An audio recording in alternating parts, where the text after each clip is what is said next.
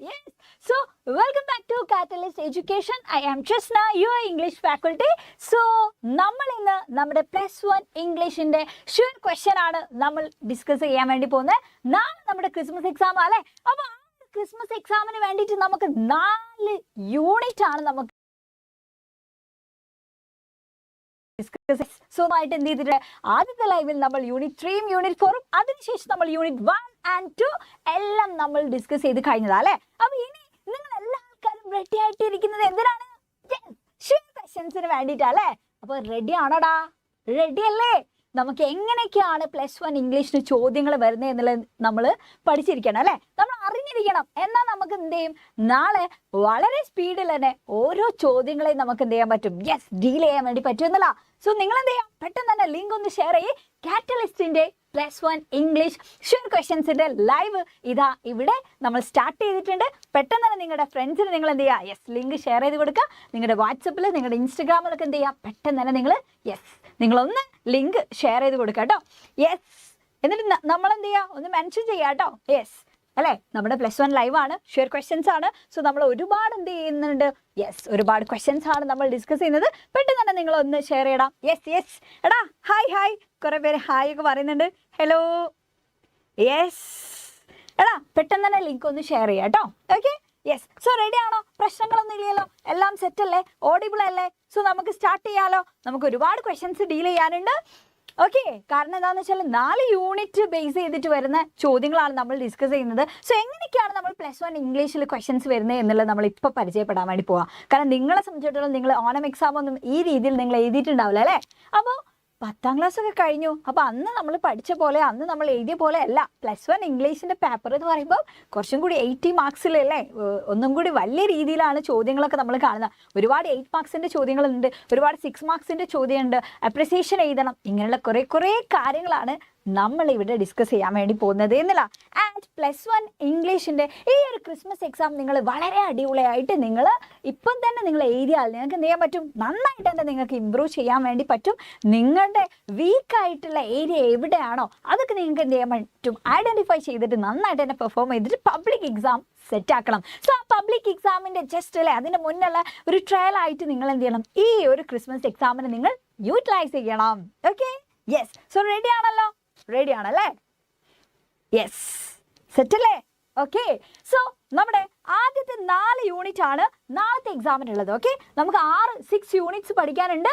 So അതിലെ 4 units ആണ് നമുക്ക് ഈ ക്രിസ്മസ് എക്സാമിന് നമുക്ക് പഠിക്കാനുള്ളത്. സോ ഈ 4 ചാപ്റ്റേഴ്സ് നമ്മൾ എന്ത് ചെയ്തു, ഡിസ്കസ് ചെയ്ത് കഴിഞ്ഞു. അപ്പോൾ ഇതിൽ നിന്ന് വരാൻ സാധ്യതയുള്ള ചോദ്യങ്ങൾ, വന്നിട്ടുള്ള പ്രീവിയസ് ഇയർ ക്വസ്റ്റ്യൻസ്, ഇതൊക്കെയാണ് നമ്മൾ ഡിസ്കസ് ചെയ്യുന്നത് എന്നല്ല. ദെൻ ഗ്രാമർ ഏരിയയിൽ നമുക്ക് നാളെ വരാൻ പോകുന്നത് എഡിറ്റിങ്ങിൻ്റെ ചോദ്യം ഉണ്ടാവും. അതേപോലെ തന്നെ റിപ്പോർട്ടഡ് സ്പീച്ചിൽ നിന്ന് ക്വസ്റ്റ്യൻസ് വരാറുണ്ട്. പാസീവ് വോയിസ് ആക്കാൻ വേണ്ടിയിട്ട്, ആക്റ്റീവ് വോയിസിനെ പാസീവ് വോയിസിലേക്ക് മാറ്റാനൊക്കെ ചിലപ്പോൾ ചോദ്യം വരും. ഓക്കെ, റിപ്പോർട്ടഡ് സ്പീച്ച് വന്നാൽ പൊതുവേ ആക്റ്റീവ് വോയിസും പാസീവ് വോയിസും വരാറില്ല എന്നുള്ളതാണ്.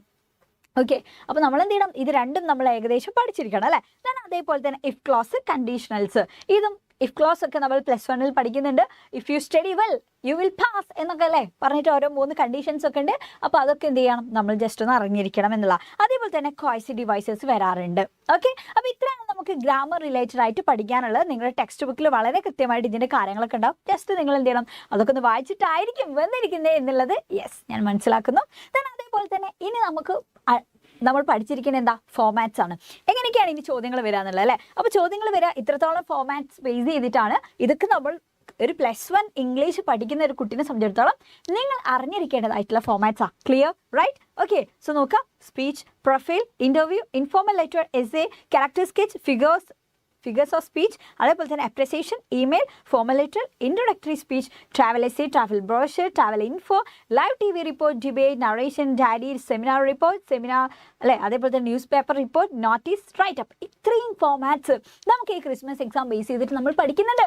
നമ്മൾ ഓൾറെഡി ഇപ്പം 4 യൂണിറ്റ് നമ്മൾ പഠിക്കുന്ന സമയത്ത് നിങ്ങളുടെ ടെക്സ്റ്റ് ബുക്കിൽ ഇത്രയും ഫോമാറ്റ്സ് നിങ്ങൾ ഡിസ്കസ് ചെയ്ത് കഴിഞ്ഞിട്ടുണ്ടാവും എന്നുള്ള ഏകദേശം അല്ലേ? യെസ്. അപ്പോൾ അതിൽ ഏകദേശം ഞാൻ മനസ്സിലാക്കുന്നത് ഈ ഒരു ഡയറി റിലേറ്റഡ് ആയിട്ട് ഇത്രയും ചോദ്യങ്ങൾ വരെ എന്ത് ചെയ്യണം, നമ്മൾ ഏകദേശം പഠിച്ചിരിക്കേണ്ടതായിട്ടുണ്ട് എന്നുള്ളതാണ്. ഓക്കെ, സോ റെഡി ആണല്ലോ? കുറേ ആൾക്കാർക്ക് ഇപ്പോൾ കിളി പോയിട്ടുണ്ടാവും. എന്താ ഇൻട്രൊഡക്ടറി സ്പീച്ച്, അല്ലെങ്കിൽ ട്രാവൽ എസ്സേ എന്താ, ട്രാവൽ ബ്രോഷർ എന്താ എന്നൊക്കെ ഇങ്ങനെ കേൾക്കുമ്പോൾ കിളി പോയിട്ടുള്ള കുറേ ആൾക്കാരുണ്ടാവും. എടാ ജോൺ വഴി നമ്മൾ ആ കാര്യങ്ങളൊക്കെയാണ് ഇവിടെ ഡിസ്കസ് ചെയ്യാൻ വേണ്ടി പോകുന്നത് കേട്ടോ.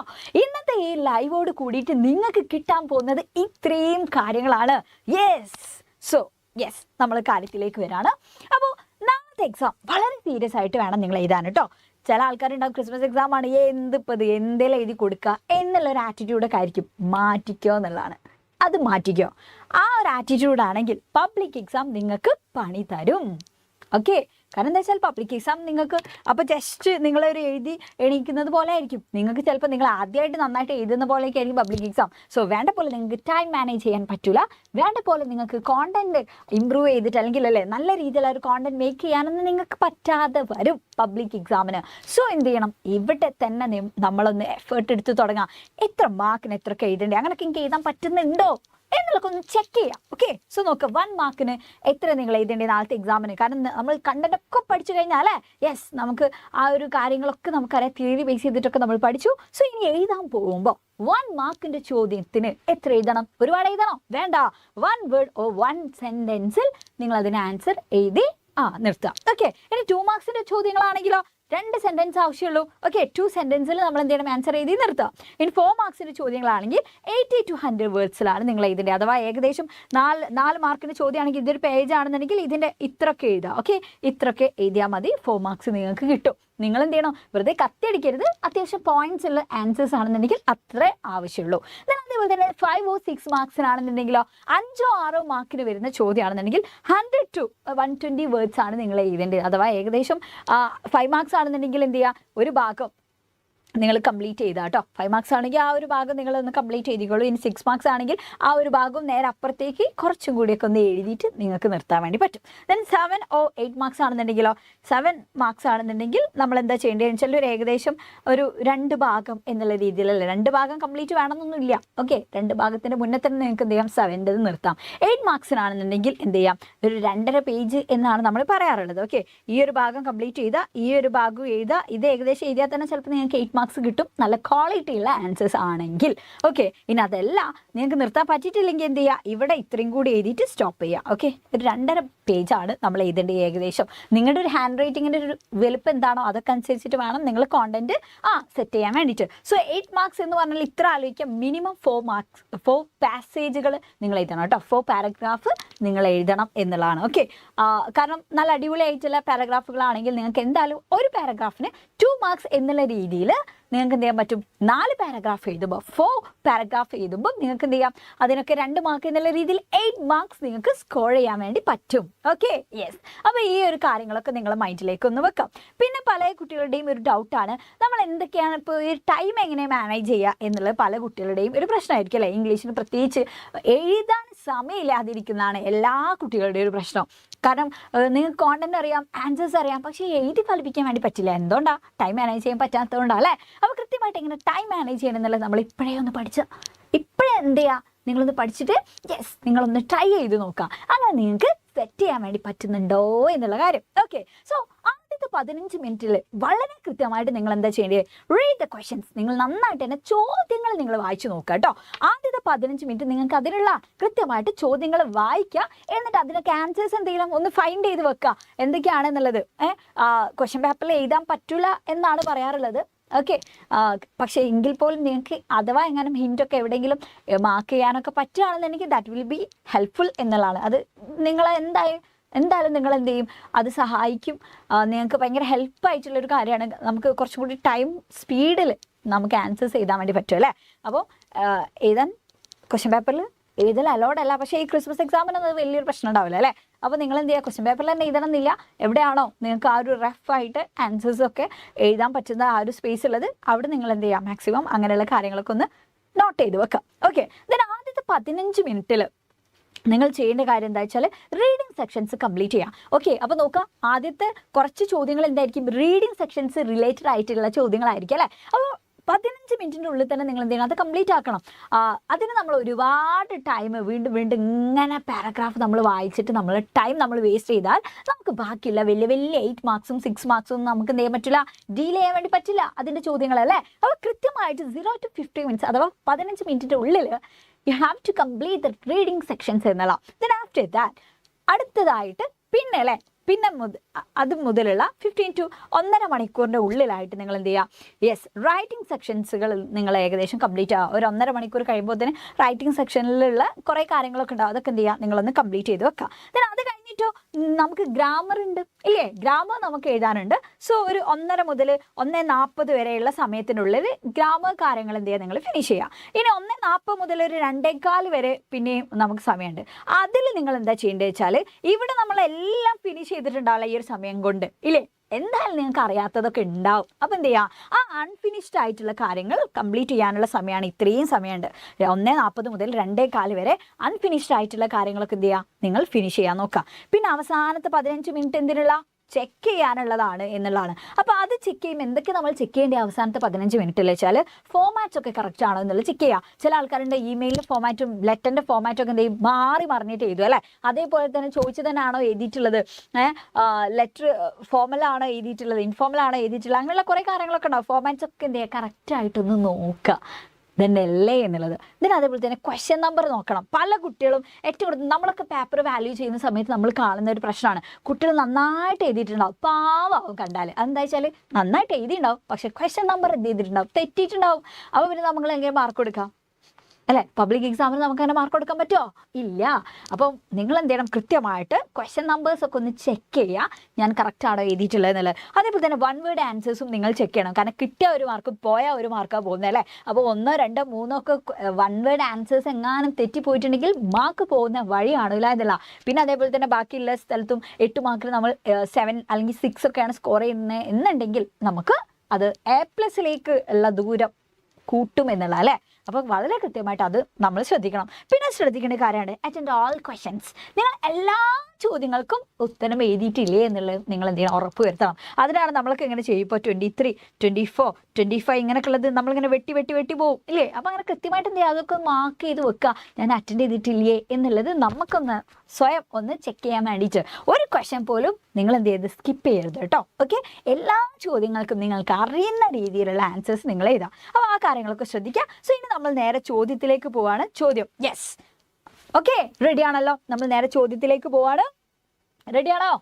യെസ്. ഇപ്പോൾ കുറേ ആൾക്കാർ എത്തിയിട്ടുണ്ട്. നിങ്ങൾക്ക് കുറച്ചൊരു ഐഡിയ കിട്ടിയിട്ടുണ്ടാവും എങ്ങനെയൊക്കെയാണ് നാളത്തെ എക്സാമിന് നമ്മൾ തയ്യാറാവേണ്ടത് എന്നുള്ളതിനെ പറ്റി നിങ്ങൾക്കൊരു ഐഡിയ കിട്ടി ഇല്ലേ? സോ അങ്ങനെയാണെങ്കിൽ നേരെ ഇനി നമ്മൾ ചോദ്യത്തിലേക്ക് പോവാണ്. ആദ്യത്തെ ചോദ്യം എങ്ങനെ ഉണ്ടാവുക, റീഡിങ് കോംപ്രഹെൻഷൻ അല്ലേ. നമുക്ക് വായിക്കാൻ കുറച്ച് കാര്യങ്ങൾ തരും, പാസേജ് ഒക്കെ ആയിട്ട്, അല്ലെങ്കിൽ ചിലപ്പോൾ എന്തെങ്കിലും പോയത്തിലെ ലൈനൊക്കെ നമുക്ക് തരാറുണ്ട്. എന്നിട്ട് അത് റിലേറ്റഡ് ആയിട്ട് അതിൽ നിന്ന് കുറച്ച് ചോദ്യങ്ങൾ ചോദിക്കുക അല്ലേ. സോ ഇവിടുത്തെ ചോദ്യം നോക്ക്, read the passage and answer the question below. ഞാൻ കുറച്ച് സ്പീഡിലാണ് പോകുന്നത് നിങ്ങൾക്ക് തോന്നും, കാരണം എന്താണെന്ന് വെച്ചാൽ മറ്റൊന്നും കൊണ്ടല്ല, നമുക്ക് വളരെ ചുരുങ്ങിയ സമയം കൊണ്ടാണ്. സാധാരണ ഞാൻ 3-4 മണിക്കൂറൊക്കെ എടുത്തിട്ട് പറയുന്ന കാര്യങ്ങളാണ്, പക്ഷേ ഇപ്പോൾ നമ്മൾ എന്ത് ചെയ്യാണ്, സ്പീഡിലാണ് കാര്യങ്ങൾ മൂവ് ചെയ്യുന്നത്. കാരണം എന്താ വെച്ചാൽ നമ്മൾ ചുരുങ്ങിയ സമയത്ത് നമുക്ക് എല്ലാ കാര്യങ്ങളും നമ്മൾ എന്ത് ചെയ്യണം, യെസ് 4 യൂണിറ്റിൽ നിന്ന് വരുന്ന ചോദ്യങ്ങളൊക്കെ, 4 യൂണിറ്റ് എന്ന് പറയുമ്പോൾ ഏകദേശം നമുക്ക് എത്ര ചാപ്റ്റേഴ്സായി, ആദ്യത്തേൽ 4 അല്ലേ, പിന്നത്തേൽ 3, പിന്നെ 3. അപ്പോൾ ഇത്രയും ചാപ്റ്റേഴ്സ് റിലേറ്റഡ് ആയിട്ടുള്ള കാര്യങ്ങൾ നമുക്ക് ഡിസ്കസ് ചെയ്യാനുണ്ട്. ഓക്കെ, സോ ഞാൻ കുറച്ച് സ്പീഡിലായിരിക്കും പോവാം, നിങ്ങൾ എന്ത് ചെയ്യാൻ നന്നായിട്ട് ശ്രദ്ധിച്ച് കാര്യങ്ങൾ ഫോളോ ചെയ്യാം. ഓക്കെ, സോ നോക്കാം, read the passage and answer the question below. എന്നിട്ട് നേരെ ഒരു പാസേജ് തന്നു അല്ലേ. ഓക്കെ, നമുക്ക് വായിച്ചു നോക്കാം അല്ലേ, എന്താ പറയുന്നതെന്ന്. റെഡി ആണല്ലോ? സോ നോക്ക്, he waited a moment in surprise, wondering why she didn't come nearer, and then maddened by hunger he dived at the fish. With a loud scream he fell outwards and downwards into space. His mother had swooped upwards. As he passed beneath her he heard the swish of her wings. അപ്പോൾ ഇത് വായിക്കുന്ന സമയത്ത് നമുക്ക് എന്ത് മനസ്സിലായി, ഫിഷിനെയും മദറിനെയും വിങ്സും ഇതൊക്കെ കേൾക്കുമ്പോൾ തന്നെ നമുക്ക് എന്ത് മനസ്സിലായടാ, ഇത് ഏത് ചാപ്റ്ററിൽ നിന്നുള്ളതാണ് എന്നുള്ളത് നമുക്ക് മനസ്സിലാവണം. കാരണം നമ്മൾ അങ്ങനെ പഠിക്കണം ഇംഗ്ലീഷ്. ഞാൻ എപ്പോഴും പറയാറുണ്ട്, നിങ്ങളുടെ ഏറ്റവും ബേസ് എന്ന് പറഞ്ഞാൽ നമ്മുടെ ടെക്സ്റ്റ് ബുക്കാണ്. സോ അതിനാണ് ഞാൻ പറഞ്ഞത് ടെക്സ്റ്റ് ബുക്ക് വായിക്കണം എന്ന് പറഞ്ഞത്. ഈ രീതിയിലുള്ള റീഡിങ് കോംപ്രഹെൻഷൻ്റെ ക്വസ്റ്റ്യൻസ് ഒക്കെ നിങ്ങൾക്ക് ഡീൽ ചെയ്യണമെന്നുണ്ടെങ്കിൽ നിങ്ങൾ നന്നായിട്ട് തന്നെ ടെക്സ്റ്റ് ബുക്ക് വായിച്ചിരിക്കണം. ക്ലിയർ? സോ നോക്കാം, മനസ്സിലായല്ലോ ഇത് ഏത് ചാപ്റ്റർ ആണെന്നുള്ള, ഏതാണ് ഹിസ് ഫസ്റ്റ് ഫ്ലൈറ്റിൽ നിന്നുള്ള ചോദ്യമാണ് അല്ലേ. ഓക്കെ, സോ നോക്ക്, ചോദ്യം നോക്കാം. He waited a moment in surprise. Who is he referred to here. So ഇവിടുത്തെ ഹി ആരാണ് എന്നുള്ളതാണ് ചോദിച്ചത്. സോ ടെക്സ്റ്റ് ബുക്ക് നന്നായിട്ട് അറിയാത്തൊരു കുട്ടീനെ സംബന്ധിച്ചിടത്തോളം ഇവിടുത്തെ ഹി ആരാണ് എന്നുള്ളത് മനസ്സിലാവില്ല അല്ലേ. സോ നമുക്ക് എന്ത് ചെയ്യണം, നമ്മൾ ടെക്സ്റ്റ് ബുക്കൊക്കെ വായിച്ചിട്ടുള്ള കുട്ടികളാണ്. സോ നമുക്ക് എന്തായാലും ഇതിൽ ഹി ആരാണ് എന്നുള്ളത് നമുക്ക് കിട്ടണം, വേണ്ടേ? ആരാണ്? യെസ്, ആരാണ് ഇവിടുത്തെ ഹി എന്നുള്ളത്? He waited a moment in surprise എന്നൊക്കെ പറഞ്ഞു അല്ലേ? യെസ്. അപ്പോൾ ആരാണ്? നമ്മുടെ യങ് സീകളാണ്. ദെൻ അടുത്ത് നോക്കുക, വാട്ട് സർപ്രൈസ്ഡ് ഹിം? എന്താണ് അവനെ ഭയങ്കരമായിട്ട് സർപ്രൈസ്ഡ് ആക്കിയിട്ടുള്ളത് എന്നുള്ളതാണ് ചോദിച്ചത്. എന്താണ് അവനെ ഭയങ്കര സർപ്രൈസ്ഡ് ആക്കിയിട്ടുള്ളത് ശരിക്കും? എന്താണ്? ഒന്ന് കമന്റ് ബോക്സിൽ കമന്റ് ചെയ്യടാ. യെസ്, പറയട്ടെ, വരട്ടെ. യെസ്, എന്താണ്? യാ, ഇവിടെ പറയുന്നുണ്ട്, he waited a moment in surprise, wondering why she didn't come nearer, and then maddened by hunger he dived at the fish. അഥവാ അമ്മ ആ ഒരു ഡോഗ് ഫിഷ് കൊണ്ടുവന്നിട്ടുണ്ടായിരുന്നു അല്ലേ? അപ്പോൾ അത് എന്ത് ചെയ്തിട്ടില്ല, ഇവന് കൊടുക്കാതെ അമ്മ എന്ത് ചെയ്ത് ഹോൾട്ട് ചെയ്തു എന്നുള്ളതാണ്. അപ്പോൾ അതുകൊണ്ട് തന്നെ ശരിക്കും അവൻ ഭയങ്കര സർപ്രൈസ്ഡ് ആയിട്ടുണ്ട് എന്നുള്ള കാര്യം അല്ലേ? അപ്പോൾ ഇവിടെ ഉണ്ട്, അതെന്ത് ചെയ്യുക, നേരെ എടുത്തിട്ട് എഴുതുക എന്നുള്ളതാണ് അല്ലേ? യെസ്. ദെൻ അടുത്ത് നോക്കുക, what prompted him to dive at the fish? എന്താണ് അവനെ പ്രേരിപ്പിച്ചത് ആ ഒരു ഫിഷ് ഡൈവ് ചെയ്യാൻ വേണ്ടിയിട്ട്? എന്താണ് ശരിക്കും? അവൻ്റെ ഒരു ഹങ്കറാണ് അവനെ പ്രേരിപ്പിച്ചത് എന്നുള്ള അല്ലേ? ആൻഡ് അത് മാത്രമല്ല, എന്ത് ചെയ്തു, അമ്മ എന്ത് ചെയ്തിട്ടുണ്ട്, ഹോൾട്ട് ചെയ്തിട്ടുണ്ട് എന്നുള്ളതാണ്. ഓക്കെ, അപ്പോൾ അതുകൊണ്ടാണ് ഇവൻ എന്ത് ചെയ്തത്, he dive at the fish എന്നുള്ളതാണ്. യെസ്. അപ്പോൾ ഇവിടൊക്കെ ഹങ്കർ എന്നുള്ള കാര്യമൊക്കെ പറയുന്നുണ്ട് അല്ലേ? ഹി വാസ് മാഡൻഡ് ബൈ ഹങ്കർ എന്നുള്ള കാര്യമൊക്കെ ഇവിടെ പറയുന്നുണ്ട്. ജസ്റ്റ് നേരെ എടുത്ത് എഴുതിയാൽ തന്നെ നമുക്ക് എന്ത് കിട്ടി, അതിന് 1 മാർക്ക് കിട്ടി. ഇതിന് അടുത്ത് നോക്കാം, he heard the swish of her wings, whose wings did he here?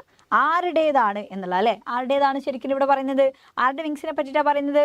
Yes, അമ്മയുടെ വിങ്സിനെ പറ്റിയിട്ട് ഇവിടെ പറയുന്നുണ്ട് അല്ലേ? അപ്പം എന്ത് ചെയ്യുക, അതും എടുത്തിട്ട് എഴുതുക. അപ്പം തന്നെ നമുക്ക് എന്ത് കിട്ടി, 4 മാർക്സ് ആണ് നമുക്ക് കിട്ടുന്നത് അല്ലേ? നമുക്ക് പാസ് മാർക്സിലേക്കുള്ള 4 മാർക്ക് നമുക്ക് കിട്ടി. റീഡിംഗ് കോംപ്രഹെൻഷൻ നമുക്ക് സെറ്റായി തന്നെ. അടുത്ത ചോദ്യം നോക്ക്, read the passage and answer the questions. Okay, അടുത്ത പാസേജ് എന്താ? It is not surprising that this astonishingly vital man full of self confidence and an unusual kind of power standing for equality and freedom for each individual fascinated the masses of India and attracted them like a magnet. Okay, ഇത് എവിടെ നിന്നുള്ള മനസ്സിലായോ? ഇന്ത്യനെ പറ്റിയിട്ടൊക്കെ പറഞ്ഞ സമയത്ത് തന്നെ നമുക്ക് മനസ്സിലായി ഇത് എവിടെ, ആൻഡ് ദെൻ ഗാന്ധി കെയിം എന്ന് പറയുന്ന ചാപ്റ്ററിലെ വരികളാണല്ലേ? ഓക്കെ, സോ നോക്കാം, ക്വസ്റ്റ്യൻ എന്താ? Who is the man mention in this passage? ഇത് നോക്ക്, ഇതൊന്നും ഏത് ചാപ്റ്ററിൽ നിന്നുള്ളതാണെന്ന് നമുക്ക് തന്നിട്ടില്ല. ഓക്കെ, അപ്പോൾ ഐഡന്റിഫൈ ചെയ്യാൻ വേണ്ടി പറ്റണം. സോ ഇവിടെ ആരാണ് ഈ മാൻ എന്ന് പറയുന്നത്? ആരെ പറ്റിയിട്ടാണ് ഇവിടെ പറയുന്നത്? മഹാത്മാഗാന്ധിയെ പറ്റിയിട്ടാണ് അല്ലേ? മഹാത്മാഗാന്ധിയെ പറ്റിയിട്ടാണ്. അടുത്ത question, what kind of unusual power does he have? എന്ത് അൺയൂഷ്വൽ പവറാണ് അദ്ദേഹത്തിന് ഉള്ളത് എന്നുള്ളതാണ് ചോദിച്ചത്. യെസ്, ഇവിടെ പറയുന്നുണ്ട് അല്ലേ, അൺയൂഷ്വൽ കൈൻഡ് ഓഫ് പവർ എന്നുള്ള കാര്യങ്ങളൊക്കെ ഇവിടെ പറഞ്ഞിട്ടുണ്ട്. അപ്പോൾ എന്തൊക്കെയാണ് എന്നുള്ളതാണ് നമ്മൾ എഴുതേണ്ടത്. എന്തൊക്കെ പറയാം? അദ്ദേഹത്തിൻ്റെ പവർ എന്ന് പറഞ്ഞാൽ എന്താ?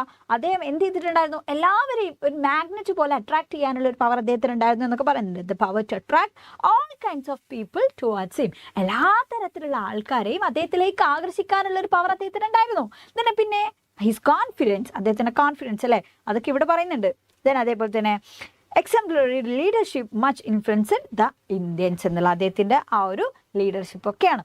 അപ്പം ഇതൊക്കെ എന്ത് ചെയ്തു, ഇത് നമ്മൾ 2 സെൻറ്റൻസിൽ എഴുതിയിട്ടുള്ള ആൻസർ അല്ലേ? കാരണം നമ്മളോട് എന്താ ചോദിച്ചാൽ ഇത് 1 വേർഡ് ആണോ നമ്മുടെ ആൻസർ? അല്ല, 1 വേർഡിൽ എഴുതേണ്ടി നമ്മൾ എന്ത് ചെയ്യുക, 1 വേർഡിൽ എഴുതുക. അല്ലെങ്കിൽ ഞാൻ നേരത്തെ പറഞ്ഞിട്ടുണ്ടായിരുന്നു 2 മാർക്സിലൊക്കെ ആണെങ്കിൽ നമുക്ക് എന്ത് ചെയ്യാം, 2 സെൻറ്റൻസിലൊക്കെ നമ്മൾ ആൻസർ എഴുതിയിട്ട് നമ്മൾ സ്റ്റോപ്പ് ചെയ്യാന്നുള്ള അല്ലേ? അടുത്ത question, pick out A word from the above lines which means full of energy എന്ന് പറഞ്ഞാൽ എന്താണ്? യെസ്, വൈറ്റലിൻ്റെ അല്ലേ? വൈറ്റലിൻ്റെ മീനിങ് ആണ് ഫുൾ ഓഫ് എനർജി എന്നുള്ളത്. then അടുത്തത്, from which lesson is this passage take? നോക്ക്, നമുക്ക് അറ്റ്ലീസ്റ്റ് ആ ഒരു ചാപ്റ്റർ ഏതാണെന്നുള്ളത് മനസ്സിലായാൽ തന്നെ 1 മാർക്ക് കിട്ടാൻ പോകുന്നത്.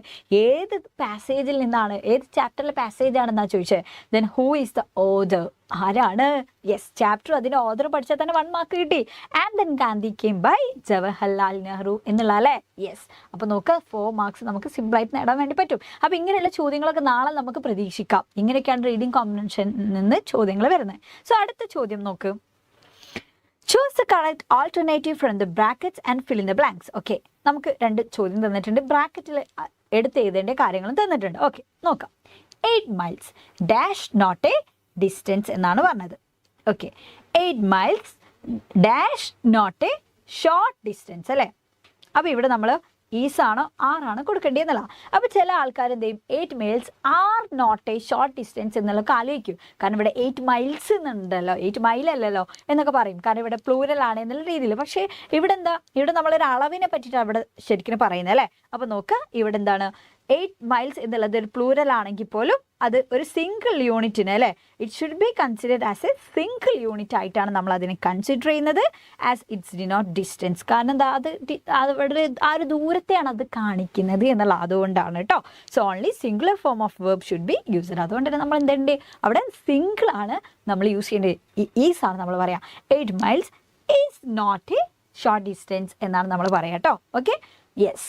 അടുത്ത് നോക്കാം, cycling is a good exercise. Cycling എന്താ, ഒരു നല്ല എക്സസൈസ് ആണ്. Dash it helps you save money എന്നുള്ള അല്ലേ. അതായത് സൈക്കിൾ ഒരു നല്ല എക്സസൈസ് ആണ്, dash it helps you save money.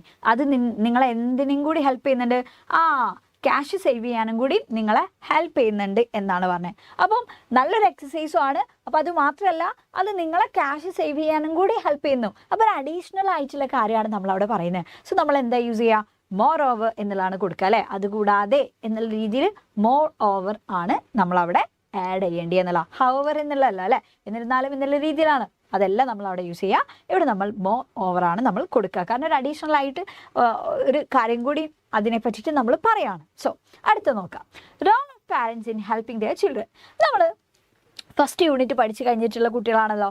So first യൂണിറ്റിൽ നമ്മൾ പഠിക്കുന്ന ഒരു കാര്യമാണ് പാരൻറ്റിങ്ങിൻ്റെ ഇമ്പോർട്ടൻസിനെ പറ്റി എന്നുള്ള. നമുക്ക് എക്സാമിന് ക്വസ്റ്റ്യൻസ് വരും അങ്ങനെയൊക്കെയാണ്. ഇപ്പോൾ യങ് സീഗിളിനെ പറ്റിയിട്ടോ മദർ സീഗിളിനെ പറ്റിയിട്ടോ ഇങ്ങനെയുള്ള ഒരുപാട് ചോദ്യങ്ങളൊന്നും കാണില്ല. പക്ഷെ അതിൽ നിന്ന് നമ്മൾ പഠിക്കുന്ന കൃത്യമായിട്ട് എങ്ങനെയാണ് അവൻ്റെ മദർ സീഗിൾ അല്ലേ അവനെ ഹെൽപ്പ് ചെയ്തിട്ടുള്ളത്, അവൻ്റെ ഫസ്റ്റ് ഫ്ലൈറ്റ് നടത്താൻ വേണ്ടിയിട്ട് എന്നുള്ള കാര്യമൊക്കെയാണ് നമ്മൾ കറക്റ്റായിട്ട് അതിൽ നിന്ന് എടുക്കേണ്ട ഒരു ഇൻസൈറ്റ് എന്ന് പറഞ്ഞാൽ. അപ്പോൾ അതേപോലെ തന്നെ നമ്മുടെ പാരൻറ്റിങ്ങിന് വളരെ ഇമ്പോർട്ടൻ്റ് ആയിട്ടുള്ള റോൾ ഉണ്ട് ഓരോ കുട്ടിയുടെയും ലൈഫിൽ എന്നുള്ളത് നമ്മൾ പഠിച്ചിരിക്കണം. സോ ഇങ്ങനെയുള്ള ചോദ്യങ്ങൾ പ്രതീക്ഷിക്കാം. Role of parents in helping their children, അവരുടെ കുട്ടികളെ ഹെൽപ്പ് ചെയ്യാൻ വേണ്ടിയിട്ട് അല്ലേ പാരൻറ്റിങ്ങിൻ്റെ ഒരു റോൾ എന്തൊക്കെയാണ് എന്നുള്ളതാണ്. അപ്പോൾ നമുക്ക് എന്തൊക്കെ പറയാം, നമുക്ക് അറിഞ്ഞിരിക്കണം പാരൻസ് നമ്മളെ അല്ലേ എങ്ങനെയൊക്കെ ഹെൽപ്പ് ചെയ്യുന്നുണ്ട് ഓരോ കുട്ടിയെയും. ദേ മോൾഡ് അവർ പേഴ്സണാലിറ്റി, നമ്മുടെ പേഴ്സണാലിറ്റി മോൾഡ് ചെയ്യുന്നത് ആരാ, നമ്മുടെ പാരൻസ് ആണ് അല്ലേ. യെസ്, അതിൽ വലിയ റോൾ അവർക്കുണ്ട് എന്നല്ല ഓരോ കുട്ടീനെ സംബന്ധിച്ചിടത്തോളം. ദേ ഹിയർ അവർ പ്രോബ്ലംസ്, നമ്മുടെ പ്രശ്നങ്ങൾ അവർ കേൾക്കും. They gave instructions whenever needed, നമുക്ക് എപ്പോഴൊക്കെയാണ് ആവശ്യമുള്ളത് ആ സമയത്ത് അവർ ഇൻസ്ട്രക്ഷൻ നമുക്ക് തരും. ദേ പ്രൊവൈഡ് ഫെസിലിറ്റീസ്, നമുക്ക് കൃത്യമായിട്ടല്ലേ പഠിക്കാനുള്ള ആണെങ്കിൽ അതിനുള്ള ഫെസിലിറ്റി, നമുക്ക് ഉറങ്ങാനാണെങ്കിൽ അതിനുള്ള ഫെസിലിറ്റി, നമുക്ക് വേണ്ടിയിട്ടുള്ള ഫുഡ്, നമ്മുടെ ഷെൽട്ടർ, ഈ കാര്യങ്ങളൊക്കെ അവർ നമുക്ക് പ്രൊവൈഡ് ചെയ്യുന്നുണ്ട്. ദേ ബിൽഡ് കോൺഫിഡൻസ്, നമ്മൾക്കുള്ളിൽ കോൺഫിഡൻസ് ഉണ്ടാക്കാൻ വേണ്ടിയിട്ട് അവർക്ക് പറ്റുമെന്നല്ല അല്ലേ. ഒരു കുട്ടീനെ നന്നായിട്ട് ഇപ്പോൾ ഒരു കുട്ടി നന്നായിട്ട് അടിപൊളിയായിട്ട് ഉയർന്നു വരികയാണ്. അപ്പോൾ ആ കുട്ടീനെ സംബന്ധിച്ചിടത്തോളം ആ കുട്ടിക്ക് കോൺഫിഡൻസ് ഉണ്ടാക്കുന്നതിൽ അവൻ്റെ പാരൻസിന് വലിയൊരു റോളുണ്ട്. ഇപ്പോൾ എല്ലാവരും ആ കുട്ടീനെ ടോപ്പാക്കുന്നുണ്ട്, പക്ഷേ ആ കുട്ടിയുടെ പാരൻസിന് ഒരു തരത്തിലും അല്ലേ ആ കുട്ടീനെ എൻകറേജ് ചെയ്യുന്നില്ല എന്നുണ്ടെങ്കിൽ ആ കുട്ടിക്ക് തന്നെ ഭയങ്കര ഒരു ഇൻസെക്യൂരിറ്റി ഒക്കെ ഫീൽ ചെയ്യും. അപ്പോൾ കോൺഫിഡൻസ് ബിൽഡ് ചെയ്യുന്നതിൽ ആർക്ക് ഇമ്പോർട്ടൻസ് ഉണ്ട്, പാരൻസിന് ഇമ്പോർട്ടൻസ് ഉണ്ട്. ദെൻ അവർ നമ്മളെ സപ്പോർട്ട് ചെയ്യും, അപ്രീഷിയേറ്റ് ചെയ്യാറുണ്ട്. ആൻഡ് എൻകറേജ് അവർ സ്കിൽസ്, നമ്മുടെ സ്കിൽസ് അവരെന്ത് ചെയ്യും, എൻകറേജ് ചെയ്യിപ്പിക്കുക എന്നുള്ള കാര്യം അല്ലേ. യെസ്, അപ്പോൾ ഇതൊക്കെ എന്താണ്, ഇതൊക്കെ പാരൻസിൻ്റെ റോളാണ് ഒരു കുട്ടിയെ ഹെൽപ്പ് ചെയ്യുന്നതിലുള്ള. അപ്പോൾ ഇതൊക്കെ എന്തിനാ, ഈ പോയിന്റ്സ് നിങ്ങളുടെ കയ്യിലുണ്ടെങ്കിൽ you have to elaborate that എന്നുള്ള, നിങ്ങളത് നന്നായിട്ട് എലാബറേറ്റ് ചെയ്താൽ അടിപൊളിയായിട്ട് നിങ്ങൾക്ക് എഴുതാൻ വേണ്ടി പറ്റും. ക്ലിയർ ആണല്ലോ. പിന്നെ റിവ്യൂ ഒക്കെ ചോദിക്കാറുണ്ട് ചില സമയങ്ങളിൽ, വളരെ റെയറായിട്ട് നമ്മളത് നമുക്ക് എന്ത് ചെയ്യാം പ്രതീക്ഷിക്കാം എന്നുള്ളതാണ്. ചെറിയ രീതിയിൽ ചെറിയ മാർക്കിനൊക്കെ ചിലപ്പം ആ ഒരു സ്റ്റോറിയുടെ റിവ്യൂ ഒക്കെ എക്സാമിന് ചോദിക്കാറുണ്ട്. നമ്മൾ അത് വന്നാൽ നമുക്ക് എന്ത് ചെയ്യാൻ പറ്റില്ല, ഇത് ഔട്ട് ഓഫ് സിലബസ് ആയെന്നൊന്നും പറയാൻ പറ്റില്ല. കാരണം നമ്മൾ ടെക്സ്റ്റ് ബുക്ക് പഠിക്കുന്നുണ്ട്. ടെക്സ്റ്റ് ബുക്കിൽ നമ്മൾ പഠിക്കുന്ന ഓരോ ഫോമാറ്റ്സും ചിലപ്പോൾ നമ്മൾ എന്ത് ചെയ്യണം, എക്സാമിന് നമ്മൾ പ്രതീക്ഷിക്കണം. കാരണം ഏത് സമയം ട്വിസ്റ്റൊക്കെ വരാം, പുതിയ പുതിയ ചോദ്യങ്ങൾ വരാം. സോ നമ്മൾ പഠിച്ചിരിക്കുക എന്നുള്ളത് വളരെ ഇമ്പോർട്ടൻ്റാണ്. ഒരു റിവ്യൂ ചോദിക്കുകയാണെങ്കിൽ എന്തൊക്കെയാണ് വേണ്ടത്, റിവ്യൂ ചോദിക്കുകയാണെങ്കിൽ ഏതെങ്കിലും ഒരു സ്റ്റോറീനെ പറ്റി റിവ്യൂ ചോദിക്കുകയാണെങ്കിൽ first you have to write the theme എന്നുള്ള, നിങ്ങൾ കൃത്യമായിട്ട് തന്നെ അതിൻ്റെ തീമിനെ പറ്റിയിട്ട് എഴുതാം, ആ ഒരു സ്റ്റോറിയുടെ തീം. ആൻഡ് അതേപോലെ തന്നെ ഇമ്പോർട്ടൻ്റ് ആണ് സ്റ്റൈൽ ഓഫ് നറേഷൻ. അതിൻ്റെ നറേഷൻ എങ്ങനെയാണ്, അതൊരു ഫസ്റ്റ് പേഴ്സൺ നറേഷൻ ആണോ, അതെങ്ങനെയൊക്കെയല്ലേ, അതിൻ്റെ ക്യാരക്ടേഴ്സ് ആണോ അത് നറേറ്റ് ചെയ്യണം, ഇങ്ങനെയുള്ള കുറേ കാര്യങ്ങളൊക്കെ ഇത് എടുത്ത് എഴുതുക. ആൻഡ് അതേപോലെ തന്നെ you have to mention about, എന്തിനെ പറ്റിയിട്ട് മെൻഷൻ ചെയ്യണം, അബൌട്ട് ദ ലാംഗ്വേജ്. ഭയങ്കര ഈസി ടു അണ്ടർസ്റ്റാൻഡ് ആണോ, പെട്ടെന്ന് മനസ്സിലാകുന്നുണ്ടോ, അതോ ഭയങ്കരമായിട്ടുള്ള ടഫ് ലാംഗ്വേജ് ആണോ യൂസ് ചെയ്തത്, ഈ കാര്യങ്ങളൊക്കെ എടുത്ത് ചെയ്താൽ. ആൻഡ് അതേപോലെ തന്നെ impact of words and expressions, അതിലെ വേർഡ്സ് ആൻഡ് എക്സ്പ്രഷൻസ് ഒക്കെ യൂസ് ചെയ്തിട്ടുണ്ടാവും.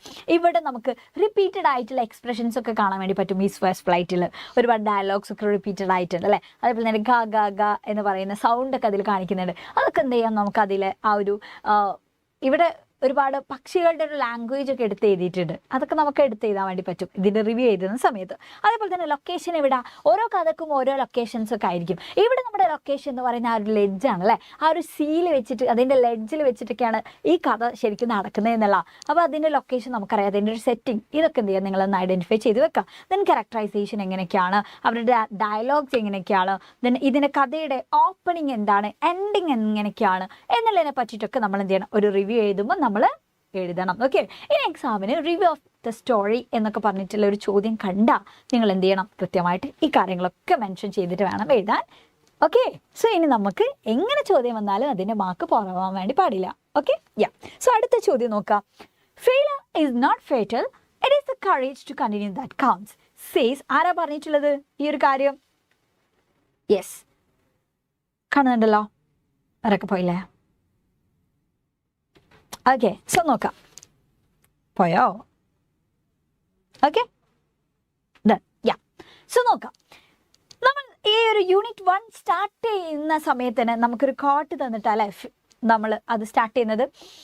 അതിൽ വളരെ കൃത്യമായിട്ട് പറയുന്നുണ്ട്, ഫെയിലർ എന്ന് പറഞ്ഞാൽ അത്ര പരിതാപകരമായിട്ടുള്ള കാര്യമല്ല, അതേപോലെ തന്നെ സക്സസ് എന്ന് പറഞ്ഞാൽ എന്തല്ല, ഒന്നിൻ്റെയും അവസാനമല്ല എന്നൊക്കെ പറയുന്നുണ്ട് അല്ലേ. പരാജയം എന്ന് പറയുന്നത് it is a courage to continue that counts എന്നൊക്കെ നമ്മൾ ഓൾറെഡി പഠിച്ചിട്ടുണ്ട് ഈ ഒരു യൂണിറ്റ് സ്റ്റാർട്ട് ചെയ്യുന്ന സമയത്ത്. സോ ഇവിടെ ചോദ്യം നോക്കുക, കോട്ട് വരെ ചോദ്യമായിട്ട് മാറി. ഇപ്പോൾ മനസ്സിലായോ ഞാൻ എന്തിനാണ് വളരെ കൃത്യമായിട്ട് നിങ്ങൾ ആ കോട്ട് വരെ സ്കിപ്പ് ചെയ്യാൻ വേണ്ടി പാടില്ല എന്ന് പറഞ്ഞത്? നന്നായിട്ട് പഠിക്കുന്ന കുട്ടിക്ക് എന്ത് ചെയ്യാൻ പറ്റും, ഇതൊക്കെ ഡീൽ ചെയ്യാൻ വേണ്ടി പറ്റും. സോ നന്നായിട്ട് പഠിക്കുക, നമ്മുടെ ലൈവൊക്കെ നിങ്ങൾ ഫോളോ ചെയ്യുക. ക്ലിയർ ആണല്ലോ? സോ നോക്കുക, ഇവിടെ പറയുന്നത് failure is not fatal, it is courage to continue that counts. അത് വിൻസ്റ്റൺ ചർച്ചിൽ പറഞ്ഞിട്ടുള്ള കാര്യമാണ്. ഫെയിലിയർ എന്താണ്? Is indeed a stepping stone to success. പരാജയം എന്ന് പറയുന്നത് വിജയത്തിലേക്കുള്ള ഒരു ചവിട്ടുപടികളാണ് അല്ലേ. The young seagull story teaches us this. Young സീഗളിന്റെ കഥ നമ്മളെ പഠിപ്പിക്കുന്ന കാര്യം ഇതാണ്. Prepare a write-up highlighting this view based on your reading of the story's first fight. അപ്പോൾ ഇവിടെ പറഞ്ഞെന്താ, നമ്മളോട് റൈറ്റപ്പ് ചെയ്താനാണ് പറഞ്ഞത്. റൈറ്റപ്പ് എന്ന് പറഞ്ഞാൽ നമ്മുടെ അഭിപ്രായമാണ് നമ്മൾ രേഖപ്പെടുത്തേണ്ടത് അല്ലേ. 6 മാർക്സിന് എക്സാമിന് വന്നിട്ടുള്ള ചോദ്യം കേട്ടോ, പ്രീവിയസ് ഇയർ ക്വസ്റ്റ്യൻ ആണ്.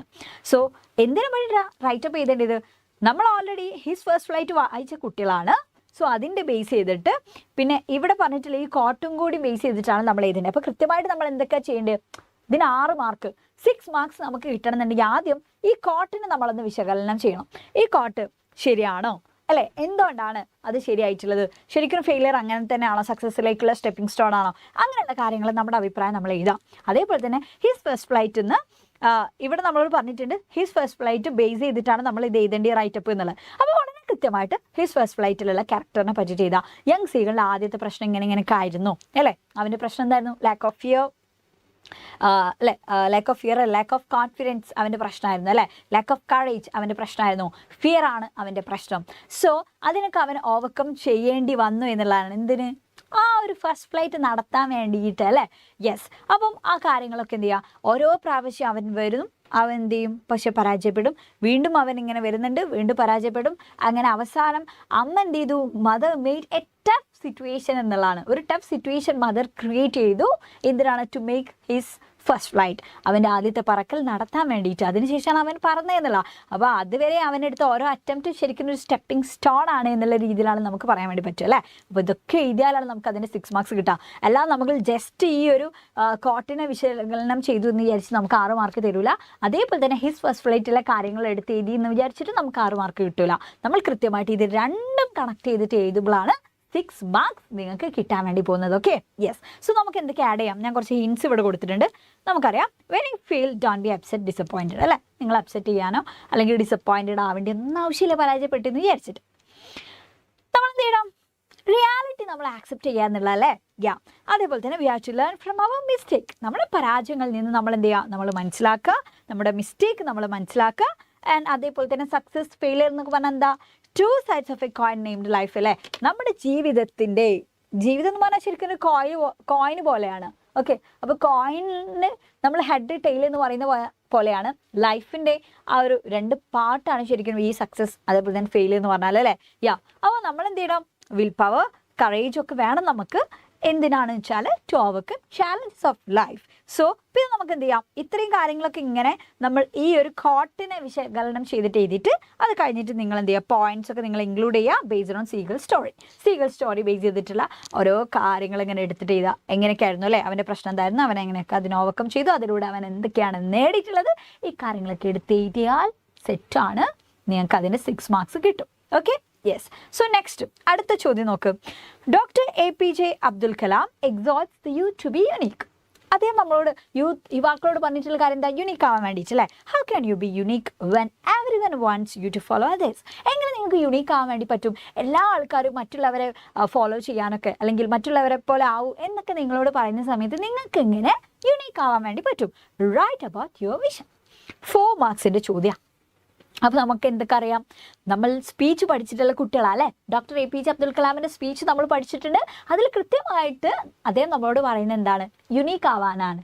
എങ്ങനെയൊക്കെ നമുക്ക് യുണീക്ക് ആവാം അദ്ദേഹം നമ്മളോട് പറയുന്നുണ്ട്. Don't compare you with others എന്ന് പറയുന്നുണ്ടല്ലേ. ദെൻ അതേപോലെ തന്നെ അദ്ദേഹം പറഞ്ഞിട്ടുള്ള മറ്റൊരു കാര്യമാണ് യു ഓൾ നിങ്ങളെല്ലാ ആൾക്കാരും എങ്ങനെയാണ് ബോൺ ചെയ്തിട്ടുള്ളത്, with wings. So no need to crawl, you have to learn to use your wings to fly എന്നുള്ളത് അദ്ദേഹം പറയുന്നുണ്ടല്ലേ. അപ്പോൾ അതൊക്കെ എടുത്ത് എഴുതാം. പിന്നെ അതേപോലെ തന്നെ അല്ലേ, എല്ലാ ആൾക്കാരും നിങ്ങൾ എന്ത് ചെയ്യണം, you have to realise your potential. നിങ്ങളുടെ ട്രൂ പൊട്ടൻഷ്യൽ നിങ്ങൾ ഐഡൻറ്റിഫൈ ചെയ്യുക എന്നുള്ളതാണ് അല്ലേ. അതേപോലെ തന്നെ you should work hard to എന്തിനാണ് നിങ്ങൾ നന്നായിട്ട് ഹാർഡ് വർക്ക് ചെയ്യേണ്ടത്, ടു അച്ചീവ് യുവർ ഡ്രീം എന്നുള്ളത് പറയുന്നുണ്ട്. അതേപോലെ തന്നെ അദ്ദേഹം നമ്മളോട് പറഞ്ഞിട്ടുണ്ട് ഡോണ്ട് സ്റ്റോപ്പ് ഫൈറ്റിംഗ് എന്ന് അദ്ദേഹം പറയുന്നുണ്ടല്ലേ. എപ്പോൾ വരെ നമ്മൾ ഫൈറ്റ് ചെയ്യണം, until you reach your destined place, means your destination or your dream. നിങ്ങളുടെ ഡ്രീമിൽ എത്തുന്നവരെ നിങ്ങൾ ഫൈറ്റ് ചെയ്യുന്നത് നിർത്തരുത് എന്നുള്ളതൊക്കെ അദ്ദേഹം പറയുന്നുണ്ടല്ലേ. അപ്പോൾ ഇതൊക്കെ എടുത്ത് ചെയ്താ, ഇതൊക്കെ നമ്മളോട് പറയുന്നത് എന്തിനു വേണ്ടിയിട്ടാണ്, യുണീക്ക് ആവാൻ വേണ്ടിയിട്ടാണ് എന്നുള്ള അല്ലേ. എല്ലാ ആൾക്കാരും യുണീക്കാണ് അവരുടേതായിട്ടുള്ള രീതിയിൽ എന്നുള്ള. സോ നമുക്ക് പറയാം യെസ്, ഞാൻ ഈ പറഞ്ഞിട്ടുള്ള കാര്യങ്ങളൊക്കെ തന്നെ നിങ്ങൾ നിങ്ങളുടെ പൊട്ടൻഷ്യൽ റിയലൈസ് ചെയ്യുക, ഹാർഡ് വർക്ക് വേണം, പെർസീവറൻസ് വേണം, കോൺഫിഡൻസ് നമുക്ക് ആവശ്യമുണ്ട് അല്ലേ. പെർസീവറൻസ് എന്ന് പറഞ്ഞാൽ എന്താ, സ്ഥിരോത്സാഹം നമുക്ക് വേണം. അല്ലാതെ ഇന്ന് ഞാൻ കുറച്ച് നന്നായിട്ട് ട്രൈ ചെയ്തു, നാളെ എൻ്റെ ആ ഒരു കോൺഫിഡൻസ് അല്ലെങ്കിൽ ആ ഒരു ഇൻട്രസ്റ്റ് പോയാൽ പിന്നെ കാര്യമുണ്ടോ, ഇല്ല.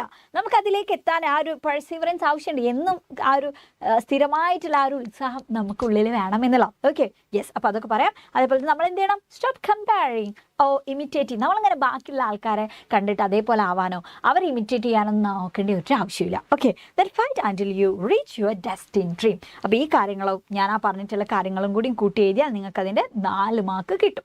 ക്ലിയർ ആണല്ലോ? യെസ്, ഞാനിങ്ങനെ പറഞ്ഞു തരാണ് കേട്ടോ ഓരോന്നും എങ്ങനെയൊക്കെയാണ് ആൻസേഴ്സ് ചെയ്തേണ്ടത് എന്നുള്ളതിനെ പറ്റിയിട്ട്. യെസ്. സോ അടുത്ത ചോദ്യം നോക്ക്. Prepare write up on the topic science empowers our nation. So ഇവിടെ പറഞ്ഞതും റൈറ്റപ്പ് ചെയ്താണ്. റൈറ്റപ്പ് എന്ന് പറഞ്ഞാൽ നമ്മുടെ അഭിപ്രായങ്ങളാണ് നമ്മൾ അവിടെ എഴുതുന്നത് ആ ഒരു ടോപ്പിക്ക് ബേസ് ചെയ്തിട്ട്. അത് നമുക്ക് എന്ത് ചെയ്യാം, വലിയ വലിയ മാർക്കിനാണെങ്കിൽ നിങ്ങൾക്കത് പാരഗ്രാഫുകളാക്കിയിട്ട് എഴുതാം. സോ ഇവിടെ നമ്മളോട് പറഞ്ഞ ചോദ്യം സയൻസ് എംപവേഴ്സ് അവർ നാഷൻ, അതിനെ പറ്റിയിട്ടുള്ള റൈറ്റപ്പ്. അപ്പോൾ സയൻസ് എംപവർ ചെയ്യുന്നുണ്ടോ നമ്മുടെ നാഷൻ? ഉണ്ടാവും, ഇല്ലേ? ഉണ്ട് എന്നുള്ളതാണ് നിങ്ങൾക്കറിയാം. ഓക്കെ, അങ്ങനെയാണെങ്കിൽ എന്തിനാ നമ്മളത് ജസ്റ്റിഫൈ ചെയ്യണം, അല്ലെങ്കിൽ നമ്മൾ അതിനെ പറ്റിയിട്ട് നമ്മളെ ഒപ്പീനിയൻ നമ്മൾ എഴുതണം. എങ്ങനെയൊക്കെയാണ് സയൻസ് നമ്മുടെ നാഷൻ എംപവർ ചെയ്യുന്നത്, ഓരോ മേഖല എടുത്തിട്ട് ഓരോ പാരഗ്രാഫുകളാക്കാം. അപ്പം തന്നെ നമുക്ക് അതിൻ്റെ മാർക്ക് കിട്ടും. അപ്പോൾ നോക്കാം, നമുക്ക് എന്തൊക്കെ പറയാം. അഡ്വാൻസ്ഡ് ആയിട്ടുള്ള എക്യുപ്മെൻറ്റ്സിൻ്റെ ഇൻവെൻഷൻ, സയൻസ് അല്ലേ, സയൻസിൻ്റെ വലിയൊരു പുരോഗതിയാണ് അത്. അതേപോലെ തന്നെ എഞ്ചിനീയറിംഗ് ഫീൽഡിൽ എന്തൊക്കെ ചെയ്യുന്നുണ്ട്, ന്യൂ മെഷീൻസ് ഇൻവെൻറ്റ് ചെയ്യുന്നത്, അത് അഗ്രികൾച്ചറൽ സെക്ടറിൽ അത് ഹെൽപ്ഫുൾ ആകുന്നുണ്ട്. അത് എന്ത് ചെയ്യുന്നുണ്ട്, ഡിക്രീസ് നമ്പർ ഓഫ് വർക്കേഴ്സ് അത് ഡിക്രീസ് ചെയ്യുന്നുണ്ട്, എന്നാൽ മോർ പ്രൊഡക്ഷനും കിട്ടുന്നുണ്ട്.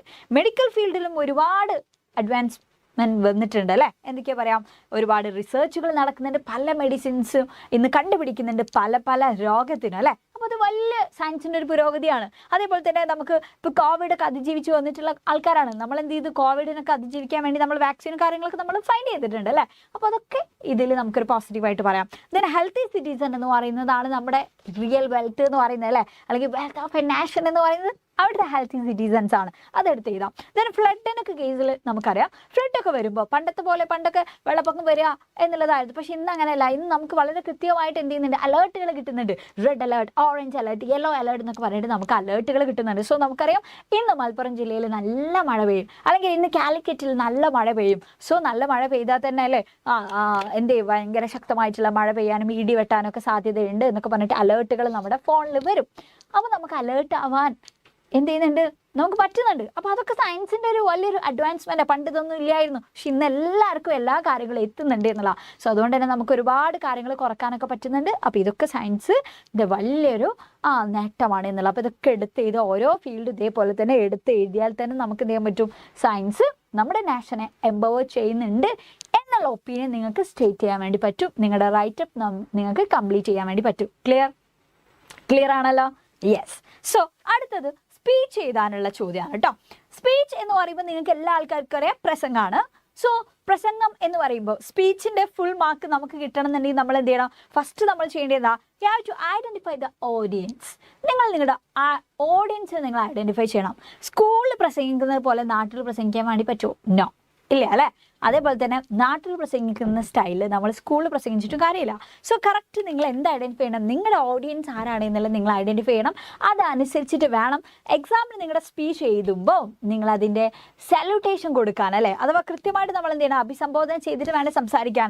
നമ്മുടെ ഓഡിയൻസിന് നമ്മൾ എന്ത് ചെയ്യണം, യു ഹാവ് ടു അഡ്രസ് എന്നുള്ളതാണ്. You have to address your audience. കൃത്യമായിട്ട് നിങ്ങളുടെ ഓഡിയൻസ് നിങ്ങൾ അഡ്രസ് ചെയ്യണം. സോ ഡിയർ ഫ്രണ്ട്സ് അല്ലെങ്കിൽ ലേഡീസ് ആൻഡ് ജെന്റിൽമെൻ നാട്ടിലാണെങ്കിൽ അല്ലേ, അതേപോലെ തന്നെ പ്രിൻസിപ്പൾ ആൻഡ് ഗസ്റ്റുകൾ ഒക്കെ ഉണ്ടെങ്കിൽ റെസ്പെക്റ്റഡ് പ്രിൻസിപ്പൽ എന്നുള്ള രീതിയിലൊക്കെ നമുക്ക് എന്ത് ചെയ്യാം, സ്റ്റാർട്ട് ചെയ്യാം. സോ കൃത്യമായിട്ട് എന്ത് ചെയ്യാം, ചോദ്യത്തിലുള്ളതിനനുസരിച്ചിട്ട് ഓഡിയൻസിനെ നമ്മൾ അവിടെ സെറ്റ് ചെയ്യുക, ആരെ അഡ്രസ്സ് ചെയ്ത് തുടങ്ങണം എന്നുള്ളത്. പിന്നെ നമ്മൾ എന്ത് ചെയ്യണം, ഇൻട്രൊഡക്ഷനിൽ what is the topic, what is the importance of the topic, relevance, mention the occasion, അതൊക്കെ നമ്മൾ അവിടെ ഇൻട്രൊഡക്ഷനിൽ നിങ്ങളത് ഇൻക്ലൂഡ് ചെയ്യണം. അഥവാ എന്താ നമ്മൾ സംസാരിക്കുന്ന ടോപ്പിക്, എന്താണ് ഇന്നത്തെ കാലത്തിലല്ലേ അതിൻ്റെ ഒരു ഇമ്പോർട്ടൻസ് എന്താ, അതിന് പ്രസക്തി ഉണ്ടോ, റെലവൻസ് ഉണ്ടോ. അതേപോലെ തന്നെ ഇത് ഏത് ഒക്കേഷൻ, ഞാൻ ഇൻഡിപെൻഡൻസ് ഡേയിലാണോ സംസാരിക്കുന്നത്, റിപ്പബ്ലിക് ഡേ ആണോ, വിമൻസ് ഡേ ആണോ, ഇങ്ങനെയുള്ള ഏതാണ് ഒക്കേഷൻ എന്നുള്ളത് എന്ത് ചെയ്യണം, you have to mention. Okay.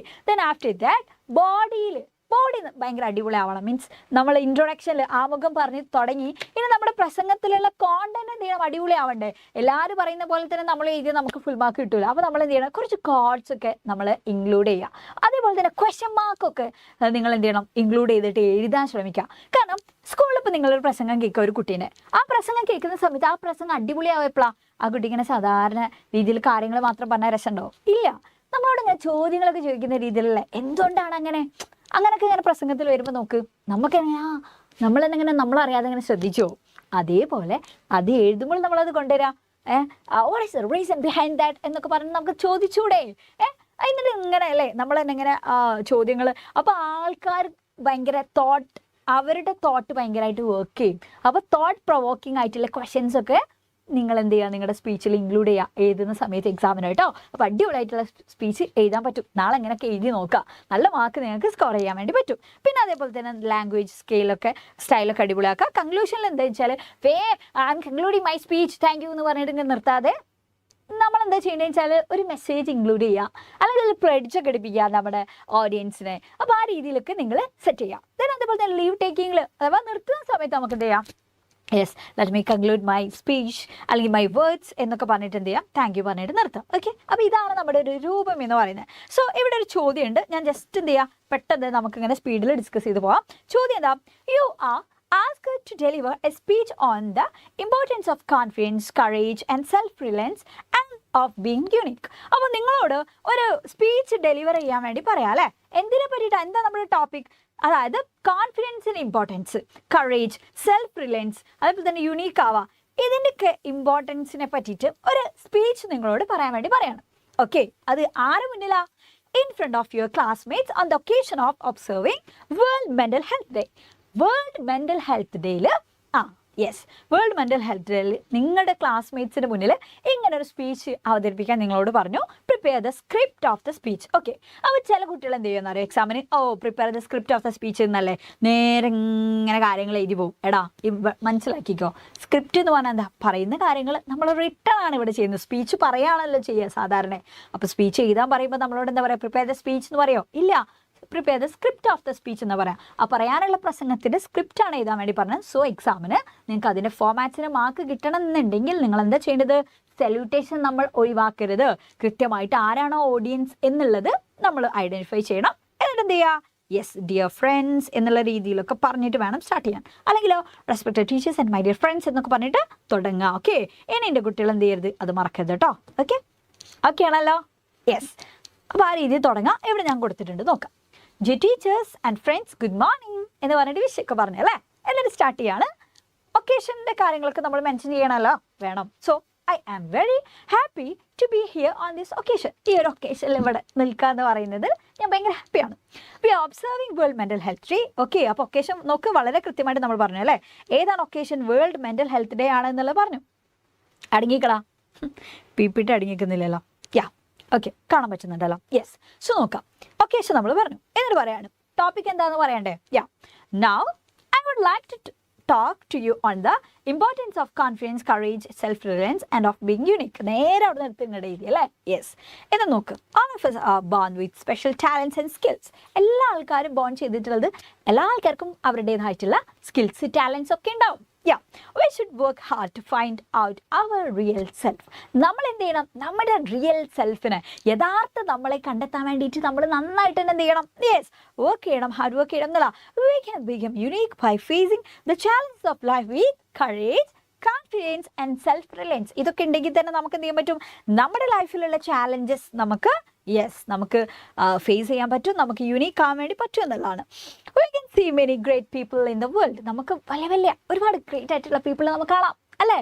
Yeah, so they are strong with the belief that good can come out of any adversity. So അങ്ങനെയുള്ള ആൾക്കാരെ സംബന്ധിച്ചിടത്തോളം അവരുടെ ഏറ്റവും വലിയ ബിലീഫ് എന്താ? ഏതൊരു അഡ്വേഴ്സിറ്റിക്ക് ശേഷവും ഒരു നല്ല കാര്യം വരും എന്നുള്ള അല്ലേ. ഏതൊരു പ്രതിസന്ധിക്ക് ശേഷവും ഒരു നല്ല കാര്യം വരും എന്നുള്ളൊരു വിശ്വാസം അവർക്കുണ്ടാവും. They always remind the people around them that they are the need of the hour. Their thoughts and ideas can bring revolutionary changes in the world. അവരുടെ ചിന്തകൾ, അവരുടെ ഐഡിയാസിനൊക്കെ ഒരു വിപ്ലവകരമായിട്ടുള്ള ഒരു മാറ്റം ലോകത്തുണ്ടാക്കാൻ വേണ്ടി പറ്റുന്നുണ്ട് അങ്ങനെയുള്ള ആൾക്കാർക്ക്. So friends, let's be confident. So സുഹൃത്തുക്കളെ, നമുക്ക് എന്താവാം? കോൺഫിഡൻ്റ് ഉള്ള ആൾക്കാരാവാം അല്ലേ. കറേജിയസ് ആവാം, ധൈര്യമുള്ള ആൾക്കാരാവാം, സെൽഫ് റിലയൻറ്റ് ആവാം. Let stop imitating others blindly. മറ്റുള്ള ആൾക്കാരെ ഇങ്ങനെ ബ്ലൈൻഡായിട്ട് ഇമിറ്റേറ്റ് ചെയ്യുന്ന കാര്യം നമ്മൾ അങ്ങനെ നിർത്താം. ഇപ്പോഴത്തെ കുട്ടികളുടെ ഏറ്റവും വലിയ പ്രശ്നം അതായിരിക്കും. ഇൻസ്റ്റഗ്രാം ഉണ്ട്, ഒരുപാട് ഇൻഫ്ലുവൻസേഴ്സിനെ നമുക്കറിയാം അല്ലേ. ഒരുപാട് ഇൻഫ്ലുവൻസേഴ്സിനെ നമുക്കറിയാം. സോ അവരെന്താണോ ചെയ്യുന്നത്, ഓഫ് എന്നാൽ നമ്മൾ ചെയ്യാം അല്ലേ. അങ്ങനെ നമുക്ക് നമ്മുടെ ഒരു ഐഡൻറ്റിറ്റി ഇല്ലാതായി പോകുന്നുണ്ട് പല കുട്ടികൾക്കും എന്നുള്ള. പല കുട്ടികൾക്ക് മാത്രമല്ല, നമ്മുടെ ജനറേഷനിലൊക്കെ ഉണ്ട്. എല്ലാവരുടെ ഇടയിൽ ഈ പ്രശ്നമുണ്ട്. അത് നമ്മുടെ ഒരു വാല്യൂ അല്ലെങ്കിൽ നമ്മുടെ ഒരു സൈൻ എന്താ, അങ്ങനെ കുറച്ച് കാര്യങ്ങൾ ഉണ്ടാവുമല്ലോ. അത് നമ്മൾ മനസ്സിലാക്കാതെ നമ്മളിങ്ങനെ ബാക്കിയുള്ള ആൾക്കാരെ തന്നെ ഇമിറ്റേറ്റ് ചെയ്യാൻ വേണ്ടി ശ്രമിക്കുമ്പോൾ നമ്മുടെ ലൈഫിൽ വരുന്നൊരു പ്രശ്നമാണ്. ഓക്കെ, സോ ആ കാര്യങ്ങളൊക്കെയാണ് ഇവിടെ നമുക്ക് കുട്ടികളോട് പറഞ്ഞു കൊടുക്കാം അല്ലേ. നമ്മൾ അങ്ങനെ ബ്ലൈൻഡായിട്ട് എന്ത് ചെയ്യേണ്ട, ഇമിറ്റേറ്റ് ചെയ്യേണ്ട ആവശ്യമില്ല. നല്ല കാര്യങ്ങൾ എന്ത് ചെയ്യാൻ നമുക്ക് എടുക്കാം. ഓക്കെ, നല്ലതെടുക്കാം എന്നുള്ളതാണ്. So we may make this world beautiful, rendering our unique self to the best. Let's empower our mind to bring miracles around us. നമുക്ക് ചുറ്റും മിറാക്കിൾസ് ബിൽഡ് ചെയ്യാൻ വേണ്ടിയിട്ട് അല്ലേ, നമുക്ക് നല്ല രീതിയിൽ നമുക്ക് എന്ത് ചെയ്യാം, നമ്മുടെ മൈൻഡിനെ നമുക്ക് എംപവർ ചെയ്യാം. I would like to conclude my words. Thank you എന്ന് പറഞ്ഞാൽ അല്ലേ. യെസ്, അപ്പോൾ ഈ രീതിയിൽ തന്നെ പറഞ്ഞിട്ട് നമുക്ക് എന്താ നിർത്താം. അപ്പോൾ നോക്കുക, അവിടെ സല്യൂട്ടേഷൻ ഉണ്ട്, നല്ലൊരു എൻഡിങ് ഉണ്ട്, ഇതിൻ്റെ ഇടയിൽ ഒരുപാട് കോണ്ടന്റും ഉണ്ട്. വളരെ കൃത്യമായിട്ട് നല്ല വൊക്കാബുലറി യൂസ് ചെയ്തിട്ടാണ് നമ്മൾ എഴുതിയിട്ടുള്ളത്. ഇങ്ങനെ എഴുതിയാൽ തന്നെ നമുക്ക് മാർക്ക് കിട്ടും. അപ്പോൾ എക്സാമിന് എന്ത് ചെയ്യുക, ഈ രീതിയിൽ ഈ പോയിന്റ്സ് ഇവിടെയൊക്കെ നോക്കി, കറേജ്, കോൺഫിഡൻസ്, സെൽഫ് റിലയൻസ്, അതുപോലെ തന്നെ റിയൽ സെൽഫ്, യുണീക്ക്, ഇങ്ങനെയുള്ള വേർഡ്സ് ഒക്കെ നമ്മൾ യൂസ് ചെയ്തിട്ടുണ്ട് അല്ലേ. അതേപോലെ തന്നെ good can come out of any adversity എന്നുള്ള വാക്കുകൾ ഇവിടെ ഞാനിങ്ങനെ കളർ മാറ്റി എഴുതിയിട്ടുള്ളതൊക്കെ വളരെ ഇമ്പോർട്ടൻ്റ് ആയിട്ടുള്ള കാര്യങ്ങളാണ്. ഓക്കെ, അപ്പോൾ ഈ രീതിയിലൊക്കെ എന്ത് ചെയ്യാം. യെസ്, ലാസ്റ്റ് നിർത്തുമ്പോൾ നോക്കാം, ആൾക്കാരോട് ഇങ്ങനെ പറയാം, നേരെ ഐ എം കൺക്ലൂഡിങ് അല്ല പറഞ്ഞത്, ഫ്രണ്ട്സ് അല്ലേ, സുഹൃത്തുക്കളെ, ലെറ്റ്സ് ബി കോൺഫിഡൻറ്റ്. അതായത് അവരോടൊരു മെസ്സേജ് പറഞ്ഞിട്ടാണ് നമ്മളിവിടെ നിർത്തുന്നത് എന്നുള്ള. അപ്പം നമ്മൾ ആ പറഞ്ഞിട്ടുള്ള കാര്യങ്ങളൊക്കെ ഇവിടെ നമ്മൾ ഫുൾഫിൽ ചെയ്തിട്ടുണ്ട്. ഓക്കെ, ക്ലിയർ ആണല്ലോ? ക്ലിയർ അല്ലടാ? സോ ഇനി നമ്മൾ നേരെ പ്രൊഫൈലിലേക്ക് പോവാലോ. ഓക്കെ, യാ, പ്രൊഫൈൽ ഇവിടെ തന്നിട്ടുള്ളത് സ്റ്റീഫൻ ഹോക്കിങ്ങിൻ്റെ കാര്യങ്ങളാണ് ഇവിടെ തന്നിട്ടുള്ളത്. ലൈഫ് ഇവൻറ്റ്സ് തന്നിട്ടുണ്ട്. സോ നമ്മൾ എന്തെങ്കിലും എക്സാമിന് ഇങ്ങനെയാണ് തരിക, നമുക്ക് നേരെ ഹിൻസുകൾ തരും. ആ ഹിൻസിനെ നമ്മൾ പാരഗ്രാഫ് ആക്കിയിട്ട് മാറ്റണം അല്ലേ. ഓക്കെ, അപ്പോൾ ഗ്രാമർ മിസ്റ്റേക്ക് ഒന്നും ഉണ്ടാവാൻ വേണ്ടി പാടില്ല, നന്നായിട്ട് തന്നെ എഴുതണം. സോ ബർത്ത് ഡീറ്റെയിൽസ് തന്നിട്ടുണ്ട്. 8 ജനുവരി 1942. സ്കൂൾ എഡ്യൂക്കേഷൻ എവിടേക്കാണെന്ന് തന്നിട്ടുണ്ട്. കോളേജ് എഡ്യൂക്കേഷൻ എവിടെയാണെന്നുള്ളത്, career, book, awards and honours, died എന്നാണ് മരിച്ചത്. ഇത്രയും കാര്യങ്ങൾ നമുക്ക് തന്നിട്ടുണ്ട്. സോ പ്രൊഫൈലിൻ്റെ മാർക്ക് 6 മാർക്സിനാണ് പ്രൊഫൈൽ വരിക.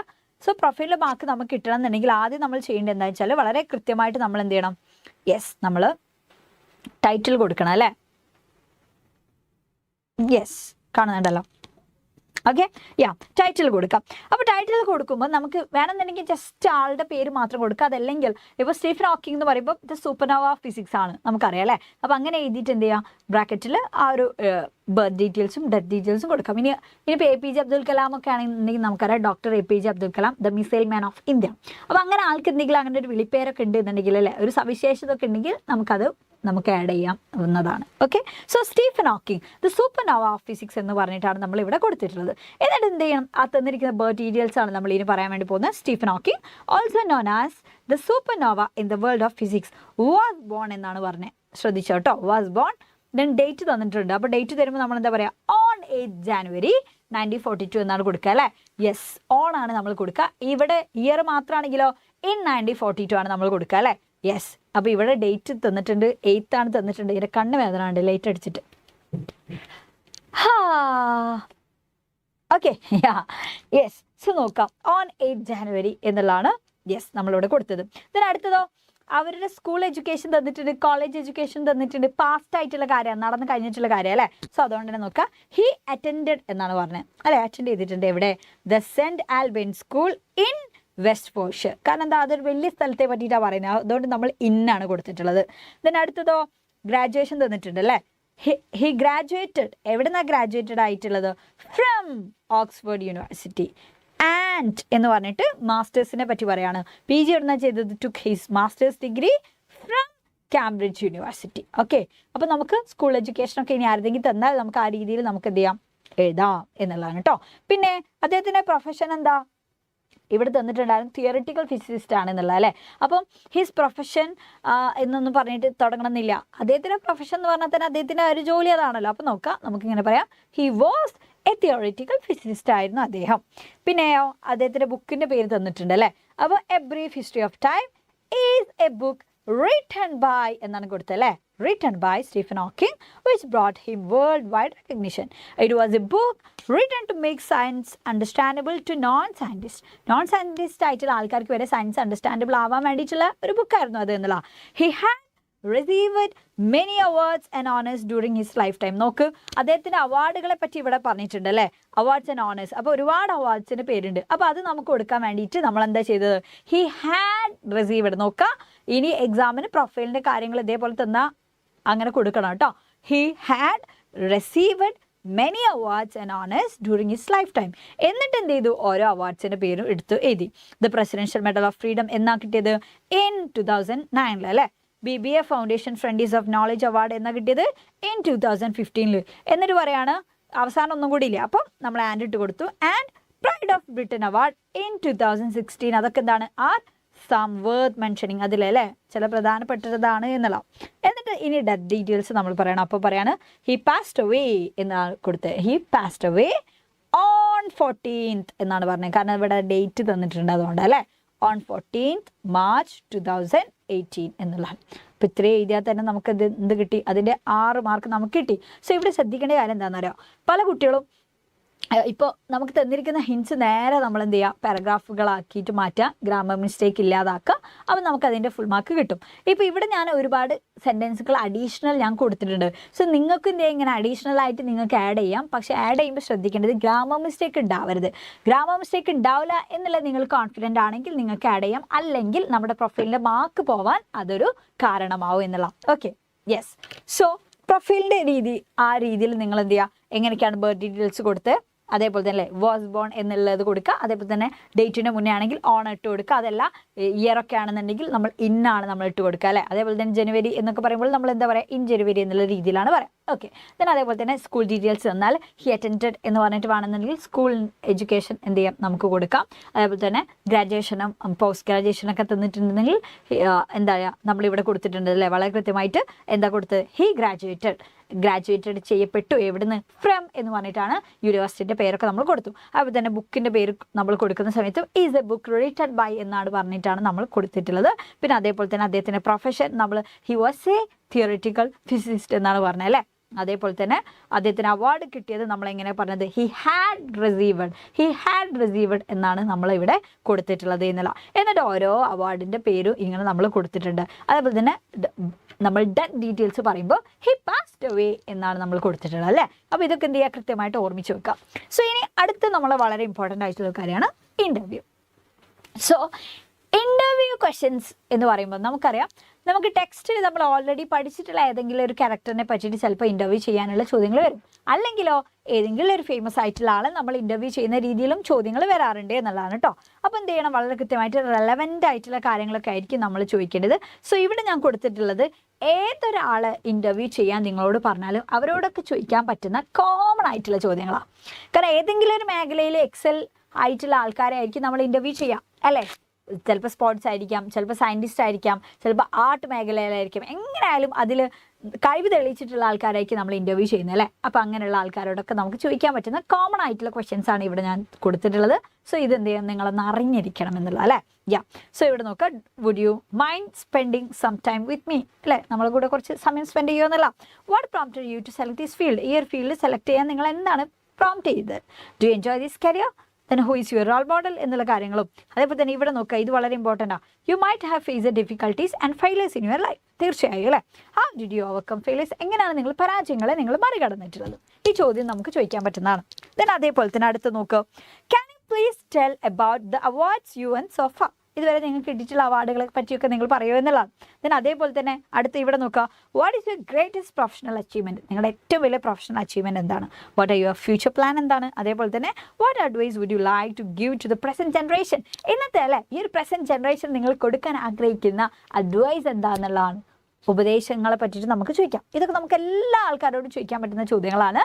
അപ്പോൾ എന്ത് ചെയ്യുക, ജസ്റ്റ് ഒന്ന് പഠിച്ചു വെക്കുക. അപ്പോൾ ഇൻ്റർവ്യൂ ക്വസ്റ്റ്യൻസും സെറ്റ്. ക്ലിയർ ആണല്ലോ അല്ലടാ. Okay, yes. സോ അടുത്ത ചോദ്യം നോക്ക്, what does Rudyard Kipling say about one's attitude to success and failure in his poem if. ഇത് ഇഫ് എന്ന് പറയുന്ന പോം ബേസ് ചെയ്തിട്ട് ചോദ്യങ്ങൾ വന്നിട്ടുണ്ട് കേട്ടോ. അതായത് സക്സസിനോടും ഫെയിലറിനോടുള്ള റുഡിയാർഡ് കിപ്ലിങ്ങിൻ്റെ ഒരു ആറ്റിറ്റ്യൂഡ് എന്താണ് അദ്ദേഹത്തിൻ്റെ പോം ആയിട്ടുള്ള ഇഫിൽ എന്നുള്ളതാണ് നമ്മളോട് ചോദിച്ചത്. നമുക്ക് എന്തൊക്കെ പറയാം. അതായത് അവിടെ പറയുന്നുണ്ട് സക്സസും ഫെയിലേഴ്സും ശരിക്കും എന്താണ്, ടു ഇംപാസ്റ്റേഴ്സ് എന്നൊക്കെ പറയുന്നുണ്ട് അല്ലേ. അപ്പോൾ അതിനെ രണ്ടിനെയും എന്ത് ചെയ്യണം, നമ്മൾ ഈക്വൽ ആയിട്ട് ട്രീറ്റ് ചെയ്യണം എന്നുള്ളതൊക്കെ അദ്ദേഹം പറയുന്നുണ്ട്. അപ്പോൾ അതൊക്കെ എടുത്തിട്ട് ചെയ്താൽ കേട്ടോ. അടുത്തൊരു ചോദ്യം നോക്ക്, your younger brother is at your aunt's house, നിങ്ങളുടെ അനിയൻ നിങ്ങളുടെ ആൻറ്റിയുടെ വീട്ടിലാണ്. Write a letter to him giving him tips on growing ups to become a good man. You may refer to the ideas from the poem if by Rudyard Kipling. So ഇവിടെ നമ്മളോട് പറഞ്ഞിട്ടുള്ള എന്താണെന്ന് വെച്ചാൽ, ഇഫ് എന്ന് പറയുന്ന പോം പഠിച്ചിട്ടുള്ള കുട്ടികളാണ് നിങ്ങളെല്ലാ ആൾക്കാരും അല്ലേ.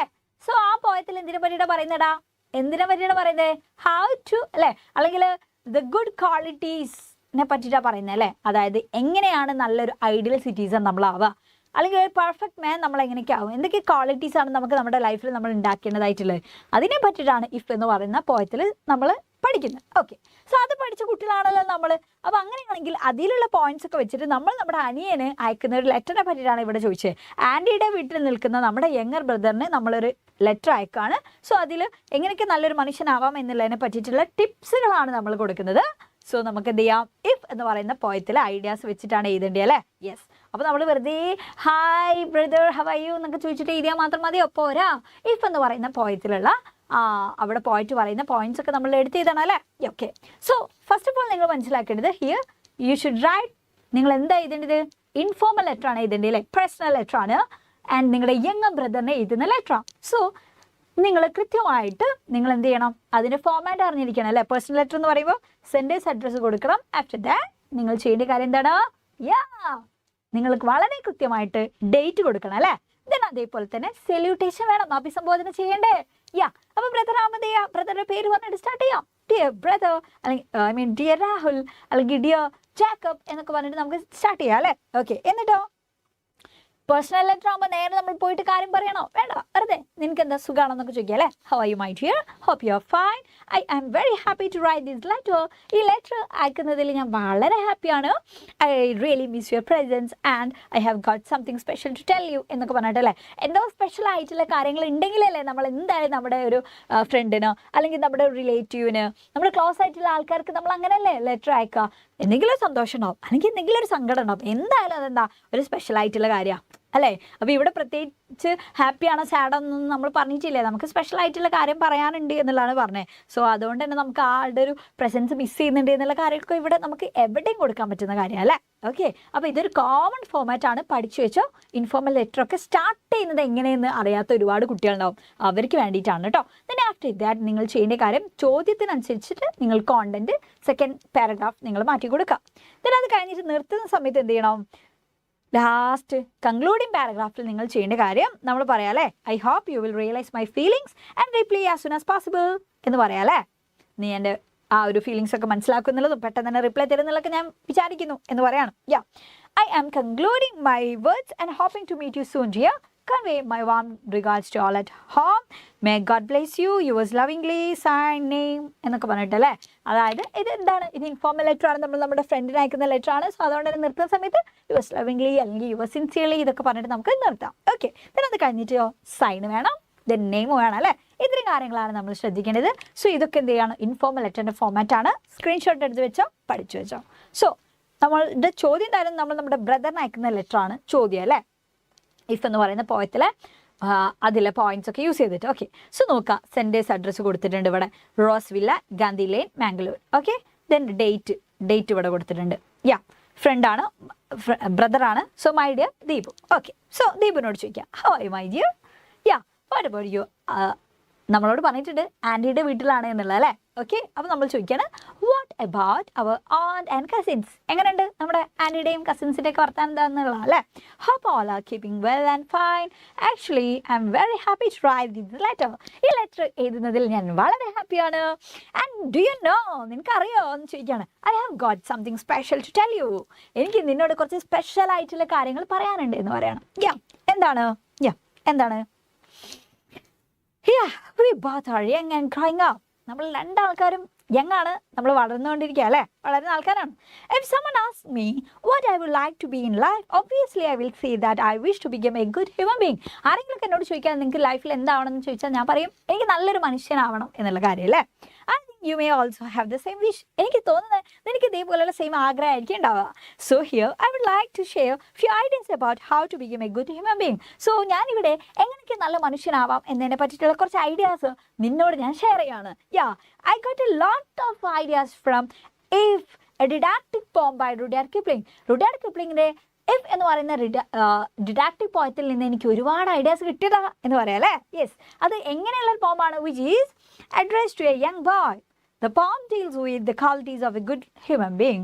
While reading the poem, definitely you can understand how to cope with the different situation of life. നമ്മുടെ ലൈഫിലെ ഡിഫറെൻറ്റ് സിറ്റുവേഷൻ ഓഫ് ലൈഫുമായിട്ട് എങ്ങനെയൊക്കെ നമ്മൾ കോപ്പപ്പ് ചെയ്യണം എന്നുള്ളതിനെ പറ്റി നിങ്ങൾക്ക് നല്ലൊരു ഐഡിയ അതിൽ നിന്ന് കിട്ടും. A man should be calm in different situation. Self believe is one's own ability and integrity is important അല്ലേ. യാ, അതൊക്കെ അതിൽ ഓരോ പോയിന്റ്സാണ്. We should keep right his behaviour even when others misbehave towards us. മറ്റുള്ള ആൾക്കാർ നമ്മളോട് misbehave ഒക്കെ ചെയ്താൽ നിങ്ങൾ എന്ത് ചെയ്യുക, നന്നായിട്ട് പെരുമാറുക. റൈറ്റ് ഹിസ് ബിഹേവിയർ നിങ്ങൾ കീപ്പ് ചെയ്യുക. We should dream big and to attain that we want to work hard എന്നുള്ള അല്ലേ. By knowing value of time, കൃത്യമായിട്ട് ടൈമിൻ്റെ വാല്യൂ ഒക്കെ നിങ്ങൾ മനസ്സിലാക്കിയിട്ട് നിങ്ങളുടെ ആ ഒരു ഡ്രീം എന്താണോ അതിലേക്ക് എത്താൻ വേണ്ടിയിട്ട് നീ നന്നായിട്ട് ഹാർഡ് വർക്ക് ചെയ്യണം എന്നൊക്കെ പറയണം. Don't despair when all the properties that we built are break. നമ്മൾ ബിൽഡ് ചെയ്തിട്ടുള്ള എല്ലാ പ്രോപ്പർട്ടീസും ബ്രേക്ക് ആവുകയാണെന്നുണ്ടെങ്കിൽ നിങ്ങൾ ഒരിക്കലും നിരാശപ്പെടരുത് എന്നുള്ള. We should be indifferent to success and failure, knowing triumph and disasters are two imposters. ഇവിടെ പറയാം അല്ലേ, ഇതാണ് പോയിറ്റിൻ്റെ ആറ്റിറ്റ്യൂഡ്. അഥവാ ട്രയംഫും ഡിസാസ്റ്റേഴ്സ്, നമ്മുടെ വിജയം നമ്മുടെ പരാജയമൊക്കെ എന്താണ്, ടു ഇമ്പോസ്റ്റേഴ്സ് എന്നാണ് പറയുന്നത്. You should have the courage and determination to take big risk in life. നിങ്ങളുടെ ജീവിതത്തിൽ വലിയ വലിയ റിസ്കുകൾ എടുക്കാൻ നിങ്ങൾക്ക് എന്ത് വേണം, ധൈര്യം വേണം, ഡിറ്റർമിനേഷൻ വേണം. ആൻഡ് ഇഫ് യു ലോസ്, നിങ്ങൾക്ക് നഷ്ടമാവുകയാണെന്നുണ്ടെങ്കിൽ അല്ലേ, you should not blame others. നിങ്ങളിങ്ങനെ ബാക്കിയുള്ള ആൾക്കാർ എന്ത് ചെയ്യരുത്, കുറ്റപ്പെടുത്തരുത് എന്നാണ് പറഞ്ഞത്. നമുക്ക് ഒരുപാട് നഷ്ടങ്ങളൊക്കെ ഉണ്ടാവും, പക്ഷേ നമ്മളിങ്ങനെ അത് അവൻ അങ്ങനെ ചെയ്തുകൊണ്ടാണ് അല്ലെങ്കിൽ അവൾ കാരണമെന്ന് പറഞ്ഞിട്ട് ബാക്കിയുള്ള ആൾക്കാരെ നമ്മൾ ബ്ലെയിം ചെയ്യരുത്. But start all over again. ഒക്കെ വീണ്ടും എന്ത് ചെയ്യുക, തുടങ്ങുക. Yeah, be social and stay in touch with men from different corners of the society. Work with kings, not lose the common touch. നിങ്ങൾ രാജാവിൻ്റെ കൂടെ നടക്കൂ, എന്നാൽ പോലെ അല്ലേ ആരെ കൂടെ നടക്കുകയാണെങ്കിലും വന്ന വഴി മറക്കരുത് എന്നുള്ള കാര്യം. കോമൺ പീപ്പിൾ ആയിട്ടുള്ള ടച്ച് നിങ്ങൾ ലോസ് ചെയ്യരുത്. Behave well with people even with enemies. നിങ്ങൾ നന്നായിട്ട് എന്ത് ചെയ്യുക, ബിഹേവ് ചെയ്യുക ശത്രുക്കളായാൽ പോലും. And be careful so that neither force nor loving friends can hurt you and make you weak and sad എന്നുള്ള. അതായത് നിങ്ങൾ നന്നായിട്ട് തന്നെ കെയർഫുൾ ആവുക. അതേപോലെ തന്നെ അല്ലേ, ശത്രുക്കളായാലും നിങ്ങൾ ഭയങ്കര സ്നേഹിക്കുന്ന ഫ്രണ്ട്സ് ആയാലും ആർക്ക് നിങ്ങൾ എന്ത് ചെയ്യാൻ പറ്റും, can hurt you and make you weak and sad. നിങ്ങളെ വിഷമിപ്പിക്കാനും നിങ്ങളെ വീക്കാക്കാനും നിങ്ങളെ സാഡ് ആക്കാനും ഒക്കെ അവർക്ക് കഴിയും. അതുകൊണ്ട് നന്നായിട്ട് നിങ്ങൾ കെയർഫുൾ ആയിട്ട് നിൽക്കുക എന്നുള്ള.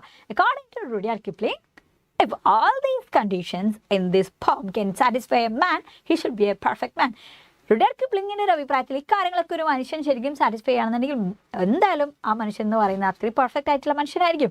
I think these ideas will help you grow up into a fine human being. So I believe that you will think over this എന്നുള്ള അല്ലേ. I am concluding my words. നോക്കുക, കൺക്ലൂഷൻ നോക്ക്. ഇതുവരെ പറഞ്ഞിട്ടുള്ള കാര്യമൊക്കെ നമ്മൾ കൊടുത്തു കേട്ടോ.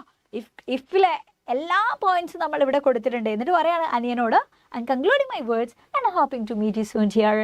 Yeah, convey my warm regards to all at home. വീട്ടിലുള്ള എല്ലാ ആൾക്കാരോടും എൻ്റെ അന്വേഷണമൊക്കെ പറയണം. Yeah, may God bless you with love, Anu. Yes, വളരെ കൃത്യമായിട്ട് നമുക്ക് എന്ത് ചെയ്തു, അതിൻ്റെ ഫുൾ മാർക്ക് നമുക്ക് കിട്ടിയല്ലേ. കൃത്യമായിട്ട് അതിൻ്റെ ഫോമാറ്റ് നമ്മൾ സെറ്റ് ചെയ്തിട്ടുണ്ട്, കോണ്ടന്റും നമ്മൾ സെറ്റ് ചെയ്തു. ഇങ്ങനെയൊക്കെയാണ് നമ്മൾ എഴുതേണ്ടത്. ഇങ്ങനെ പറയുമ്പോൾ നമുക്കിങ്ങനെ ഫീൽ ചെയ്യണം വായിക്കുന്ന സമയത്ത് കേട്ടോ. ഓക്കെ, യാ. അപ്പോൾ ഇതൊന്നും പെട്ടെന്ന് നമുക്ക് ഉണ്ടാക്കിയെടുക്കാൻ പറ്റുന്നതല്ല. സോ അതിനൊക്കെ നമുക്ക് എന്ത് ചെയ്യാം, ഇനിയുള്ള അവസരങ്ങളിൽ നമുക്ക് പെയ്ഡ് ബാച്ചിൽ നിങ്ങൾ ജോയിൻ ചെയ്യാം കേട്ടോ. Okay, yes. സോ അടുത്ത ചോദ്യം നോക്കാം. How did Gandhiji enlighten the freedom fighters? എങ്ങനെയാണ് ഗാന്ധിജി ഫ്രീഡം ഫൈറ്റേഴ്സിനെ എൻലൈറ്റൻ ചെയ്തിട്ടുള്ളത്? What kind of leadership did Gandhiji take? ഗാന്ധിജിൻ്റെ ലീഡർഷിപ്പ് എങ്ങനെയുള്ളതായിരുന്നു? What was the effect of his leadership? എന്തായിരുന്നു അദ്ദേഹത്തിൻ്റെ ലീഡർഷിപ്പിൻ്റെ എഫക്റ്റ്? ഇതൊക്കെ എസ്സേ എന്നുള്ള രീതിയിലൊക്കെ ചിലപ്പം ചോദ്യങ്ങളൊക്കെ വരാറുണ്ട്. സോ ഇത് ആൻഡ് ദെൻ ഗാന്ധി ഗെയിമിൽ ചോദ്യം അല്ലേ. അപ്പോൾ നമുക്ക് എന്തൊക്കെ പറയാം? ഗാന്ധി മുന്നോട്ട് വെച്ചിട്ടുണ്ടായിരുന്ന കാര്യങ്ങൾ എന്തായാലും അദ്ദേഹം ടൂളായിട്ട് യൂസ് ചെയ്തിട്ടുണ്ടായിരുന്നത് എന്തൊക്കെയാണ്? അല്ലെങ്കിൽ അദ്ദേഹം പറഞ്ഞിട്ടുണ്ട്, അതായത് വേൾഡ് വാർ ഫസ്റ്റിന് ശേഷം അല്ലേ, ഇവിടെ ഭയങ്കര പോവർട്ടി ആയിരുന്നു, ഭയങ്കര എക്സ്പ്ലോയിറ്റേഷൻ ആയിരുന്നു, ഭയങ്കര അൺഎംപ്ലോയ്മെൻ്റ് ഒക്കെ ഉണ്ടായിരുന്നു. അപ്പോൾ അങ്ങനെയുള്ള സിറ്റുവേഷനിലേക്കാണ് ഗാന്ധിജി വന്നത്. ഗാന്ധിജി വന്നിട്ട് ഗാന്ധി എന്ത് ചെയ്തിട്ടുണ്ടായിരുന്നു? അതായത് ഗാന്ധിജി മനസ്സിലാക്കിയിട്ടുണ്ട് ഇവരുടെ ഏറ്റവും വലിയൊരു പ്രശ്നം എന്ന് പറഞ്ഞാൽ പേടിയായിരുന്നു, ഫിയർ ആയിരുന്നു എന്നുള്ളതാണ് അല്ലേ.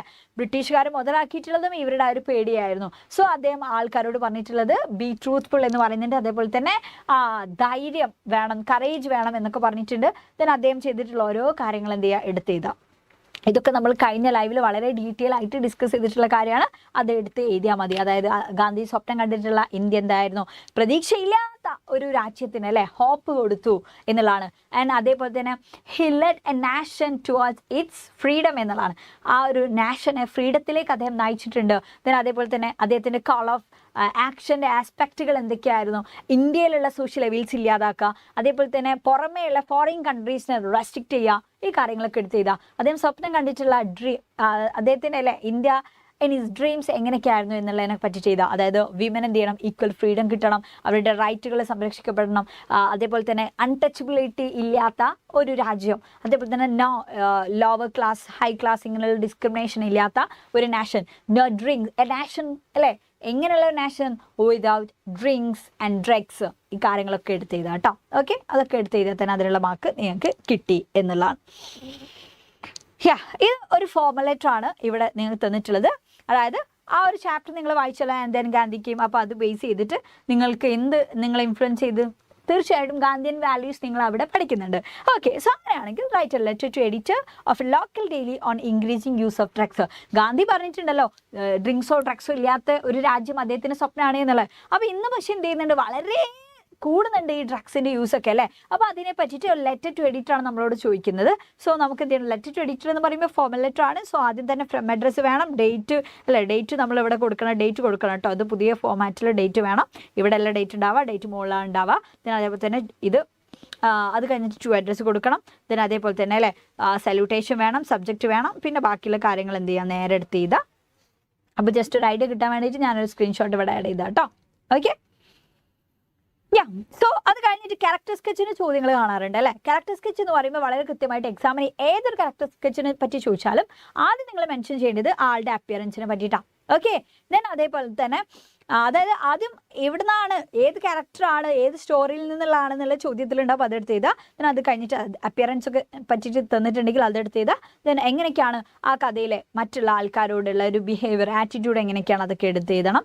Then qualities or traits of the character. Then after that you should mention your opinion about the character. ആ ഒരു ക്യാരക്ടറിനെ പറ്റിയിട്ട് നിങ്ങളുടെ അഭിപ്രായം എന്താ, നിങ്ങൾക്ക് ഇഷ്ടമായോ, ഇഷ്ടമായിട്ടുണ്ടെങ്കിൽ വൈ, വാട്ട്സ് എ റീസൺ എന്നുള്ള കാര്യങ്ങൾ നിങ്ങൾ അവിടെ എഴുതി കൊടുക്കണം. ഇതൊക്കെ എഴുതിയാൽ നിങ്ങൾക്ക് ആ ഒരു ക്യാരക്ടർ സ്കെച്ചിന് ഫുൾ മാർക്ക് കിട്ടുള്ളൂ. വെറുതെ നിങ്ങൾ എന്ത് ചെയ്ത് കഥയുടെ സമ്മറി എഴുതുന്ന പോലെ നിങ്ങൾ അതിലുള്ള കുറേ കാര്യങ്ങൾ എടുത്ത് ചെയ്ത് നിൽക്കരുത് കേട്ടോ. വളരെ കൃത്യമായിട്ട് ഇങ്ങനെയുള്ള കാര്യങ്ങളൊക്കെ നിങ്ങൾ എന്ത് ചെയ്യണം, ഇൻക്ലൂഡ് ചെയ്യണം. ലാസ്റ്റ് നിങ്ങളുടെ അഭിപ്രായം കൂടി ആ ക്യാരക്ടറിനെ പറ്റിയിട്ട് എഴുതണം. ഓക്കെ, സോ മാഗി എന്ന് പറയുന്ന ക്യാരക്ടർ നമുക്ക് വളരെ ഇമ്പോർട്ടൻ്റ് ആണ്. ക്യാരക്ടർ സ്കെച്ച് വരാറുണ്ട്. നാളെ വരാൻ പോകുന്ന ഒരു ക്വസ്റ്റ്യൻ തന്നെയാണ് മാഗിയുടെ ക്യാരക്ടർ സ്കെച്ച് കേട്ടോ. സോ മാഗി എന്ന് പറയുന്ന, അല്ലെങ്കിൽ ആലീസ് മാർഗരറ്റ് ക്ലിഫോർഡ് എന്നുള്ളതാണല്ലോ അവളുടെ പേര്. ആളെന്താണ്, സെൻട്രൽ ക്യാരക്ടറാണ് ദ പ്രൈസ് ഓഫ് ഫ്ലവേഴ്സിൽ അല്ലേ. അവളുടെ ഏജ് എത്ര, ഷീസ് 13 years old. ആൻഡ് അവളുടെ ഫിസിക്കൽ അപ്പിയറൻസ് എങ്ങനെയൊക്കെയാണ്, her eyes and clothing showed her poverty. അവളുടെ ദാരിദ്ര്യം അല്ലേ വളരെ കൃത്യമായിട്ട് അവളുടെ കണ്ണുകളും അവളുടെ ഡ്രസ്സിങ്ങും കാണിക്കുന്നുണ്ടായിരുന്നു. അവളുടെ ഫാമിലി എങ്ങനെയാണ്, widowed mother and a brother ആണ് അല്ലേ. ഹെർ ബ്രദർ എന്തായിട്ടാണ് വർക്ക് ചെയ്യുന്നത്, സോൾജർ ആണ് in Punjab. Maggie met Mister Gupta എവിടെ വെച്ചിട്ടാണ്, at a restaurant. She was interested in him for an unknown reason. എന്തെന്നില്ലാത്ത കാരണങ്ങൾ കൊണ്ട് അല്ലേ. അവൾക്ക് ഗുപ്തയോട് സംസാരിക്കാനൊക്കെ ഭയങ്കര ഇഷ്ടമുണ്ടായിരുന്നു, എന്തൊരു ഇൻട്രസ്റ്റ് ഉണ്ടായിരുന്നു. ഓക്കെ, എന്നിട്ട് എന്ത് ചെയ്തു, ഗുപ്തയോട് she shared all her sorrow with mister Gupta. And for Maggie India was a land of tigers, snakes, fevers. So മാഗിനെ സംബന്ധിച്ചിടത്തോളം ഇന്ത്യയിൽ കുറേ പനി, കുറേ ടൈഗേഴ്സ്, കുറേ സ്നേക്ക്, ഇങ്ങനെയൊക്കെ ആയിരുന്നു. Okay, she believe that most Indians were vegetarians. അവൾ വിശ്വസിച്ചത് എന്താ, ഇന്ത്യക്കാരും മിക്ക ആൾക്കാരും ഭയങ്കര വെജിറ്റേറിയൻസ് കാണുക എന്നുള്ള അല്ലേ. ആൻഡ് മാഗിനെ സംബന്ധിച്ചിടത്തോളം മാഗി എങ്ങനെ വർക്ക് ചെയ്ത്, മാഗിൻ്റെ വർക്ക് എന്താ, ടൈപ്പിസ്റ്റ് ആയിട്ടാണ്. പക്ഷേ അവളെ സംബന്ധിച്ചിടത്തോളം she was not satisfied with that job. Okay, എന്തുകൊണ്ടാ, ഇറ്റ് വാസ് മെക്കാനിക്കൽ. അതൊരു യാന്ത്രികപരമായിട്ടുള്ള അല്ലേ, യന്ത്രപരമായിട്ടുള്ള ഒരു ജോബ് ആയതുകൊണ്ട് അവൾക്ക് അത്ര വലിയ ഇഷ്ടമൊന്നുമില്ല. She played violin very well. Okay, she was extremely concerned about her mother who worked hard by selling cakes to support her. അപ്പം അവളെ സംബന്ധിച്ചിടത്തോളം അവൾക്ക് ഭയങ്കര കൺസേൺ ഉണ്ട്, ഭയങ്കര ആശങ്കയുണ്ട്. എന്തിന് ബേസ് ചെയ്തിട്ട്, അവളുടെ അമ്മേനെ ആലോചിക്കുന്ന സമയത്ത് അല്ലേ. കാരണം അമ്മ ഭയങ്കരമായിട്ട് ഹാർഡ് വർക്ക് ചെയ്യുന്നുണ്ട്, കേക്കൊക്കെ സെൽ ചെയ്തിട്ട് അവളെ സപ്പോർട്ട് ചെയ്യാൻ വേണ്ടിയിട്ട്. അപ്പോൾ അമ്മേൻ്റെ കാര്യം ആലോചിക്കുമ്പോൾ അവൾക്ക് ഭയങ്കര വിഷമമാണ്. ദെൻ അതേപോലെ തന്നെ like her mother she was also haunted by thoughts of her brother Frank. അമ്മക്ക് മാത്രമല്ല അവൾക്ക് ഭയങ്കര വിഷമമുണ്ട് ഈ ബ്രദർ ഫ്രാങ്കിനെ പറ്റിയിട്ടുള്ള കാര്യങ്ങൾ ആലോചിക്കുന്ന സമയത്ത്. They had been no news of Frank for long. ഒരുപാട് കാലങ്ങളായിട്ട് ഫ്രാങ്കിനെ പറ്റിയിട്ട് ഒരു ന്യൂസ് അവൾക്കില്ല. ആൻഡ് അവനെ പറ്റി ആലോചിക്കുന്ന സമയത്ത് ഒരുപാട് നൊസ്റ്റാൾജിക് ആയിട്ടുള്ള മൊമെൻറ്റ്സ് ഉണ്ട് അല്ലേ. ആൻഡ് അവൻ മരിച്ചു എന്നറിയപ്പെടുന്ന സമയത്ത് അവൾ എന്താ ചെയ്ത്, she gave a shilling to Mister Gupta for buying flowers to kept on the grave of her brother. തൻ്റെ ബ്രദറിൻ്റെ ഗ്രേവിൽ കൊണ്ടുപോയി വെക്കാൻ വേണ്ടിയിട്ട്, ഫ്ലവേഴ്സ് വാങ്ങാൻ വേണ്ടിയിട്ട് അവൾ അത്രയും കാലം ഏൺ ചെയ്തിട്ടുള്ള ഷില്ലിങ്സ് ഒക്കെ അവൾ മിസ്റ്റർ ഗുപ്തക്ക് കൊടുക്കും. കാരണം അത്രയും അവരുടെ ഒരു ഡീപ്പ് കണക്ഷനാണ് നമുക്ക് അവിടെ കാണാൻ വേണ്ടി പറ്റുന്നത് അല്ലേ. ആൻഡ് മാഗിനെ സംബന്ധിച്ചിടത്തോളം മാഗി എന്താണ്, she was very practical in life. കാരണം അവളുടെ അച്ഛൻ മരിച്ചു, പക്ഷെ അവൾ പിന്മാറാൻ തയ്യാറല്ല. അവളുടെ ബ്രദർ മരിച്ചിട്ടുണ്ട്, പക്ഷെ അപ്പോഴും അവൾ എന്ത് ചെയ്തു, അവൾ ഭയങ്കര പ്രാക്ടിക്കൽ. അവൾ അമ്മയെ സപ്പോർട്ട് ചെയ്യണം, അമ്മയെ നന്നായിട്ട് അല്ലേ, നല്ലൊരു ലൈഫ് അവർക്ക് ഉണ്ടാവണം എന്നുള്ള രീതിയിൽ അവൾ വീണ്ടും ജോലികൾ ചെയ്തിട്ട് ജീവിതം മുന്നോട്ട് പോകുന്നൊരു കുട്ടിയാണ്. അല്ലാതെ വെറുതെ അല്ലേ അച്ഛൻ പോയേ അല്ലെങ്കിൽ ബ്രദർ പോയേ എന്ന് വിചാരിച്ചിട്ട് ഭയങ്കര ഡെസ്പായിട്ട് ഇരിക്കുന്നില്ല. അവൾക്ക് ആ ഒരു വിൽ പവർ ഉണ്ടായിരുന്നു ഇതൊക്കെ മറികടക്കാൻ വേണ്ടിയിട്ടുള്ള. She was ready to face the challenges of life and she was a symbol of love and innocence. I am sure this story and little Maggie don't fade away from our memories. ഇത് നമ്മുടെ അഭിപ്രായം പറയാം അല്ലേ. Last നമ്മുടെ അഭിപ്രായം പറയാനും character സ്കെച്ചിൽ എന്ന് പറഞ്ഞിട്ടുണ്ടായിരുന്നു. ഓക്കെ, സോ ഈ ഒരു സ്റ്റോറി നമ്മുടെ മൈൻഡിൽ നിന്ന് പോകില്ല എന്നുള്ളതാണ്. The writer has succeeded in arousing deep emotions in our mind through Maggie. മാഗിയിലൂടെ അല്ലേ വലിയൊരു ഡീപ്പ് ഇമോഷൻസ് നമ്മുടെ മൈൻഡിൽ ക്രിയേറ്റ് ചെയ്യാൻ റൈറ്റനായിട്ടുണ്ട് എന്നുള്ള. സോ മനസ്സിലാക്കേണ്ടത് എക്സാമിന് ഇതേപോലെ പോയിന്റ് ആയിട്ടല്ല ഇതിൻ്റെ, ഇത് ഞാൻ പെട്ടെന്ന് നിങ്ങൾക്ക് പഠിക്കാൻ വേണ്ടിയിട്ട് പോയിന്റ്സ് ആയിട്ട് എഴുതിയതാണ്. എക്സാമിന് നിങ്ങൾ പാരഗ്രാഫ് ആക്കിയിട്ട് വേണം എഴുതാൻ എന്നുള്ള കേട്ടോ. മിസ്റ്റർ ഗുപ്തയെ പറ്റിയും ചോദിക്കാറുണ്ട്. ഗുപ്ത ആരാണ്, നറേറ്റർ ആണ് അല്ലേ, പ്രൈസ് ഓഫ് ഫ്ലവേഴ്സിലെ നറേറ്റർ ആണ്. ആൻഡ് പിന്നെ പറഞ്ഞത് എന്താണ്, മാഗിയുടെയും അവളുടെ ഫാമിലിയുടെയും അല്ലേ അവർക്ക് ഭയങ്കര പ്രതീക്ഷ കൊടുത്തിട്ടുള്ള ആളാണ്. He was a good observer. He considered others with love and care. His words and deeds, അദ്ദേഹത്തിൻ്റെ വാക്കുകളും പ്രവൃത്തികളും എന്ത് ചെയ്തിട്ടുണ്ട്, change the lifes of Maggie and her mother. He loves and care the family. He told a lie. എന്തിനാണ് അവൻ കളവ് പറഞ്ഞിട്ടുണ്ടായിരുന്നത്, മാഗിയുടെ അമ്മയോട്, ടു കൺസോൾ ഹെർ മദർ അല്ലേ. അതായത് മാഗിയുടെ അമ്മയെ കൺസോൾ ചെയ്യിപ്പിക്കാൻ വേണ്ടിയിട്ട്, ആശ്വസിപ്പിക്കാൻ വേണ്ടിയിട്ടായിരുന്നു കള്ളത്തരം പറഞ്ഞത്. എന്നിട്ട് അദ്ദേഹം പിന്നെ എന്ത് ചെയ്തിട്ടുണ്ടായിരുന്നു? മാഗി കൊടുത്തിട്ടുള്ള ഷില്ലിങ് അദ്ദേഹം ആക്സെപ്റ്റ് ചെയ്തു. അദ്ദേഹത്തിന് വേണമെന്നുണ്ടെങ്കിൽ വേണ്ട എന്ന് പറയാം, പക്ഷെ അദ്ദേഹം അത് ആക്സെപ്റ്റ് ചെയ്ത് എന്തിനാ? മാഗിക്കൊരു സന്തോഷമാവുമല്ലോ, മാഗിക്കൊരു സമാധാനമാവുമല്ലോ എന്ന് വിചാരിച്ചിട്ടാ അല്ലേ? യാ, he considered Maggie as his sister. His simplicity and humility made the difference. Okay, അപ്പോൾ ഇത്രയും പോയിന്റ്സ് ഒക്കെ എന്ത് ചെയ്യുക? മിനിമം ഗുപ്തയെ പറ്റിയിട്ട് അറിഞ്ഞിരിക്കണം. കാരണം ഗുപ്തയുടെ ക്യാരക്ടർ സ്കെച്ച് ചോദിച്ചാൽ നമുക്ക് മാർക്ക് നഷ്ടപ്പെടാൻ പാടില്ല. ക്ലിയർ? സോ അടുത്തൊരു ചോദ്യം നോക്കാം.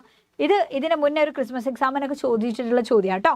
സോ നോക്ക്, Maggie sent a card with black border to Mr. Gupta to inform him about her brother's death. What could she have written in the card? So ഇവിടെ പറഞ്ഞത് എന്താ? ഇവിടെ കുറേ കുട്ടികൾക്ക് ഡൗട്ടായി, കാർഡോ ഇതിപ്പോൾ എന്താ സംഭവം, കാർഡുമേൽ എന്താ എഴുതിയെന്നുള്ളതൊക്കെ. അതായതെടാ ചോദിച്ചെന്താ വെച്ചാൽ മാഗി എന്ത് ചെയ്താൽ മിസ്റ്റർ ഗുപ്തയ്ക്ക് ഒരു ലെറ്റർ അയക്കുന്ന പോലെ തന്നെയാണ്.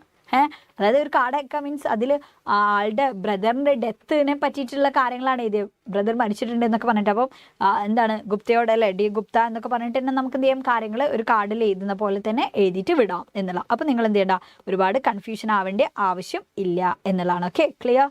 ഇനി ഇങ്ങനെ നന്നായിട്ട് തന്നെ എന്ത് ചെയ്യുക? വായിച്ച് നോക്കുക കേട്ടോ, കൃത്യമായിട്ട് എന്താ പറയുന്നത് എന്നുള്ളതിനെ പറ്റിയിട്ട്. യാ, ഓക്കെ. സോ നെക്സ്റ്റ് അടുത്തൊരു ചോദ്യം നോക്കുക. I feel ashamed to face Mrs. Clifford. എനിക്ക് ഭയങ്കര ലജ്ജ തോന്നി മിസ്സിസ് ക്ലിഫോർഡിനെ ഫേസ് ചെയ്യാൻ. അപ്പോൾ ആരാ പറഞ്ഞിട്ടുണ്ടാവുക? ഗുപ്തയാണല്ലേ. ഗുപ്തക്കാണല്ലോ ലജ്ജ തോന്നേണ്ട ആവശ്യമുള്ളൂ. കാരണം എന്താ? ഗുപ്ത എന്ത് ചെയ്തിട്ടുണ്ട്? കളവ് പറഞ്ഞിട്ടുണ്ട് അല്ലേ. So I wrote a letter to them announcing my departure and bidding them goodbye. So എന്ത് ചെയ്തു? ഞാനൊരു ലെറ്റർ എഴുതാണ്. ആർക്ക്? മാഗിയുടെ അമ്മയ്ക്കും ഫാമിലിക്കും ഒക്കെ അല്ലേ. അതായത് ഞാൻ പോവാണല്ലോ, അതായത് നമ്മുടെ മിസ്റ്റർ ഗുപ്ത പോവാണ്, ഇന്ത്യയിലേക്ക് തിരിച്ചു പോവാണ്. അപ്പോൾ ഗുഡ് ബൈ ഒക്കെ യാത്ര പറഞ്ഞുകൊണ്ട് ഒരു ലെറ്റർ അയക്കാണ്. These are Gupta's words in the story. അതിൽ പറഞ്ഞിട്ടുള്ള കാര്യം അല്ലേ, ദ പ്രൈസ് ഓഫ് ഫ്ലവേഴ്സിൽ ഗുപ്ത പറഞ്ഞിട്ടുള്ള കാര്യം. So write an email that Gupta would have written to missus Clifford. So ഇവിടെ പറഞ്ഞെന്താ? ഇമെയിൽ എഴുതാനാണ് പറഞ്ഞത്. നോക്ക്, ഇമെയിലാണ് പറഞ്ഞത്. ആർക്ക്? ഗുപ്ത ക്ലിഫോർഡിന് അയക്കുന്ന ഇമെയിലാ. അപ്പോൾ ഇവിടെ ശ്രദ്ധിക്കുക, ലെറ്ററിൽ കത്ത് എഴുതുമ്പോൾ എന്തൊക്കെയാണോ കോണ്ടന്റ് എഴുതുന്നത് അത് തന്നെയാണ് ഇമെയിൽ എഴുതുന്നത്. ഫോമാറ്റിന് മാത്രം മാറ്റുണ്ടാവുള്ളൂ അല്ലേ. ഫോമാറ്റ് എന്ന് പറയുമ്പോൾ എന്താണ്? ടു CC അല്ലെങ്കിൽ ഫ്രം നമുക്ക് കൊടുക്കാം കേട്ടോ. From to CC BCC subject എന്നുള്ള രീതിയിലല്ലേ നമ്മുടെ ഫോമാറ്റ് ഇമെയിലിൻ്റെ. അപ്പോൾ ഫ്രം ആരാണ്? ഗുപ്തയാണ് അല്ലേ. gupta@gmail.com എന്നുള്ള രീതിയിൽ ഞാൻ ഇവിടെ കൊടുത്തിട്ടുണ്ട്. ഓക്കെ, ഫ്രം വേണമെന്നുണ്ടെങ്കിൽ കൊടുക്കാം, കൊടുത്തിട്ടില്ലെങ്കിൽ പ്രശ്നമില്ല. കാരണം ഫ്രം ഓൾറെഡി അവിടെ ഉണ്ടാവും, നമ്മളത് കൊടുക്കണം എന്നുള്ള ആവശ്യമില്ല. പക്ഷെ ടു നമ്മൾ കൊടുത്താലേ നമ്മുടെ മെയിൽ അതെന്ത് ചെയ്യുള്ളൂ? പോവുള്ളൂ. ഫ്രം ഓൾറെഡി അവിടെ ഉണ്ടാവാൻ കാരണം നമ്മൾ നമ്മുടെ മെയിൽ തുറന്നിട്ടാണല്ലോ, ജിമെയിൽ തുറന്നിട്ടാണല്ലോ നമ്മൾ ഇമെയിൽ അയക്കുന്നത് എന്നുള്ളതാണ്. ഓക്കെ, സോ ടു നമ്മൾ അടിച്ചു കൊടുക്കണം. അപ്പോൾ ഇവിടെ ക്ലിഫോർഡിനാണ്, clifford@gmail.com. CC BCC ബ്ലാങ്ക് ആക്കി വെച്ചു, കാരണം നമുക്കിത് ബ്രോഡ്കാസ്റ്റ് അല്ല, നമുക്കത് ആവശ്യമില്ല. ദെൻ സബ്ജക്റ്റ് എന്താണ്? നമ്മൾ ഗുഡ് ബൈ അല്ലേ, അതായത് ഗുപ്ത പോവാണ്, good bye returning to India എന്നുള്ളതാണ് നമ്മുടെ വിഷയം. എന്നിട്ട് പറയാൻ മിസ്സിസ് ക്ലിഫോർഡ് എന്നൊക്കെ പറഞ്ഞിട്ട് to be frank with you I am in a mental dilemma അല്ലേ, തുറന്ന് പറയട്ടെ ഞാൻ വളരെ മാനസിക സമ്മർദ്ദത്തിലാണ് എന്നുള്ളതാണ്. Hence I can meet you in person to inform you about my departure to India and more than that to be part of your mourning. I wish I could but I am ashamed to face you. അതായത് ഞാനല്ലേ ഈ letter അയക്കുന്നത് എന്തിനാണെന്ന് വെച്ചാൽ, അല്ലെങ്കിൽ ഈ email അയക്കുന്നത് എന്താണെന്ന് വെച്ചാൽ നിങ്ങളെ പേഴ്സണലായിട്ട് കാണാനോ എൻ്റെ ആ ഒരു യാത്രയെ പറ്റി പുറപ്പെടുന്നതിനെ പറ്റി നിങ്ങളോട് പറയാനൊന്നും പറ്റിയിട്ടില്ലല്ലോ. അപ്പോൾ അതിൻ്റെ ഒരു പ്രശ്നം എനിക്കുണ്ട് എന്നുള്ള. പക്ഷേ എനിക്ക് ഭയങ്കര അല്ലേ നിങ്ങളെ ഫേസ് ചെയ്യാൻ ഭയങ്കര ലജ്ജൊക്കെ എനിക്കുണ്ട്. എന്തൊക്കെയായാലും I should admit I would like to you and give you a false hope that your son is alive. ഞാൻ നിങ്ങൾക്കൊരു തെറ്റായിട്ടുള്ള പ്രതീക്ഷ തന്നിട്ടുണ്ട്, കാരണം മരിച്ചു പോയ നിങ്ങളുടെ മകനെ ഞാൻ ജീവിച്ചിരിപ്പുണ്ട് എന്ന് ഞാൻ നിങ്ങളോട് പറഞ്ഞല്ലോ. അപ്പോൾ അതിന് ക്ഷമ ചോദിക്കുകയാണ് കേട്ടോ. ശരിക്കും it was all a lie. അതൊക്കെ കള്ളത്തരമായിരുന്നു. First I apologise for that. ഞാൻ അതിന് എന്ത് ചെയ്യാം? മാപ്പ് ചോദിക്കുകയാണ് അല്ലേ. I never wanted to hurt you. നിങ്ങളെ ഹേർട്ട് ചെയ്യണം എന്ന് വിചാരിച്ചിട്ടല്ല അങ്ങനെ പറഞ്ഞത്. I spoke that lie just to see you alive. നിങ്ങളുടെ ജീവനോടെ കാണാൻ വേണ്ടിയിട്ട് മാത്രമാണ് ഞാൻ അങ്ങനെ ഒരു കളവ് പറഞ്ഞത്. I hope that positive news about your son would make your health condition better അല്ലേ. നിങ്ങളുടെ ഹെൽത്ത് കണ്ടീഷൻ ബെറ്റർ ആക്കും എന്നുള്ളതായിരുന്നു ഞാൻ ശരിക്കും വിചാരിച്ചിട്ടുണ്ടായിരുന്നത് എന്നുള്ളതാണ്. When your health condition improve I was happy. നിങ്ങളുടെ ഹെൽത്ത് കണ്ടീഷനൊക്കെ ഇമ്പ്രൂവ് ആയ സമയത്ത് ശരിക്കും ഞാൻ ഭയങ്കര ഹാപ്പി ആയിരുന്നു. Because I could do that much for Maggi. കാരണം എനിക്ക് മാഗിക്ക് വേണ്ടിയിട്ട് അതെങ്കിലും ചെയ്യാൻ പറ്റിയിട്ടുണ്ടായിരുന്നില്ലേ എന്നുള്ളതാണ് അല്ലേ. പറ്റിയില്ലേ എന്നുള്ളൊരു ആശ്വാസം എനിക്കുണ്ടായിരുന്നു. Who would have become an orphan without you. കാരണം നിങ്ങളില്ലെങ്കിൽ പിന്നെ അവളെന്ത് ചെയ്യും? ഒരു ഓഫൻ ആയി പോകില്ലേ എന്നുള്ളതാണ്. I accept this is not അല്ലേ, ഇതൊന്നല്ല, ഇതൊന്നും all an excuse for my life. എൻ്റെ ആ ഒരു കളവ് പറഞ്ഞതിനുള്ള ആ ഒരു എക്സ്ക്യൂസ് അല്ല ഇതൊന്നും എന്നുള്ളത് എനിക്കറിയാം എന്നുള്ളതാണ്. Yet I wanted you to know the truth before my departure. എന്നാൽ പോലും ഞാൻ പോകുന്നതിൻ്റെ മുന്നേ എല്ലാ സത്യവും നിങ്ങൾ അറിയണം എന്നുള്ളത് എനിക്ക് ആവശ്യമുണ്ട്. Maggie had given me a shilling and asked me to some nice flowers to place on a brother's grave. അല്ലേ, മാഗി എനിക്ക് എന്ത് ചെയ്തിട്ടുണ്ടടാ, കുറച്ച് ഷില്ലിംഗ് ഒക്കെ തന്നിട്ടുണ്ട്. അവളുടെ ബ്രദറിൻ്റെ ഗ്രേവിൽ കൊണ്ടുപോയിട്ട് അല്ലേ കുറച്ച് ഫ്ലവേഴ്സൊക്കെ വാങ്ങി വെക്കാൻ വേണ്ടിയിട്ട് ഷില്ലിങ്സ് ഒക്കെ എനിക്ക് തന്നിട്ടുണ്ട്. ഞാനത് വാങ്ങി. ഐ അഷ്വർ യു, ഞാൻ നിങ്ങൾക്ക് ഉറപ്പ് തരാണ്. എന്താണ്? I will certainly do that for you and your daughter. നിങ്ങൾക്ക് നിങ്ങളുടെ മകൾക്കൊക്കെ വേണ്ടിയിട്ട് ഞാൻ എന്തായാലും അത് ചെയ്യുമെന്നുള്ള. I had spend such nice time with your family during my days here in London. ഞാൻ അത്രയും നല്ലൊരു നൈസ് ടൈമാണ് നിങ്ങളുടെ ഫാമിലിയൊക്കെ ആയിട്ട് ഞാൻ ചിലവഴിച്ചത് ലണ്ടനിൽ നിൽക്കുന്ന സമയത്ത്. Now I am return to my country with those sweet memories. ഞാൻ എൻ്റെ രാജ്യത്തിലേക്ക് റിട്ടേൺ ചെയ്യുന്നത് ആ നല്ല ഓർമ്മകളുമായിട്ടാണ്. You and Maggie will always live in my heart. എൻ്റെ ഹൃദയത്തിൽ എപ്പോഴും നിങ്ങളും മാഗി ഉണ്ടാവും. Do keep in touch. അല്ലേ, ആ ഒരു ടച്ച് കീപ്പ് ചെയ്യാന്നുള്ള. My heartfelt condolences, sorry, with love, mister Gupta എന്ന് പറഞ്ഞിട്ടാണ് നമ്മൾ നിർത്തി അല്ലേ. യെസ്, അപ്പോൾ നോക്കുക, ഈ രീതി വേണം നമ്മൾ മെയിൽ അയക്കാൻ കേട്ടോ. ഇതെന്താണ്, ഇതൊരു ഇൻഫോർമൽ ആയിട്ടുള്ള ലെറ്റർ അയക്കുന്ന അതേ സ്റ്റൈലാണ്. തുടക്കത്തിലുള്ള ഫോമാറ്റിന് മാത്രമേ മാറ്റുള്ളൂ. ബാക്കി കോണ്ടന്റ് എല്ലാം എന്താണ്, സെയിം ഫീലിങ്സ് ആണ്. ലെറ്റർ, പേഴ്സണൽ ലെറ്റർ അയക്കുന്ന അതേപോലെയാണ് എന്നുള്ള കേട്ടോ. ഓക്കെ, സോ അടുത്തൊരു ക്വസ്റ്റ്യൻ നറേഷൻ എഴുതാനാണ്. അതായത് എന്ത് നറേഷൻ? നറേഷൻ എന്ന് പറഞ്ഞാൽ എന്താടാ, വിവരിക്കുകയാണ് കേട്ടോ. വിവരിക്കുമ്പോൾ എന്ത് ചെയ്യണം, പ്രോപ്പർ ഓർഡർ വേണം. ആദ്യം എന്താ നടന്നത്, പിന്നെന്താ നടന്നത്, അങ്ങനെയുള്ള ഒരു ഓർഡർ വേണം എന്നുള്ള. സോ ഇവിടെ പറഞ്ഞ ഗുപ്ത ഓൺ റിട്ടേണിംഗ് ടു ഇന്ത്യയിലേക്ക് തിരിച്ചു പോകുന്ന സമയത്ത് അല്ലേ, narrates his experience of meeting Maggie and a family in London to his friends. അവൻ തിരിച്ച് ലണ്ടനിൽ നിന്ന് ഇന്ത്യയിലേക്ക് പോകുന്ന സമയത്ത് എന്ത് ചെയ്യുക, അവൻ്റെ ഫ്രണ്ട്സിനോട് അല്ലേ ആ ഒരു എക്സ്പീരിയൻസും കാര്യങ്ങളൊക്കെ അവൻ ഷെയർ ചെയ്യാണ്. Write the narration for Mister Gupta. അപ്പോൾ ഗുപ്ത എങ്ങനെയൊക്കെയായിരിക്കും നറേറ്റ് ചെയ്യുക, ഈ മാഗീൻ്റെ ഫാമിലിയൊക്കെ ആയിട്ട് അവരെ മീറ്റ് ചെയ്ത എക്സ്പീരിയൻസ് ഒക്കെ എങ്ങനെയായിരിക്കും ഫ്രണ്ട്സിനോട് പറയാം അല്ലേ. അപ്പോൾ എങ്ങനെയായിരിക്കും പറയാം, last week I was in London. കഴിഞ്ഞ ആഴ്ച അല്ലെ, ലാസ്റ്റ് വീക്കിൽ ഞാൻ ലണ്ടനിലായിരുന്നപ്പോൾ I had a touching experience. എനിക്ക് ഭയങ്കര ഒരു ടച്ചിങ് ആയിട്ടുള്ള എക്സ്പീരിയൻസ് ഉണ്ടായിരുന്നു. എന്താണ്?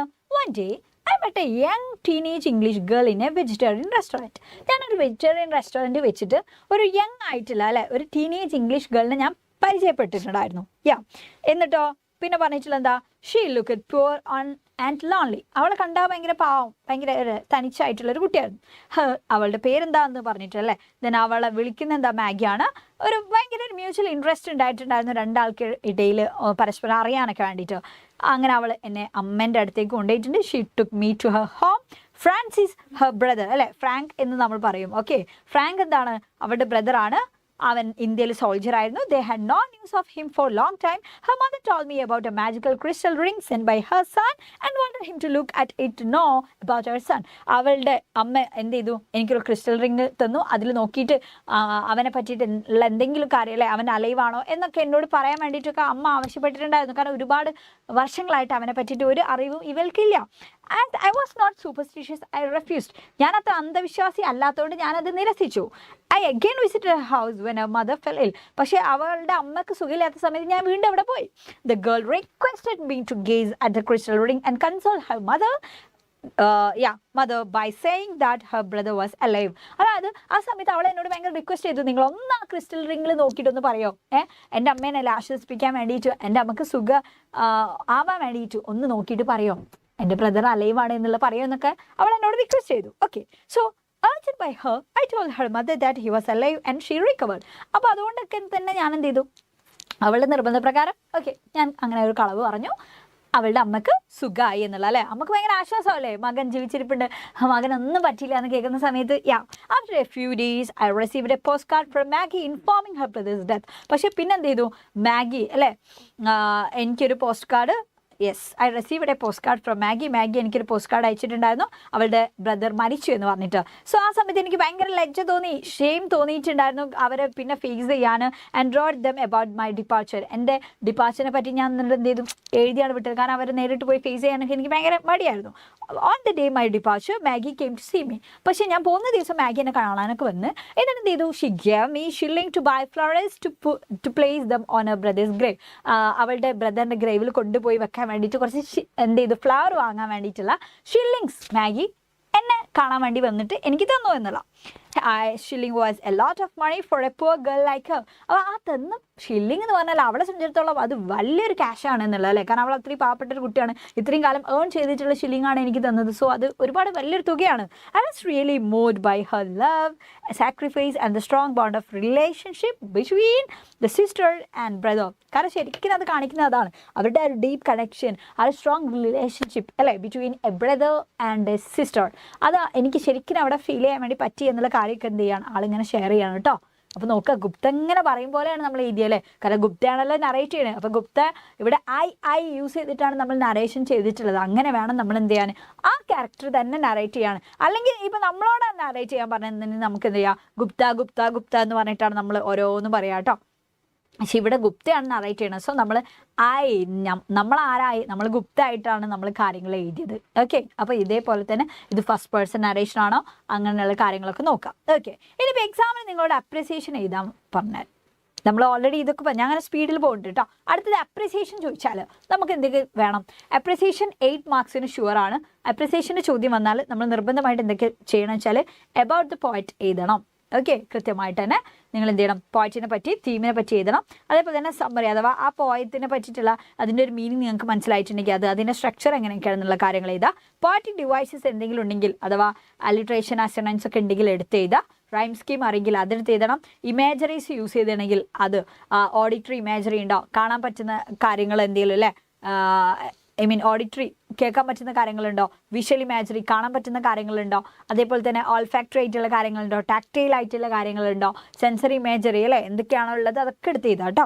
അതേപോലെ തന്നെ ലാംഗ്വേജ് എന്തൊക്കെയാണ്, ഭയങ്കര ഈസി ആണോ, ടഫ് ആയിട്ടുള്ള ലാംഗ്വേജ് ആണ്, പെട്ടെന്ന് മനസ്സിലാകുന്നുണ്ടോ വായിച്ചിട്ട്, മൂഡ് എന്താ, ഹാപ്പി മൂഡാണോ സാഡ് മൂഡാണോ, അങ്ങനെയുള്ള കാര്യങ്ങളൊക്കെ ചെയ്താൽ.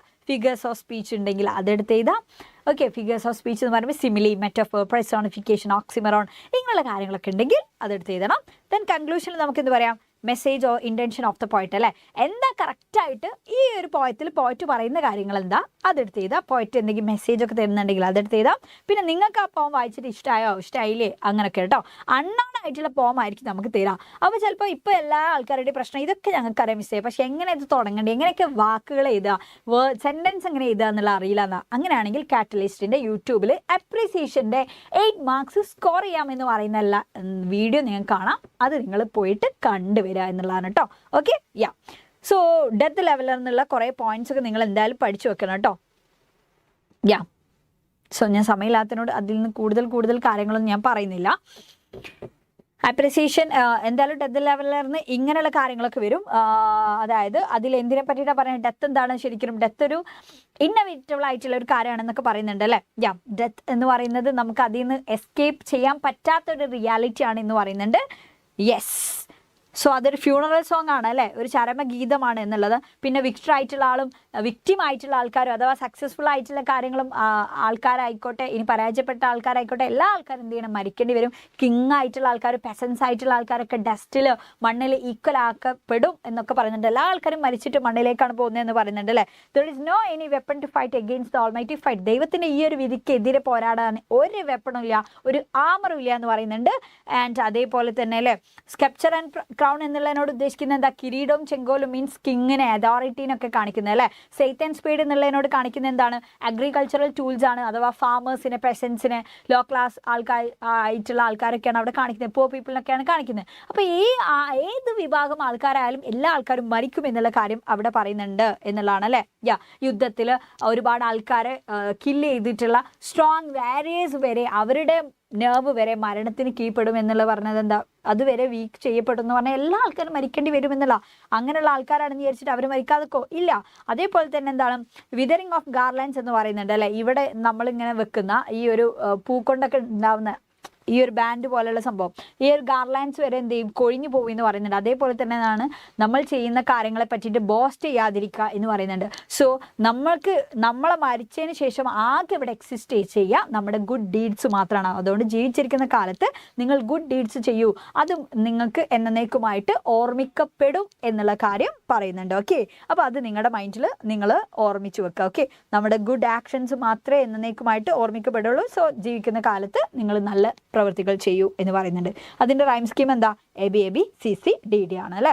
സോ ഒരു അപ്രിസിയേഷൻ എഴുതുമ്പോൾ അവസാനമായിട്ട് നിങ്ങളുടെ ഒപ്പീനിയനും കൂടിയൊക്കെ എന്ത് ചെയ്യണം, നിങ്ങൾ എഴുതണം കേട്ടോ. ഓക്കെ. സോ അടുത്തൊരു ചോദ്യം ഇമെയിൽ എഴുതാനാണ് ചോദ്യം. ഇമെയിൽ എഴുതുന്നത് എങ്ങനെ, നമ്മളിപ്പോൾ ഓൾറെഡി പറഞ്ഞു അല്ലേ. ഇമെയിൽ എഴുതുമ്പോൾ ഫ്രം ഇട്ട് കൊടുക്കാം. ഫ്രം ഇട്ടിട്ടില്ലെങ്കിൽ നിങ്ങളെ മാർക്ക് പോകുന്നില്ല. പക്ഷേ ഫ്രം ഇട്ട് കൊടുത്ത് അതിൻ്റെ ഫോമാറ്റ് എന്ത് ചെയ്തു, കംപ്ലീറ്റ് ആയി. Okay. Then to CC BCC എഴുതണം. ഓക്കെ, ആർക്കാണ് അയക്കുന്നത് എന്നുള്ളത്. പിന്നെ ശ്രദ്ധിക്കേണ്ട, എന്തായാലും @gmail.com ഇട്ട് കൊടുക്കണം. കാരണം എങ്കിൽ മാത്രമേ അത് ഇമെയിൽ ID ആവുന്നുള്ളൂ. അല്ലാതെ വെറുതെ ജസ്റ്റ് എന്നിട്ട് കൊടുത്താൽ അതൊരു ഇമെയിൽ ID ആവില്ല. ഓക്കെ. അപ്പോൾ ആർക്കാണ് അയക്കുന്നത്, ആളുടെ @gmail.com അവിടെ കൊടുക്കുക. CC BCC ബ്ലാങ്ക് ആക്കി വെക്കണം. സബ്ജക്റ്റ് എന്താണെന്നുള്ളത് റിഗാർഡിംഗ് ഒരു അപ്ലിക്കേഷൻ ഒക്കെ ഇട്ടിട്ട് നമുക്ക് കൊടുക്കുക. അതെങ്ങനെയാണെങ്കിൽ ഫോമൽ ആയിട്ടുള്ള ഇമെയിൽ ആണെങ്കിൽ ദെൻ ഫോമൽ ലെറ്റർ എഴുതുന്ന പോലെ തന്നെയാണ് ബാക്കിയൊക്കെ വരുന്നത് അല്ലേ. റെസ്പെക്ടഡ് സർ ഓ മാഡം എന്ന് പറഞ്ഞിട്ട് സ്റ്റാർട്ട് ചെയ്യാം. എന്നിട്ടോ I send this email to draw you attention അല്ലേ, നിങ്ങളുടെ ശ്രദ്ധ തിരിക്കാൻ വേണ്ടിയിട്ടാണ് ടു ദ ഫോളോയിങ് മാറ്റർ. എന്താണെന്നുള്ളത് ചോദ്യത്തിലുണ്ടാവും, എടുത്തെഴുതാം. ഓക്കെ. യാ, എന്നിട്ട് ബാക്കിയുള്ള കാര്യങ്ങളൊക്കെ ചെയ്ത് ലാസ്റ്റ് നിർത്തുമ്പോൾ എന്ത് ചെയ്യണം, I look forward to hearing from you soon എന്ന് പറയാം. യുവേഴ്സ് ഫെയ്ത്ത്ഫുള്ളി കൊടുക്കുക, അല്ലെങ്കിൽ സിൻസിയർലി കൊടുക്കുക. എന്നിട്ട് നെയിം, ഇമെയിൽ ID. ഓക്കെ. ഇതാണ് ഫോമൽ ഇമെയിലിൻ്റെ ഫോമാറ്റ് എന്ന് പറയുന്നത്. അതെന്തായാലും എന്ത് ചെയ്യണം, പഠിച്ചു വെക്കാം. ഇനി ഇൻഫോർമൽ ആയിട്ടുള്ളതാണെങ്കിലോ, ഇൻഫോർമൽ ആണെന്നുണ്ടെങ്കിലും നമ്മൾ നേരത്തെ പറഞ്ഞ പോലെ ഫ്രം ടു അല്ലേ, ടു CC BCC സബ്ജക്റ്റ് എന്ന് പറയുമ്പോൾ റിഗാർഡിങ് എന്താണെന്നുള്ളത്. പിന്നെ ബാക്കി എന്ത് ചെയ്യാം, നമ്മൾ നേരത്തെ പറഞ്ഞ പോലെ ഇൻഫോർമൽ ആയിട്ടുള്ള ലെറ്ററിൻ്റെ അതേ ഫോമാറ്റ് അല്ലേ. യെസ്, ഹയോ വയ്യോ എന്നൊക്കെ പറഞ്ഞിട്ട് നമുക്ക് സ്റ്റാർട്ട് ചെയ്യാം. നിർത്തുന്ന സമയത്ത് ഇതേപോലെ തന്നെ ഇൻഫോർമൽ ആയിട്ടുള്ള ലെറ്റർ പറഞ്ഞ പോലെ തന്നെ. ഞാൻ അത് റിപ്പീറ്റ് അടിച്ചിട്ട് പറയുന്നില്ല. ഓക്കെ. യാ. സോ ഇനി ഫോമൽ ലെറ്റർ എന്ന് പറഞ്ഞാലോ, ഫോമൽ ലെറ്റർ എന്ന് പറയുമ്പോൾ നമുക്കറിയാം എന്തൊക്കെ വേണം. ഫോമൽ ലെറ്റർ ആകുമ്പോൾ ശരിക്കും ഫ്രം അഡ്രസ്സ് വേണം, ഡേറ്റ് വേണം, ടു അഡ്രസ്സ് വേണം. ഇപ്പോൾ ടു അഡ്രസ്സിൽ ശ്രദ്ധിക്കുക, എഡിറ്ററിനാണെങ്കിൽ ദി എഡിറ്റർ, പ്രിൻസിപ്പളിനാണെങ്കിൽ ദ പ്രിൻസിപ്പൾ അല്ലേ. ഇനി വേറെ ആർക്കെങ്കിലും ആണെങ്കിൽ ദ ഡയറക്ടറിനൊക്കെ ആണെങ്കിൽ അങ്ങനെ ദ ഇട്ട് കൊടുത്തിട്ട് വേണം നിങ്ങൾ എഴുതാൻ. അത് കഴിഞ്ഞിട്ട് സല്യൂട്ടേഷൻ വേണം, dear sir or respected sir or madam എന്ന് കൊടുക്കാം. ദെൻ ആഫ്റ്റർ ദാറ്റ് സബ്ജക്റ്റ് എന്തായാലും വേണം. സബ്ജക്റ്റ് ഇല്ലെങ്കിൽ ഫോമൽ ലെറ്ററിൻ്റെ മാർക്ക് പോകും. സോ റിഗാർഡിങ് എന്നൊക്കെ സംബന്ധിച്ച് അല്ലേ എന്താണ് ക്വസ്റ്റ്യനിലുണ്ടാവും, എടുത്തെഴുതാം. ദെൻ അതേപോലെ തന്നെ നമുക്ക് ഇങ്ങനെയൊക്കെ വേണമെങ്കിൽ പറയാം, ഐ ആം ഡാഷ് അല്ലേ, ഞാൻ ആരാണെന്നുള്ളത് ജസ്റ്റ് പരിചയപ്പെടുത്തുക അല്ലേ. എവിടുത്തെ കുട്ടിയാണ്, സ്കൂളിൻ്റെ പേര് ABC സ്കൂൾ. എന്തിനാണ്, I am writing this letter to express my concern about drug use ഒക്കെ ആണോ, അപ്പോൾ increasing drug use among school students, അതാണ് എൻ്റെ കൺസേൺ എന്നൊക്കെ നമുക്ക് പറയാം. ക്വസ്റ്റ്യൻസ് അനുസരിച്ചിട്ട് മാറ്റി കൊടുക്കാം. ഓക്കെ. ദെൻ ബാക്കി കുറച്ച് കാര്യങ്ങൾ നിങ്ങൾ ആഡ് ചെയ്യുക ചോദ്യത്തിനനുസരിച്ച്. നിർത്തുന്ന സമയത്ത് നമ്മൾ പറയും, ഐ ബിലീവ്, ഞാൻ വിശ്വസിക്കുന്നു, that you will take it is അല്ലേ, അത് ഒരു സീരിയസ് വേയിൽ നിങ്ങൾ എടുക്കും എന്നുള്ളത് ഞാൻ വിശ്വസിക്കുന്നു. So I kindly request you to take necessary action. എന്താണോ നെസസറി ആയിട്ടുള്ള സ്റ്റെപ്പുകൾ, ആക്ഷനുകൾ, നടപടികൾ എടുക്കുമെന്നുള്ളത് ഞാൻ നിങ്ങളോട് ഞാൻ റിക്വസ്റ്റ് ചെയ്യാണ് അങ്ങനെ എടുക്കണം എന്നുള്ളത്. അല്ലെങ്കിൽ നിങ്ങൾക്ക് ഇങ്ങനെയും പറയാം, I look forward to hearing from you soon. അഥവാ പെട്ടെന്ന് തന്നെ അല്ലേ ഇതിൻ്റെ മറുപടി കിട്ടും എന്നുള്ളത് നമ്മൾ പ്രതീക്ഷിക്കുന്നു എന്നുള്ളതാണ്. അപ്പോൾ ആ രീതി പറഞ്ഞിട്ട് താങ്കിങ് യു എന്ന് അഡ്വാൻസ്ഡ് ആയിട്ട് കൊടുക്കാം, യുവേഴ്സ് ഫെയ്ത്ത്ഫുള്ളി എന്ന് കൊടുക്കാം. എന്നിട്ടോ സൈൻ ദ നെയിം എന്നുള്ള രീതിയിൽ ബാക്കിയുള്ള കാര്യങ്ങൾ സെറ്റ് ചെയ്യാം. ഓക്കെ. ഇതാണ് ഫോമൽ ലെറ്റർ അഥവാ ലെറ്റർ ടു എഡിറ്ററിൻ്റെ ഒക്കെ ഒരു ഫോമാറ്റ് കേട്ടോ. ഓക്കെ. യാ. പിന്നെ നമുക്ക് പഠിക്കാനുള്ള കാര്യമാണ് ഇൻട്രൊഡക്ടറി സ്പീച്ച്. അതെങ്ങനെ ചോദ്യം വരിക എക്സാമിന്, അറിയോ പഠിച്ചിട്ടുണ്ടാവില്ല അല്ലേ. ശ്രദ്ധിച്ചോ, തേർഡ് യൂണിറ്റ് ബേസ് ചെയ്തിട്ടുള്ള ചോദ്യം. ഇവിടെ നോക്ക്, as a tourist guide you have been asked to take a group of foreign tourist to a beach near your locality. ഇപ്പോൾ നിങ്ങളൊരു ടൂറിസ്റ്റ് ഗൈഡാണ്. അപ്പോൾ നിങ്ങൾ കുറച്ച് ഫോറിൻ ടൂറിസ്റ്റിനെ നിങ്ങളുടെ ലൊക്കാലിറ്റിയിലേക്ക് നിങ്ങൾ എടുക്കുക അല്ലേ, ബീച്ചിലേക്കൊക്കെ നിങ്ങൾ കൊണ്ടുപോകാം. അപ്പോൾ അങ്ങനെയാണെങ്കിൽ നിങ്ങൾ എന്ത് ചെയ്യും, അവർക്ക് മുന്നിൽ ഒരു ഇൻട്രൊഡക്ടറി സ്പീച്ച് വേണം. കാരണം എവിടുന്നോ വന്നിട്ടുള്ള ആൾക്കാരാണ്, വിദേശികളാണ്. അപ്പോൾ നമ്മൾ എങ്ങോട്ടാണ് കൊണ്ടുപോകണേ, ആ സ്ഥലത്തിൻ്റെ പ്രത്യേകത എന്താ, ഇതൊക്കെ അവർക്ക് മനസ്സിലാവേണ്ടേ. അതെന്നാണ് ഇൻട്രൊഡക്ഷൻ എന്നുള്ള രീതിയിൽ, പരിചയപ്പെടുത്തുക എന്നുള്ള രീതിയിലുള്ള ഒരു സംസാരമാണ് ഇൻട്രൊഡക്ടറി സ്പീച്ച് എന്ന് ഏറ്റവും സിമ്പിളായിട്ട് പറഞ്ഞാൽ. ഓക്കെ. സോ ഇവിടെ പറഞ്ഞത് project in the specialities of the beach. ആ ബീച്ചിൻ്റെ സ്പെഷ്യാലിറ്റീസും കാര്യങ്ങളൊക്കെ പറഞ്ഞുകൊണ്ടുള്ള ഒരു ഇൻട്രൊഡക്ടറി സ്പീച്ചാണ് പറഞ്ഞത്. സോ എക്സാമിന് ഇനി ഏതെങ്കിലും ഒരു ഇൻട്രൊഡക്ടറി സ്പീച്ച്, ഒരു ട്രാവൽ ബേസ് ചെയ്തിട്ടുള്ള ഒരു ഇൻട്രൊഡക്ടറി സ്പീച്ച് നിങ്ങളോട് ചോദിച്ചാൽ ഇത്രയും കാര്യം വേണം കേട്ടോ. ശ്രദ്ധിച്ചോ, എന്തൊക്കെ വേണം. ആദ്യം തന്നെ നമ്മൾ അവരെ വെൽക്കം ചെയ്യണം അല്ലേ. പിന്നെ ലൊക്കേഷനെ പറ്റി ഡിസ്ക്രൈബ് ചെയ്യണം. പിന്നെ അവിടുത്തെ സ്പെഷ്യൽ ഇവൻറ്റ്സ് എന്തൊക്കെയാണ്, ഹൈലൈറ്റ്സ് എന്തൊക്കെയാണ്, അതൊക്കെയാണ് അടുത്ത പാരഗ്രാഫിൽ കൊടുക്കേണ്ടത്. പിന്നെ ചെയ്യാൻ പറ്റുന്ന ഡൂസും ഡോൺസുമായിട്ടുള്ള, ചെയ്യാൻ പറ്റാത്തതുമായിട്ടുള്ള കാര്യങ്ങൾ അവർക്ക് പറഞ്ഞു കൊടുക്കണം. കാരണം അവർക്ക് അറിയില്ലല്ലോ. പിന്നെ ലാസ്റ്റ് ഒരു ക്ലാസിംഗ് റിമാർക്സും വേണം. സോ നമ്മൾ ഏതെങ്കിലും ഒരു സ്ഥലത്തെ പറ്റി മിനിമം കുറച്ച് കാര്യങ്ങൾ അറിഞ്ഞിരിക്കണം. ചിലപ്പോൾ വേണമെങ്കിൽ മൂന്നാറാവാം, ഗോവ, ആലപ്പുഴ ആവാം. ഇനി ഇതൊന്നല്ല നിങ്ങൾക്ക് അറിയുന്നത് ഡൽഹിയാണോ, കശ്മീരാണോ, മണാലിയാണോ അല്ലേ. ഇനി എവിടെയാണ് നിങ്ങൾക്ക് അറിയുന്നത്, വയനാടാണോ, എങ്ങനെയാണെന്ന് അവിടത്തെ പറ്റിയിട്ടുള്ള കുറച്ച് വിശേഷങ്ങളൊക്കെ ഒന്ന് പഠിച്ചു വെക്കുക. അതായത് ഇങ്ങനെ പറയാൻ, welcome to Kerala the God's own country എന്നൊക്കെ നമ്മൾ പറയല്ലേ അല്ലേ.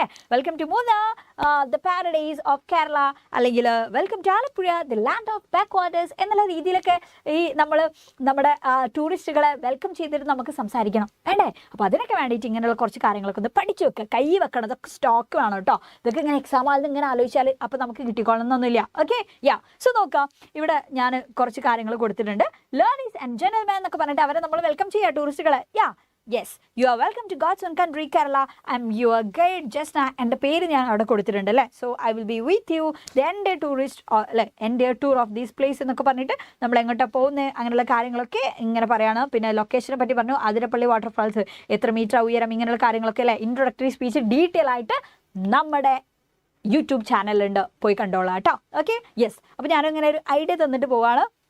ലൊക്കേഷനെ പറ്റി പറയണം, എന്നിട്ട് അവിടെ എന്തൊക്കെ കാണാം, അവിടുത്തെ സ്പെഷ്യൽ ആയിട്ടുള്ള കാര്യങ്ങളെ പറ്റിയിട്ട് നിങ്ങൾക്കൊരു ഐഡിയ വേണം കേട്ടോ. ഏത് സ്ഥലമാണ് നിങ്ങൾ എഴുതുന്നത് എന്നുണ്ടെങ്കിൽ ഓക്കെ, അവിടെ എന്തൊക്കെ കാണാൻ പറ്റും, എവിടെയൊക്കെ പോയി വിസിറ്റ് ചെയ്യാൻ പറ്റും, അതൊക്കെ പറഞ്ഞു കൊടുക്കണ്ടേ. യെസ്, അപ്പോൾ അതൊക്കെ എഴുതുക. ദെൻ നിർത്തുന്ന സമയത്ത് ചെയ്യാൻ പറ്റുന്ന കാര്യങ്ങൾ, ചെയ്യാൻ പറ്റാത്തതായിട്ടുള്ള കാര്യങ്ങൾ പറയാം. ക്ലോസിംഗ് റിമാർക്സിൽ അവരോട് എന്ത് പറയാം, yes I hope you have enjoy this site and sounds അല്ലേ. ഞാൻ എന്ത് പ്രതീക്ഷിക്കുന്നു, നിങ്ങൾ നന്നായിട്ട് എൻജോയ് ചെയ്തിട്ടുണ്ടാവും എന്നൊക്കെ ഞാൻ വിചാരിക്കുകയാണ്. So thanks for coming, come again എന്നൊക്കെ പറയാം, വീണ്ടും വരിക എന്നൊക്കെ പറഞ്ഞിട്ട് നമുക്ക് നിർത്താം. Okay, yes. ഇതൊക്കെ ഡീറ്റെയിൽ ആയിട്ട് നമ്മുടെ വീഡിയോയിലുണ്ട്, പോയി കാണുക, ഷെയർ ചെയ്യുക. ഓക്കെ, സോ നെക്സ്റ്റ് അടുത്തത് ട്രാവൽ എസ്സേ എഴുതാനാണ്. ട്രാവൽ എസ്സേ എഴുതാനും പൊതുവെ ചോദ്യങ്ങൾ വരാറുള്ളത് നിങ്ങൾ ട്രാവൽ ചെയ്തിട്ടുള്ള ഏതെങ്കിലും ഒരു സ്ഥലം, ആ സ്ഥലത്തെ പറ്റിയിട്ടുള്ള ഒരു ട്രാവൽ എസ്സേ എഴുതാനാണ് ചോദ്യങ്ങൾ വരാറുള്ളത് എന്നുള്ള അല്ലേ. ഇവിടെ പറഞ്ഞിട്ടുള്ളത് അതാണ്. Write a travel essay about A different travel experience you had in your life time. Okay, so ഇവിടെ പറഞ്ഞെന്താ, നിങ്ങളുടെ വിഷ്വൽ, നിങ്ങളുടെ ഓഡിറ്ററി, നിങ്ങളുടെ കൈൻസ്തെറ്റിക് ഇമേജസ് എന്തൊക്കെയാണോ നിങ്ങൾ എക്സ്പീരിയൻസ് ചെയ്തത് ആ ഒരു ട്രാവൽ, അതൊക്കെ എഴുതാം. നോക്ക്, 8 മാർക്കിന് വന്ന ചോദ്യമാണടാ, ചില്ലറ കാര്യമല്ല കേട്ടോ. ട്രാവൽ എസ്സേ നന്നായിട്ട് എഴുതാൻ അറിയണം. സോ ട്രാവൽ എസ്സേ എഴുതും എന്തൊക്കെയാണ് വേണ്ടതെന്നുള്ള പറയാം. ആദ്യമായിട്ട് നിങ്ങൾ ചെയ്യേണ്ടത് എവിടേക്കാണ് പോയത്, ആ ഒരു സ്ഥലത്തെ പറ്റിയിട്ടുള്ള എന്തെങ്കിലും ഒരു ടൈറ്റിൽ കൊടുക്കുക. എന്നിട്ട് അവിടുത്തെ ഫിസിക്കൽ ഫീച്ചർ എന്തൊക്കെയാണ്. ഇപ്പോൾ നിങ്ങൾ രാജസ്ഥാനിൽ പോയി, രാജസ്ഥാനാണെങ്കിൽ അവിടുത്തെ ഫിസിക്കൽ ഫീച്ചേഴ്സിൽ ഇപ്പോൾ ജയ്സൽമീർ എന്നൊക്കെ പറയുമ്പോൾ ഭയങ്കര അവിടെ നമുക്ക് എന്തൊക്കെ കാണാം. ജയ്സൽമീറിൽ നമുക്ക് ഡെസേർട്ടുകളൊക്കെ കാണാം അല്ലേ. ഇനിയിപ്പോൾ അതല്ല, നിങ്ങൾ മൂന്നാറിലാണ് പോകുന്നുണ്ടെങ്കിൽ അവിടുത്തെ ഫിസിക്കൽ ഫീച്ചേഴ്സാണ് ഹില്ലി ഏരിയാസൊക്കെയാണ്. അതേപോലെ തന്നെ ടീ പ്ലാന്റേഷനും കാര്യങ്ങളുണ്ട്, അതൊക്കെ നമുക്ക് കാണാൻ വേണ്ടി പറ്റും. വയനാടാണെങ്കിലും ആ ഒരു ഹില്ലി ഏരിയാസും കാര്യങ്ങളൊക്കെയാണ്. ദെൻ അതേപോലെ തന്നെ ആലപ്പുഴയിൽ പോയാൽ അവിടെ എന്താണ് ബാക്ക് വാട്ടേഴ്സും കാര്യങ്ങളൊക്കെ അല്ലേ. അപ്പോൾ അവിടുത്തെ ഒരു പ്രകൃതിപരമായിട്ടുള്ള ഫീച്ചേഴ്സ് എന്തൊക്കെയാണ് അതൊക്കെ എടുത്ത് ചെയ്താൽ. പിന്നെ ഇനി എന്തെങ്കിലും അങ്ങോട്ട് പോകുമ്പോൾ എന്തെങ്കിലുമൊക്കെ പ്രാക്ടിക്കൽ ഇഷ്യൂസ് ഉണ്ടോ ട്രാവൽ റിലേറ്റഡ് ആയിട്ടുള്ള, അതെടുത്ത് ചെയ്താൽ. എല്ലാ സ്ഥലത്തേക്കും ഇപ്പോൾ നമ്മുടെ വണ്ടി കൊണ്ടുപോയിക്കൊള്ളണമെന്നൊന്നുമില്ല. ചില സ്ഥലത്ത് ഗവൺമെൻറ്റിൻ്റെ വണ്ടി മാത്രമേ പെർമിറ്റ് ഉണ്ടാവുള്ളൂ അല്ലേ, ഓഫ് റോഡൊക്കെ ആയിരിക്കും. അപ്പോൾ അങ്ങനെയുള്ള കാര്യങ്ങളൊക്കെ ഉണ്ടെങ്കിൽ അതൊക്കെ എടുത്ത് ചെയ്താൽ. പിന്നെ നിങ്ങൾ പോയിട്ട് നിങ്ങളുടെ എക്സ്പീരിയൻസ് എന്തൊക്കെയായിരുന്നു, നിങ്ങൾക്ക് എന്തൊക്കെ എക്സ്പീരിയൻസ് ചെയ്യാൻ പറ്റി അവിടെ, അതൊക്കെ എടുത്ത് ചെയ്താൽ. ഓക്കെ, എന്തൊക്കെ കാര്യങ്ങളുണ്ട് അവിടെ. ചിലപ്പോൾ ഇതൊക്കെ ഉണ്ടാവും, നമ്മുടെ റോപ്പ് വേ കാര്യങ്ങളുണ്ടാവും. അല്ലെങ്കിൽ അല്ലേ, ഇപ്പോൾ നമ്മൾ മണാലിയിലൊക്കെ പോയാൽ നമുക്ക് എന്തൊക്കെ ചെയ്യാൻ വേണ്ടി പറ്റും, നമുക്ക് ഇതൊക്കെ ചെയ്യാം. പാരാഗ്ലൈഡിങ് അങ്ങനെയുള്ള കുറേ കാര്യങ്ങളൊക്കെ ഉണ്ട്. ഗോവയിലൊക്കെ പോയാൽ നമുക്ക് അതൊക്കെ ചെയ്യാം ഇല്ലേ. ദെൻ ബങ്കി ജമ്പിങ് ഇങ്ങനെയുള്ള കാര്യങ്ങളൊക്കെ ഉണ്ട് നോർത്ത് ഇന്ത്യയിലൊക്കെ പോയാൽ. ദെൻ അതേപോലെ തന്നെ കാശ്മീരിലൊക്കെ പോയാൽ നമുക്ക് ഇതൊക്കെ ചെയ്യാം, ഹോഴ്സ് റൈഡിങ് കാര്യങ്ങൾ. അങ്ങനെ നിങ്ങൾക്ക് എക്സ്പീരിയൻസ് ചെയ്യാൻ പറ്റുന്ന കാര്യങ്ങൾ എന്തൊക്കെയാണ് അതൊക്കെ എടുത്ത് ചെയ്താൽ കേട്ടോ. ഓക്കെ, നിങ്ങളുടെ ഒരു എക്സ്പീരിയൻസും കാര്യങ്ങളൊക്കെ എടുത്ത് ചെയ്താൽ. പിന്നെ ഇനി നിങ്ങൾക്ക് അവിടെ പോയിട്ട് ഇഷ്ടമായി, നിങ്ങളുടെ പേഴ്സണൽ ഇംപ്രഷൻ ഉണ്ടാവും. അതായത് നിങ്ങൾക്ക് ലൈക്ക് ആയിട്ടുള്ള സ്ഥലമാണ്, നിങ്ങൾ വീണ്ടും അവിടെ വിസിറ്റ് ചെയ്യുക, നിങ്ങൾക്ക് എന്തൊക്കെ സജഷൻസ് കൊടുക്കാനുണ്ട് ഇനി വരുന്ന ആൾക്കാർക്ക്, ഇങ്ങനെയുള്ള കാര്യങ്ങളൊക്കെ നിങ്ങൾക്ക് നിങ്ങളുടെ ട്രാവൽ എസ്സേയിൽ നിങ്ങൾ എന്ത് ചെയ്യുക, ഇൻക്ലൂഡ് ചെയ്യുക. ഓക്കെ, സോ ട്രാവൽ എസ്സേൻ്റെ ഒരു ക്വസ്റ്റ്യൻ നാളെ വന്നാൽ നിങ്ങൾക്ക് അതിൻ്റെ മാർക്ക് പോകരുത്. ഇത്രയും കാര്യങ്ങൾ നിങ്ങളുടെ എസ്സേയിൽ വേണം. ഇതൊക്കെ ഓരോ പാരഗ്രാഫായിട്ട് ചെയ്താൽ ഓരോ പാരഗ്രാഫ് ആക്കുമ്പോൾ തന്നെ 4 പാരഗ്രാഫായി. അപ്പം തന്നെ നിങ്ങൾക്ക് അതിന് 8 മാർക്സ് കിട്ടും. Okay, yes. അപ്പോൾ ആ രീതിയിൽ തന്നെ നിങ്ങൾ എഴുതുക കേട്ടോ. ഞാൻ ഇവിടെ മൂന്നാറിനൊക്കെ കൊടുത്തിട്ടുണ്ട്. നമ്മളത് ഡീറ്റെയിൽ ആയിട്ട് ഡിസ്ക്രൈബ് ചെയ്തിട്ട് കാര്യമില്ലല്ലോ, നമ്മൾ അതേപോലെ തന്നെ അല്ലല്ലോ നമ്മൾ എക്സാമിന് എഴുതാം. നമുക്ക് പുതിയ സ്ഥലങ്ങളെ പറ്റിയിട്ടാണ് എഴുതേണ്ടത്. അപ്പോൾ ആ കാര്യങ്ങൾ എന്ത് ചെയ്യുക, പഠിച്ചു വെക്കുക. ഓക്കെ, സോ ഇനി ട്രാവൽ ബ്രോഷറൊക്കെ നമുക്ക് എക്സാമിന് ചോദിക്കാറുണ്ട്. നമ്മൾ ടെക്സ്റ്റ് ബുക്കിൽ ഓൾറെഡി പഠിക്കുന്നുണ്ട്. ട്രാവൽ ബ്രോഷർ എന്ന് പറഞ്ഞാൽ നമുക്കറിയാം, ബ്രോഷർ എന്ന് പറഞ്ഞാൽ എപ്പോഴും എന്ത് ചെയ്യണം, നല്ല അട്രാക്റ്റീവ് ആണ് അല്ലേ. അപ്പോൾ ആ ബ്രോഷറിൽ വളരെ എന്ത് ചെയ്യണം, ഒരു വളരെ കാച്ചി ആയിട്ടുള്ള സ്റ്റേറ്റ്മെൻറ്റ് യൂസ് ചെയ്തിട്ട് വേണം നമ്മളത് സ്റ്റാർട്ട് ചെയ്യാൻ. വളരെ ഷോർട്ടായിട്ടുള്ള കൺസൈസ് ആയിട്ടുള്ള സെൻറ്റൻസ് ആയിരിക്കണം. ദെൻ അതേപോലെ തന്നെ അതെന്ത് ചെയ്യണം, ടാർഗറ്റ് ഓഡിയൻസിൻ്റെ ഒരു ഇൻട്രസ്റ്റ് സാറ്റിസ്ഫൈ ചെയ്യുന്ന രീതിയിലായിരിക്കണം. ആ ഒരു സ്ഥലത്തിൻ്റെ ഫീച്ചേഴ്സ് ഹൈലൈറ്റ് ചെയ്യുന്ന കാര്യങ്ങളായിരിക്കണം ആ ബ്രോഷറിൽ ഉണ്ടാകുന്നത്. അവിടുത്തെ കാഴ്ചകൾ എന്തൊക്കെയാണ്, സീനിക് ബ്യൂട്ടി, ജസ്റ്റ് അതൊക്കെ ഇങ്ങനെ എന്ത് ചെയ്യുക, ഒരുപാട് വലിച്ചു വാരി എഴുതാതിരിക്കുക കേട്ടോ. പിന്നെ അവിടെ എന്തെങ്കിലും അഡ്വഞ്ചേഴ്സ് ഒക്കെ ഉണ്ടോ, ലൈക്ക് സ്കൈ ഡൈവിങ്, മൗണ്ടനറിങ്, അതൊക്കെ ഉണ്ടെങ്കിൽ അതൊക്കെ എടുത്ത് ചെയ്താൽ ആ ഒരു ബ്രോഷറിൽ ആഡ് ചെയ്യാം. പിന്നെ അതേപോലെ തന്നെ അവിടുത്തെ ലോക്കൽ കൾച്ചറിനെ പറ്റിയിട്ടുള്ള ഒരു റെഫറൻസ് കൊടുക്കുക, കസ്റ്റംസ്, ട്രഡീഷൻ, ഇതിനൊക്കെ പറ്റിയിട്ട്. പിന്നെ എന്താ വെച്ചാൽ അവിടെ അല്ലേ എന്തെങ്കിലുമൊക്കെ 5 സെൻസ് അപ്പീൽ ചെയ്യാൻ പറ്റുന്ന എന്തെങ്കിലും കാര്യമാണെങ്കിൽ അതെടുത്ത് ചെയ്താൽ. പിന്നെ അതേപോലെ തന്നെ എന്തെങ്കിലും എന്താണ് present 1 or 2 positive testimonial from past visitors, മുമ്പ് എവിടെ വിസിറ്റ് ചെയ്തിട്ടുള്ള അല്ലേ ഏതെങ്കിലും ആൾക്കാർ പറയുന്ന എന്തെങ്കിലുമൊക്കെ കാര്യങ്ങളുണ്ടാവും അവിടെ, അവരുടെ ഒരു അഭിപ്രായങ്ങളൊക്കെ, ഒരു ടെസ്റ്റിമോണിയലൊക്കെ അതെടുത്ത് ചെയ്താൽ. പിന്നെ എന്ത് ചെയ്യാം, ആ ഒരു സ്ഥലത്തിൻ്റെ അട്രാക്റ്റീവ് ആയിട്ടുള്ള ഫോട്ടോസൊക്കെ നമുക്ക് ആ ഒരു ട്രാവൽ ബ്രോഷറിൽ ആഡ് ചെയ്യാം എന്നുള്ളതാണ്. ഓക്കെ, സോ ഇവിടെ ഞാൻ കൊടുത്തത് വയനാടിൻ്റെ ഒരു ട്രാവൽ ബ്രോഷറാണ്. വയനാടിനെ പറ്റിയിട്ടുള്ള കുറേ കാര്യങ്ങൾ, ഗ്രീൻ പാരഡൈസ് ആണ്, അവിടെ എന്തൊക്കെ കാണാൻ പറ്റുന്ന കാര്യങ്ങളൊക്കെ ഇവിടെ കൊടുത്തിട്ടുണ്ട്. പിന്നെ എന്താ പറഞ്ഞത്, അവിടുത്തെ മറ്റുള്ള ഹൈലൈറ്റ്സ് അല്ലേ, yes, places of tourist interest. Wayanad പോയാൽ എന്തൊക്കെ കാണാം, പൂക്കോട് ലേക്ക് കാണാം, പൂക്കോട് ലേക്കിനെ പറ്റി എഴുതിയിട്ടുണ്ട്. പിന്നെ ബാനസുര സാഗർ ഡാം കാണാം അല്ലേ. Then Muthanga wildlife sanctuary ഉണ്ട്, Kuruva island, Meenmutty waterfalls, Soochipara waterfalls, Karlad lake, ഇതൊക്കെ കാണാം എന്നുള്ള കാര്യങ്ങളൊക്കെ പറഞ്ഞിട്ടുണ്ട്.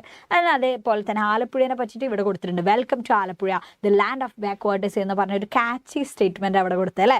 യെസ്, എന്നിട്ട് അതെന്തൊക്കെയല്ലേ, ഗ്രാനറി ഓഫ് കേരള ആണെന്ന് പറഞ്ഞിട്ടുണ്ട്. ബാക്ക്വാട്ടേഴ്സ് കാണാം, സ്നേക്ക് ബോട്ട് റേസ് കാണാം. അതേപോലെ തന്നെ ഇത് എവിടെയാണ് ആലപ്പുഴ സിറ്റുവേറ്റഡ് ആയിട്ടുള്ളത് എന്നുള്ളത് പറഞ്ഞിട്ടുണ്ട്. സ്മോളസ്റ്റ് ആയിട്ടുള്ള എന്നാൽ ഡെൻസ്ലി പോപ്പുലേറ്റഡ് ഡിസ്ട്രിക്റ്റ് ആണ് എന്ന് കൊടുത്തിട്ടുണ്ട്. സദേൺ പാർട്ട് ഓഫ് കേരളയാണ്. ബൈ ട്രെയിൻ നിങ്ങൾക്ക് പോവാം, ബൈ ബസ് നിങ്ങൾക്ക് പോവാം. അവിടെ പോയാൽ നല്ലൊരു ബോട്ട് റേസ് നിങ്ങൾക്ക് കാണാൻ വേണ്ടി പറ്റും. അതേപോലെ തന്നെ കുട്ടനാട് പോയാൽ നല്ല അടിപൊളി ത്രില്ലിംഗ് എക്സ്പീരിയൻസ് ആണെന്ന് പറഞ്ഞിട്ടുണ്ട്. KTDC നല്ല അടിപൊളി ഗസ്റ്റ് ഹൗസ് റൺ ചെയ്യുന്നുണ്ട് എന്ന് പറയുന്നുണ്ട്. പിന്നെ അതേപോലെ തന്നെ അല്ലേ അവിടുത്തെ ക്യൂസീനെ പറ്റിയിട്ട് പറയാം നിങ്ങൾക്ക്. പിന്നെ അതേപോലെ തന്നെ കോയർ പ്രോഡക്ട്സ്, ഹാൻഡിക്രാഫ്റ്റ്, ഈ കാര്യങ്ങൾ പറയാം. എന്നിട്ട് പറയാണ് the hearts of gods and country അല്ലേ, the heart of gods and country, come and enjoy എന്ന് പറഞ്ഞിട്ട് കൊടുക്കാം. അപ്പോൾ ഇതൊക്കെ എന്താണ്, ഇതൊക്കെ നമുക്ക് ട്രാവൽ ബ്രോഷറായിട്ട് നമുക്ക് ചെറിയ രീതിയിൽ അല്ലേ എഴുതാം. സോ ഇനി ട്രാവൽ ഇൻഫോ വരാറുണ്ട് എക്സാമിന്. ട്രാവൽ ഇൻഫോ എന്ന് പറഞ്ഞാൽ എന്താ, കുറച്ചും കൂടി ചെറുതാക്കിയിട്ടാണ് നമ്മൾ എഴുതേണ്ടത്. ഓക്കെ, ഓരോന്നിങ്ങനെ വ്യത്യാസമുണ്ട് അല്ലേ, ചെറിയ ചെറിയ മാറ്റങ്ങളുണ്ട്. സോ ട്രാവൽ ഇൻഫോ എന്ന് പറഞ്ഞാൽ ജസ്റ്റ് നമുക്ക് ആ ലൊക്കേഷനെ പറ്റിയിട്ടുള്ള ഒരു ഇൻഫോർമേഷൻ കംപ്ലീറ്റ് നമുക്കത് നോക്കിയാൽ കിട്ടും. അതായത് ആ ഒരു സ്ഥലത്തെ പറ്റിയിട്ട് എങ്ങനെയാണ് അവിടെ എത്തുക, എയർപോർട്ട് എത്ര കിലോമീറ്റർ അവേ ആണ്, ബസ്സസ് അല്ലേ എങ്ങനെയൊക്കെ എവിടെ നിന്നൊക്കെ കിട്ടും എന്നുള്ള കാര്യം. ദെൻ അങ്ങനെ മെട്രോ അങ്ങനെയുള്ള കാര്യങ്ങളൊക്കെ ഉണ്ട്, അതൊക്കെ എന്ത് ചെയ്യാം നമുക്ക് എടുത്ത് എഴുതാം. പിന്നെ എന്താ വെച്ചാൽ അവിടെ പോയാൽ മിസ്സാക്കാൻ പറ്റാത്ത കുറേ കാര്യങ്ങളുണ്ടാവും. എന്തൊക്കെയാണ് അവിടെ നിർബന്ധമായിട്ട് നിങ്ങൾ കാണേണ്ടത്, അത് നമുക്ക് എഴുതാം ആ സ്ഥലത്തെ പറ്റി. പിന്നെ എന്താ വെച്ചാൽ അവിടുത്തെ ക്യൂസീൻ അല്ലേ, അവിടുത്തെ ഫുഡും കാര്യങ്ങളൊക്കെ പറ്റിയിട്ട് എന്ത് ചെയ്യുക നിങ്ങൾ എടുത്ത് ചെയ്താൽ അത്രയൊക്കെ തന്നെ. ജസ്റ്റ് ഒരു ബോക്സിൽ കുറച്ച് കാര്യങ്ങൾ എഴുതാം. അതന്നെയാണ് നമ്മൾ ട്രാവൽ ഇൻഫോയിൽ ഇൻക്ലൂഡ് ചെയ്യേണ്ടത്. ഓക്കെ, സോ അടുത്തത് നമ്മളോട് പറഞ്ഞിട്ടുള്ള എന്താണ്, അടുത്ത question, the sacred turtles of Kadavu describe the story of two women who had been attacked by outsiders അല്ലേ. Do you think women in our society too face similar problems? Craft the script of speech ആണ് നമ്മളോട് പറഞ്ഞത്. അഥവാ problems of women എന്തൊക്കെയാണ് നമ്മുടെ സൊസൈറ്റിയിൽ.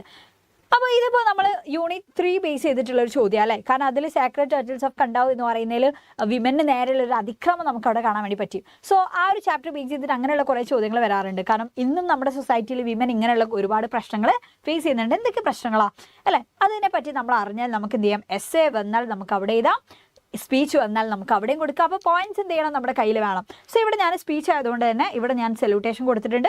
പിന്നെ ഒക്കേഷനും കാര്യങ്ങളല്ലേ, വിമൻസ് ഡേ ആണെന്ന് പറഞ്ഞിട്ടുണ്ട്.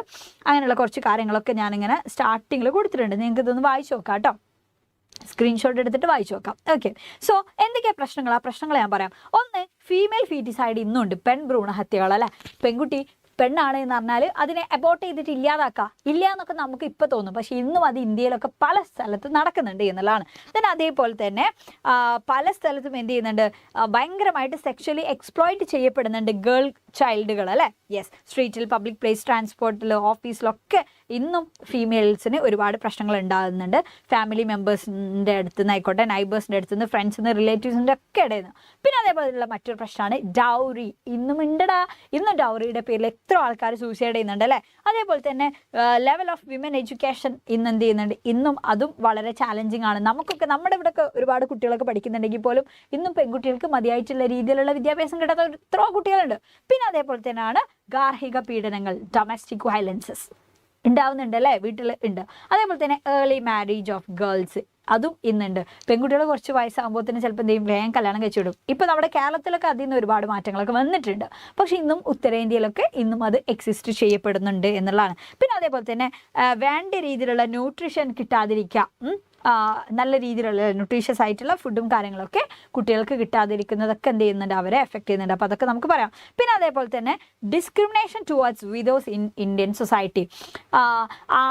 മെയിലിന് അവരുടെ പാർട്ട്ണർ മരിച്ചു കഴിഞ്ഞാൽ എങ്ങനെയാണോ അതേപോലെയുള്ള ഒരു സിറ്റുവേഷൻ അല്ല നമ്മുടെ ഇന്ത്യൻ സൊസൈറ്റിയിൽ ഇന്നും ഫീമെയിൽസ് അല്ലേ വിഡോ ആകുമ്പോൾ ഉണ്ടാകുന്നത് എന്നുള്ള. അവർക്ക് ഒരുപാട് പ്രശ്നങ്ങൾ ഇന്നും ഉണ്ടാകുന്നുണ്ട്. അവർക്ക് വേണ്ട രീതിയിൽ പിന്നീട് ഒരു കല്യാണം കഴിക്കാൻ ചിലപ്പോൾ ബുദ്ധിമുട്ടുണ്ടാകുന്നുണ്ട്.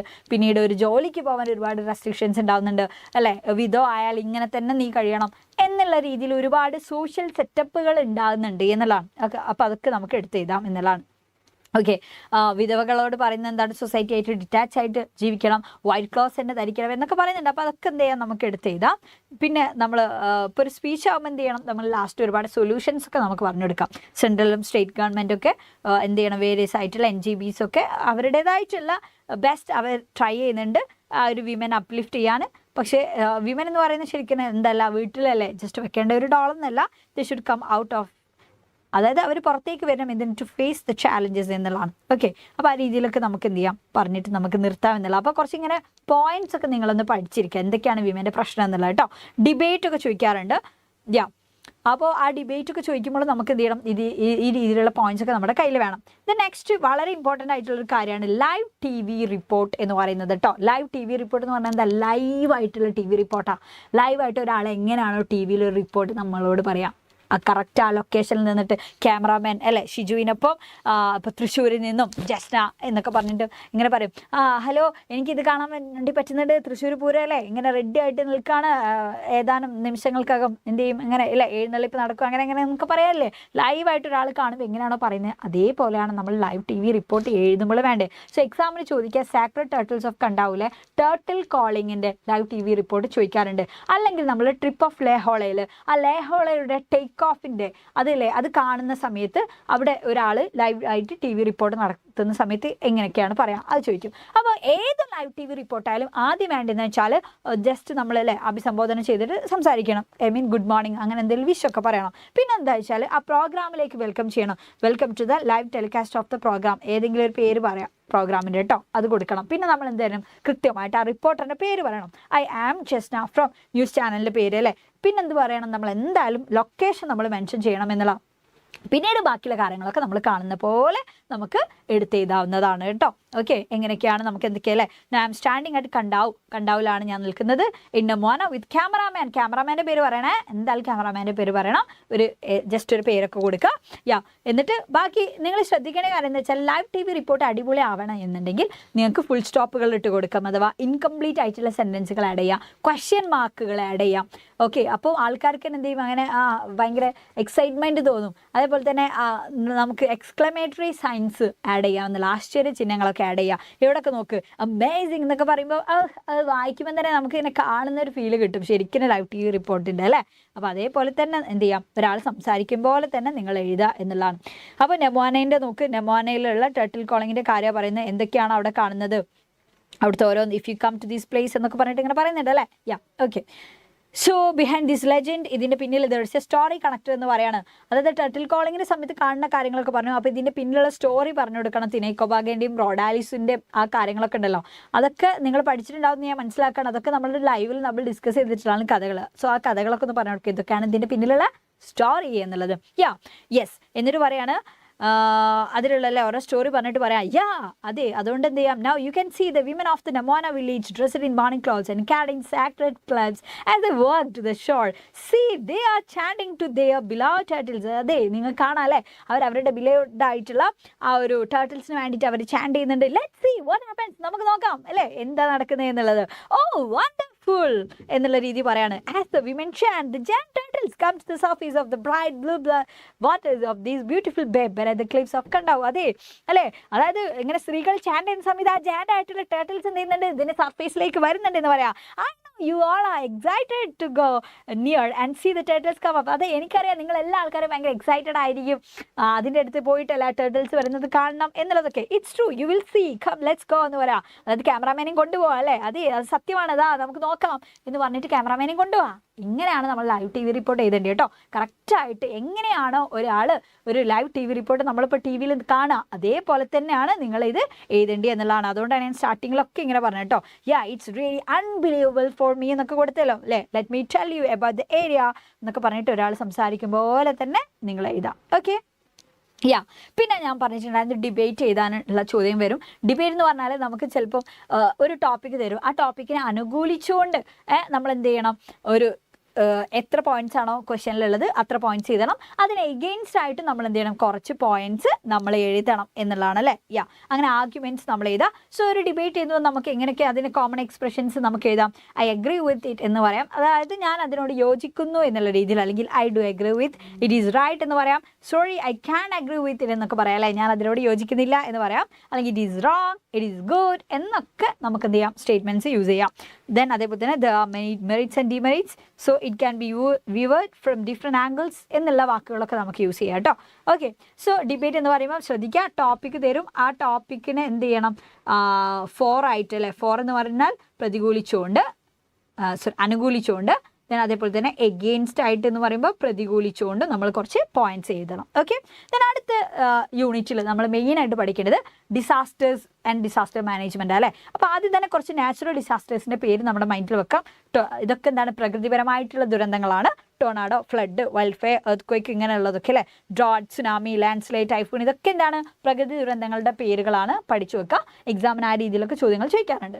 ദെൻ മനുഷ്യന്മാരുണ്ടാക്കുന്ന ഒരുപാട് ദുരന്തങ്ങളുണ്ട്. Man made disasters, chemical spills, explosion, biological attacks, nuclear blast, train accident, plane crashes, ഇതൊക്കെ എന്താണ്, ഇതൊക്കെ മനുഷ്യന്മാരുണ്ടാക്കുന്ന ദുരന്തങ്ങളാണ് അല്ലേ. ഓക്കെ, അപ്പോൾ ഇങ്ങനെ ഏതെങ്കിലുമൊക്കെ ഒരു ദുരന്തം ഫേസ് ചെയ്ത് വരുന്ന കുട്ടികളായിരിക്കും നമ്മളെല്ലാ ആൾക്കാരും അല്ലേ. ചിലപ്പോൾ ഫ്ലഡൊക്കെ നമ്മൾ ഫേസ് ചെയ്തിട്ടുണ്ടാവും, ചിലപ്പോൾ ലാൻഡ് സ്ലൈഡ് ഫേസ് ചെയ്തിട്ടുള്ള കുട്ടികളുണ്ടാവും. അപ്പോൾ എങ്ങനെ ആയാലും അങ്ങനെ ഏതെങ്കിലുമൊക്കെ ഒരു ദുരന്തം ഫേസ് ചെയ്ത ദിവസം നമ്മൾ എഴുതുന്ന ഡയറി ഒക്കെ എക്സാമിന് ചോദിക്കാറുണ്ട്. സോ ഡയറി എന്ന് പറയുമ്പോൾ നമുക്കറിയാം, നമ്മൾ എഴുതുന്ന ഡയറിയാണ്, നമ്മുടെ ഫീലിങ്സ് ആണ് അവിടെ എക്സ്പ്രസ് ചെയ്യുന്നത് എന്നുള്ള അല്ലേ. അപ്പോൾ കൃത്യമായിട്ട് എന്ത് ചെയ്യണം, ആ ഒരു രീതിയിൽ തന്നെ ഡയറിയോട് ഷെയർ ചെയ്യുന്ന പോലൊക്കെ തന്നെ നമുക്ക് എഴുതാം. സോ പല കുട്ടികൾ പറയും ഡിയർ ഡയറി എന്ന് എഴുതണ്ടല്ലോ എന്നൊക്കെ പറയും. അത് എഴുതണം നിർബന്ധമില്ല. കാരണം ചില ടീച്ചേഴ്സ് പറഞ്ഞു കൊടുക്കാറുണ്ട് ഡിയർ ഡയറി എന്ന് കൊടുക്കാൻ വേണ്ടിയിട്ട്. അതെന്താ വെച്ചാൽ നമ്മുടെ ഡയറിയോട് സംസാരിക്കുന്നത് പോലെ എഴുതുന്നതിനോടാണ്. ഓക്കെ, എന്താ ഈ ഡിയർ ഡയറി എഴുതിയാലും എഴുതിയില്ലെങ്കിലും നമ്മൾ എന്ത് ചെയ്യണം, ഡേറ്റും ഡേയും നമ്മൾ എന്തായാലും മെൻഷൻ ചെയ്യാം. ഇനി നമുക്ക് ഭയങ്കര ഹാപ്പി ഡേ ആണ്, ഭയങ്കര സാഡ് ഡേ ആണ് എന്നുള്ളതിനനുസരിച്ച് നമുക്ക് വേണമെങ്കിൽ ഇങ്ങനെ എഴുതാം. ഭയങ്കര സാഡ് ഡേ ആകുമ്പോൾ നോക്കുക, ക്ലൗഡി ഡേ എന്നൊക്കെ കൊടുത്തിട്ടുണ്ട് ജസ്റ്റ് അല്ലേ. അപ്പോൾ ഇനി അത് കൊടുത്തിട്ടില്ലെങ്കിൽ കുഴപ്പമില്ല, പക്ഷേ ഡേറ്റും ഡേയും ഇല്ലെങ്കിൽ നിങ്ങളുടെ മാർക്ക് അങ്ങോട്ട് പോകും. ഓക്കെ, സോ ഇനി നോക്കാം, നമ്മുടെ ഡയറി എന്ത് ചെയ്യണം, ഔട്ട്സ്റ്റാൻഡിങ് ആവണം. എല്ലാവരും എഴുതുന്ന പോലെ ആവരുത്, കറക്റ്റ് ഫീലിങ്സ് ഇങ്ങനെ മനസ്സിലാവണം ആ ഡയറി വായിക്കുമ്പോൾ. അപ്പോൾ അതിന് നിങ്ങൾക്ക് എന്താ ചെയ്യേണ്ടത് വെച്ചാൽ, ഞാൻ നേരത്തെ പറഞ്ഞ പോലെ ഇൻകംപ്ലീറ്റ് ആയിട്ടുള്ള സെൻറ്റൻസുകൾ ആഡ് ചെയ്യുക, നിങ്ങൾക്ക് ക്വസ്റ്റ്യൻ മാർക്ക് ആഡ് ചെയ്യുക, നിങ്ങൾക്ക് എക്സ്ക്ലമേറ്ററി സൈനുകൾ ആഡ് ചെയ്യുക. അപ്പോൾ ആ ഫീലിങ്സ് കറക്റ്റ് വായിക്കുന്ന ആൾക്കാർക്ക് മനസ്സിലാവും അല്ലേ. സോ നോക്കുക, today I am so sad എന്ന് പറഞ്ഞിട്ട് ഇൻകംപ്ലീറ്റ് ആയിട്ടുള്ള സെൻറ്റൻസ് കുത്തിട്ട് അപ്പോൾ നമുക്കെങ്ങനെ സാഡ്നെസ് നമുക്ക് ഇങ്ങോട്ട് മനസ്സിലാവും അല്ലേ. So I don't know what I will do, എനിക്കറിയില്ല അല്ലേ ഞാൻ എന്താ ചെയ്യേണ്ടത്. My house is surrounded by water, full വെള്ളമാണ് എന്നുള്ള.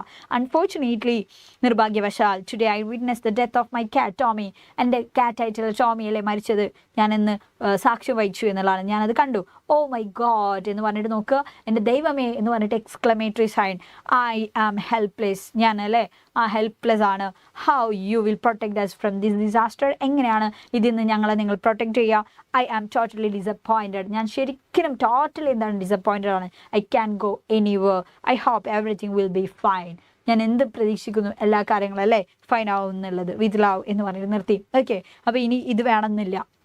ഇനിയിപ്പോൾ നിങ്ങൾക്ക് കൺഫ്യൂഷൻ ആണെങ്കിൽ ഇത് നിങ്ങൾക്ക് ഒഴിവാക്കാം. പക്ഷേ ഈ 2 സംഭവം നിങ്ങൾ ഒഴിവാക്കിയിട്ടുണ്ടെങ്കിൽ നിങ്ങളുടെ മാർക്കങ്ങൾ പോകും. ഓക്കെ, അപ്പം കോണ്ടന്റ് എന്ത് ചെയ്യുക, ഇതേപോലെ തന്നെ വളരെ കൃത്യമായിട്ട് നിങ്ങൾ എഴുതുക എന്നുള്ളതാണ്. ഓക്കെ, യെസ്, അത് എഴുതുമ്പോൾ ആ ഫീലിങ്സ് നിങ്ങൾ എന്ത് ചെയ്യണം, കൃത്യമായിട്ട് നിങ്ങളുടെ ഡയറിയിൽ നിങ്ങൾക്ക് എക്സ്പ്രസ് ചെയ്യാൻ വേണ്ടി പറ്റണം. അഥവാ ആ കഥാപാത്രമായിട്ട് നമ്മളങ്ങോട്ട് വിചാരിക്കുക.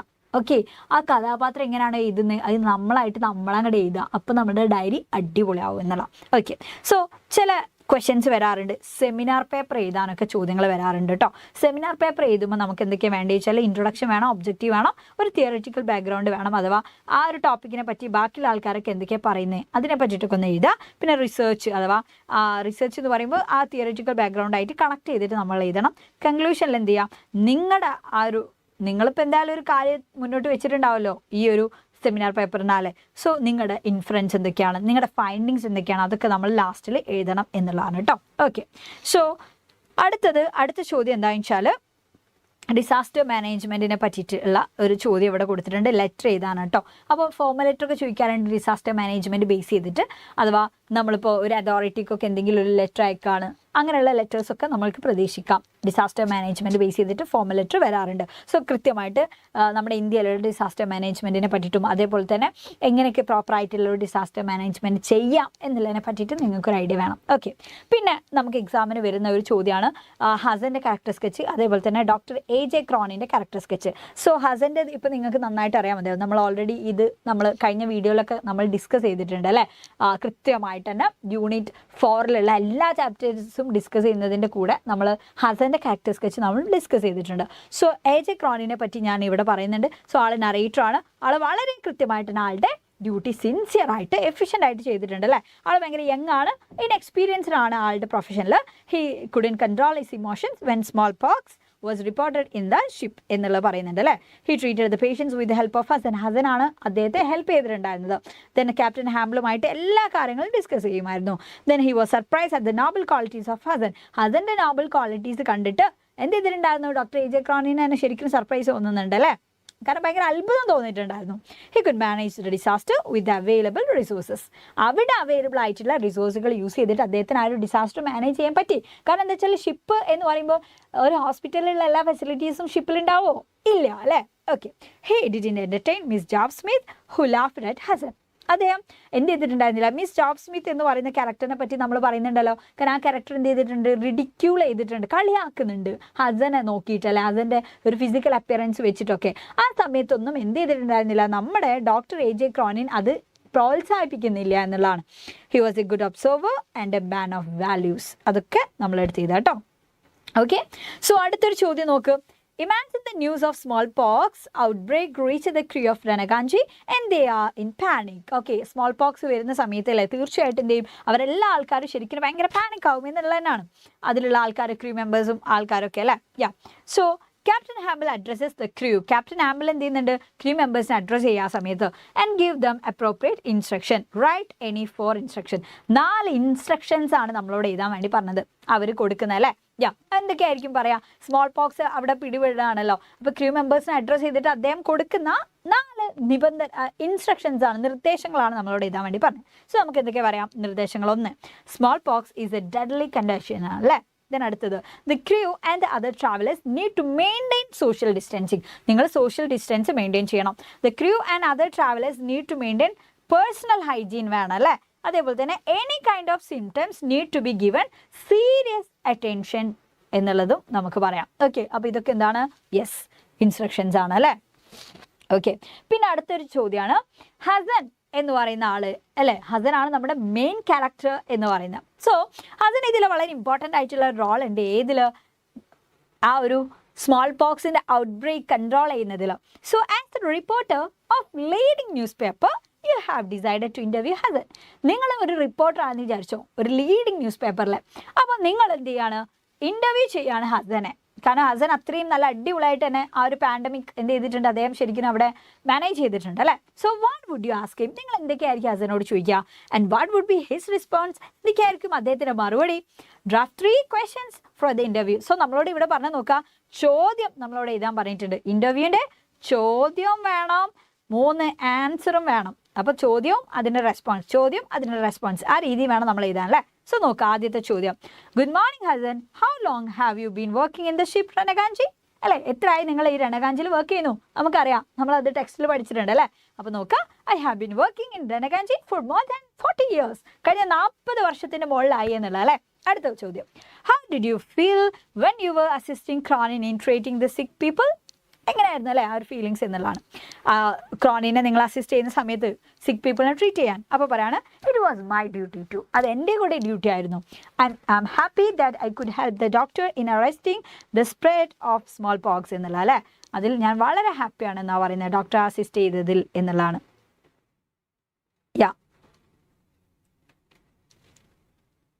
യെസ്, അസിസ്റ്റ് ചെയ്യുന്നതിൽ അല്ലേ. ഓക്കെ, സോ അടുത്ത് നോക്ക്. You were in close contact with the patients. Weren't you frightened? നിങ്ങൾക്ക് പേടിയൊന്നുമില്ലായിരുന്നോ ഈ ഒരു പേഷ്യൻസ് ആയിട്ട് ക്ലോസ് കോൺടാക്ട് ചെയ്തിരുന്ന സമയത്ത്? അപ്പോൾ പറയാണ് ഹസൻ പറയാൻ, നോട്ട് അറ്റ് ഓൾ അല്ലേ, എനിക്ക് പേടിയൊന്നുമില്ലായിരുന്നു. I am not afraid of anything. I am not bothered about the future. Whatever work I do it sincerely. ഞാൻ വളരെ ആത്മാർത്ഥതയോടെയാണ് ഞാൻ എന്താണോ ചെയ്യുന്നത് ആ ചെയ്യുന്ന പ്രവൃത്തി ഞാൻ ചെയ്യലേ എന്നുള്ളതാണ് പറയുന്നത്. അടുത്ത ചോദ്യം, what is your attitude to life and wealth? പണത്തോടും ജീവിതത്തോടുള്ള നിങ്ങളുടെ ഒരു ആറ്റിറ്റ്യൂഡ് എന്താണെന്നുള്ള? I always live in the present, അല്ലേ? പ്രസൻറ്റിലാണ് ഞാൻ ജീവിക്കുന്നത്. I do not have any desires, live life sincerely, I hate hoarding money, I don't think there is any meaning in hoarding wealth. അതായത് സമ്പത്തിലും ക്യാഷിലൊന്നും ഞാൻ അത്ര എന്ത് ചെയ്യുന്നില്ല, ഇമ്പോർട്ടൻസ് കൊടുക്കുന്നില്ല എന്നാണ് പറഞ്ഞത്, അല്ലേ? യെസ്. അപ്പോൾ നോക്കുക, അതിൻ്റെ ഒരു ക്യാരക്ടർ വെച്ചിട്ടാണ് നമ്മൾ ഓരോ മറുപടിയും കൊടുത്തത്. അപ്പം ചോദ്യമുണ്ട്, മറുപടി ഉണ്ട്. അപ്പോൾ ഈ രീതിയിൽ എന്ത് ചെയ്യണം, ഇൻ്റർവ്യൂ ക്വസ്റ്റ്യൻസും റെസ്പോൺസും ചോദിച്ചാൽ ഇങ്ങനെയാണ് എഴുതേണ്ടത്. ക്വസ്റ്റ്യൻസ് മാത്രമാണെങ്കിൽ നമുക്ക് എന്ത് ചെയ്യാം, അതിനനുസരിച്ചിട്ട് നിങ്ങൾക്ക് ചോദ്യങ്ങൾ കൊടുക്കാം. ഓക്കെ, ദ നെക്സ്റ്റ് ചോദ്യം, ന്യൂസ് പേപ്പർ ആർട്ടിക്കിൾ എഴുതാനാണ്. ന്യൂസ് പേപ്പർ ആർട്ടിക്കിൾ ചോദിക്കുന്ന സമയത്ത് നമുക്കറിയാം, പത്രത്തിൽ വരുന്ന അല്ലേ, ന്യൂസ് പേപ്പർ ആർട്ടിക്കിൾ ആകുമ്പോൾ ടൈറ്റിൽ വേണം എന്നുള്ളത് നമുക്കറിയാം, ഹെഡ്ലൈൻ വേണം, പ്ലേസ് വേണം, ഡേറ്റും വേണം, അല്ലേ? പിന്നെ ഓപ്പണിംഗ് പാരഗ്രാഫ് വേണം നമുക്ക്. പിന്നെ അതേപോലെ തന്നെ ആ ഒരു എന്താണോ സംഭവം അതിനെ ഡീറ്റെയിൽ ആയിട്ട് കൊടുക്കണം. ഒരു കൺക്ലൂഡിങ് പാരഗ്രാഫ് വേണം. സോ റെക്ക് ഓഫ് ടൈറ്റാനിക് എന്ന് പറയുന്ന ആ ചാപ്റ്ററിൽ നമ്മൾ പഠിക്കുന്നത് ഒരു ഗ്രേറ്റസ്റ്റ് ട്രാജഡീനെ പറ്റിയിട്ടാണ്, അല്ലേ? എവിടെ വെച്ച് നടന്നിട്ടുള്ള ദാറ്റ് ഹാപ്പൻസ്, സീയിൽ വെച്ചിട്ട് ഹാപ്പൻ ചെയ്തിട്ടുള്ള ഒരു ഗ്രേറ്റസ്റ്റ് ട്രാജഡീനെ പറ്റിയിട്ടാണ് നമ്മൾ സംസാരിക്കുന്നത്.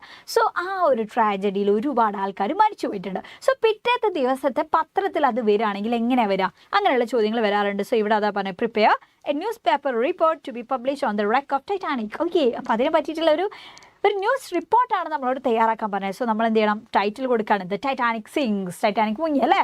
മോർ ദാൻ 1000 അല്ലേ, 1500 ഡെഡ്, 1500 മുകളിൽ ആൾക്കാർ മരിച്ചു പോയി എന്നുള്ളതാണ് പറയുന്നത്. ഓക്കെ, സോ അത് കഴിഞ്ഞിട്ട് നമ്മൾ എന്ത് കൊടുക്കണം, സ്ഥലം സതാംപ്ടൺ, ഡേറ്റ് 15 ഏപ്രിൽ 1912 എന്നിട്ട് പറയാം, അല്ലേ?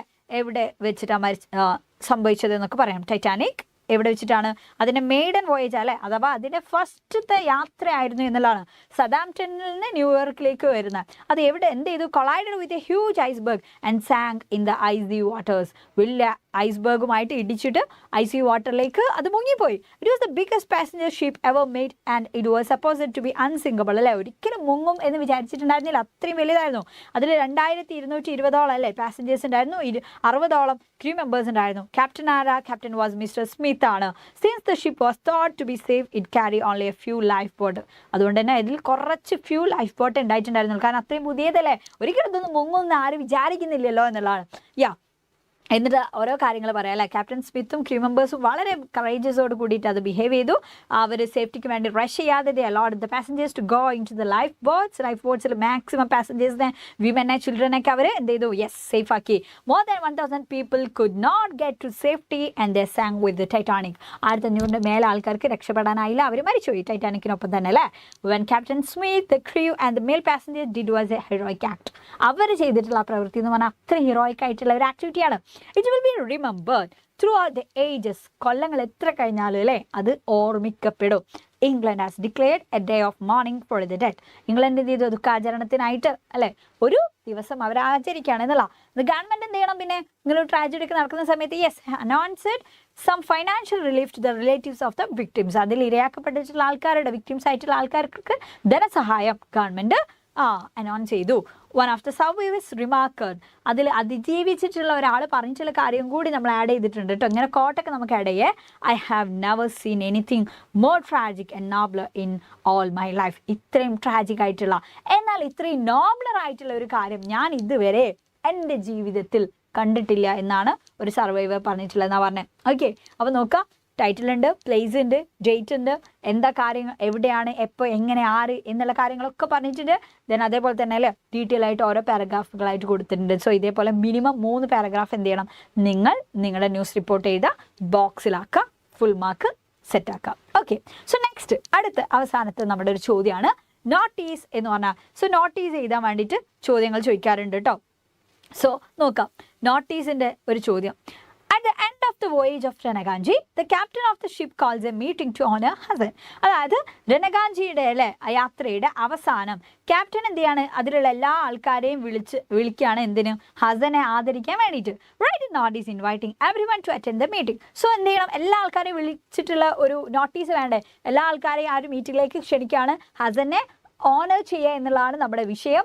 സോ അതിൻ്റെ ഒരു നോട്ടീസാണ് നമ്മളോട് എഴുതാൻ പറഞ്ഞത്. സോ നോട്ടീസ് എന്ന് പറയുമ്പോൾ കറക്റ്റ് മോളിൽ എന്ത് ചെയ്യണം, അതോറിറ്റീനെ മെൻഷൻ ചെയ്യണം. സ്കൂളാണെങ്കിൽ സ്കൂളിൻ്റെ പേര് അങ്ങനെയൊക്കെ. അത് കഴിഞ്ഞിട്ട് നോട്ടീസ് എന്ന് ചെയ്ത്. സോ ഇവിടെ നോക്കാം, ഈസ്റ്റേൺ കമ്പനി ലണ്ടൻ, അതാണല്ലോ അവരുടെ ഷിപ്പിൻ്റെ കമ്പനിയുടെ പേര്.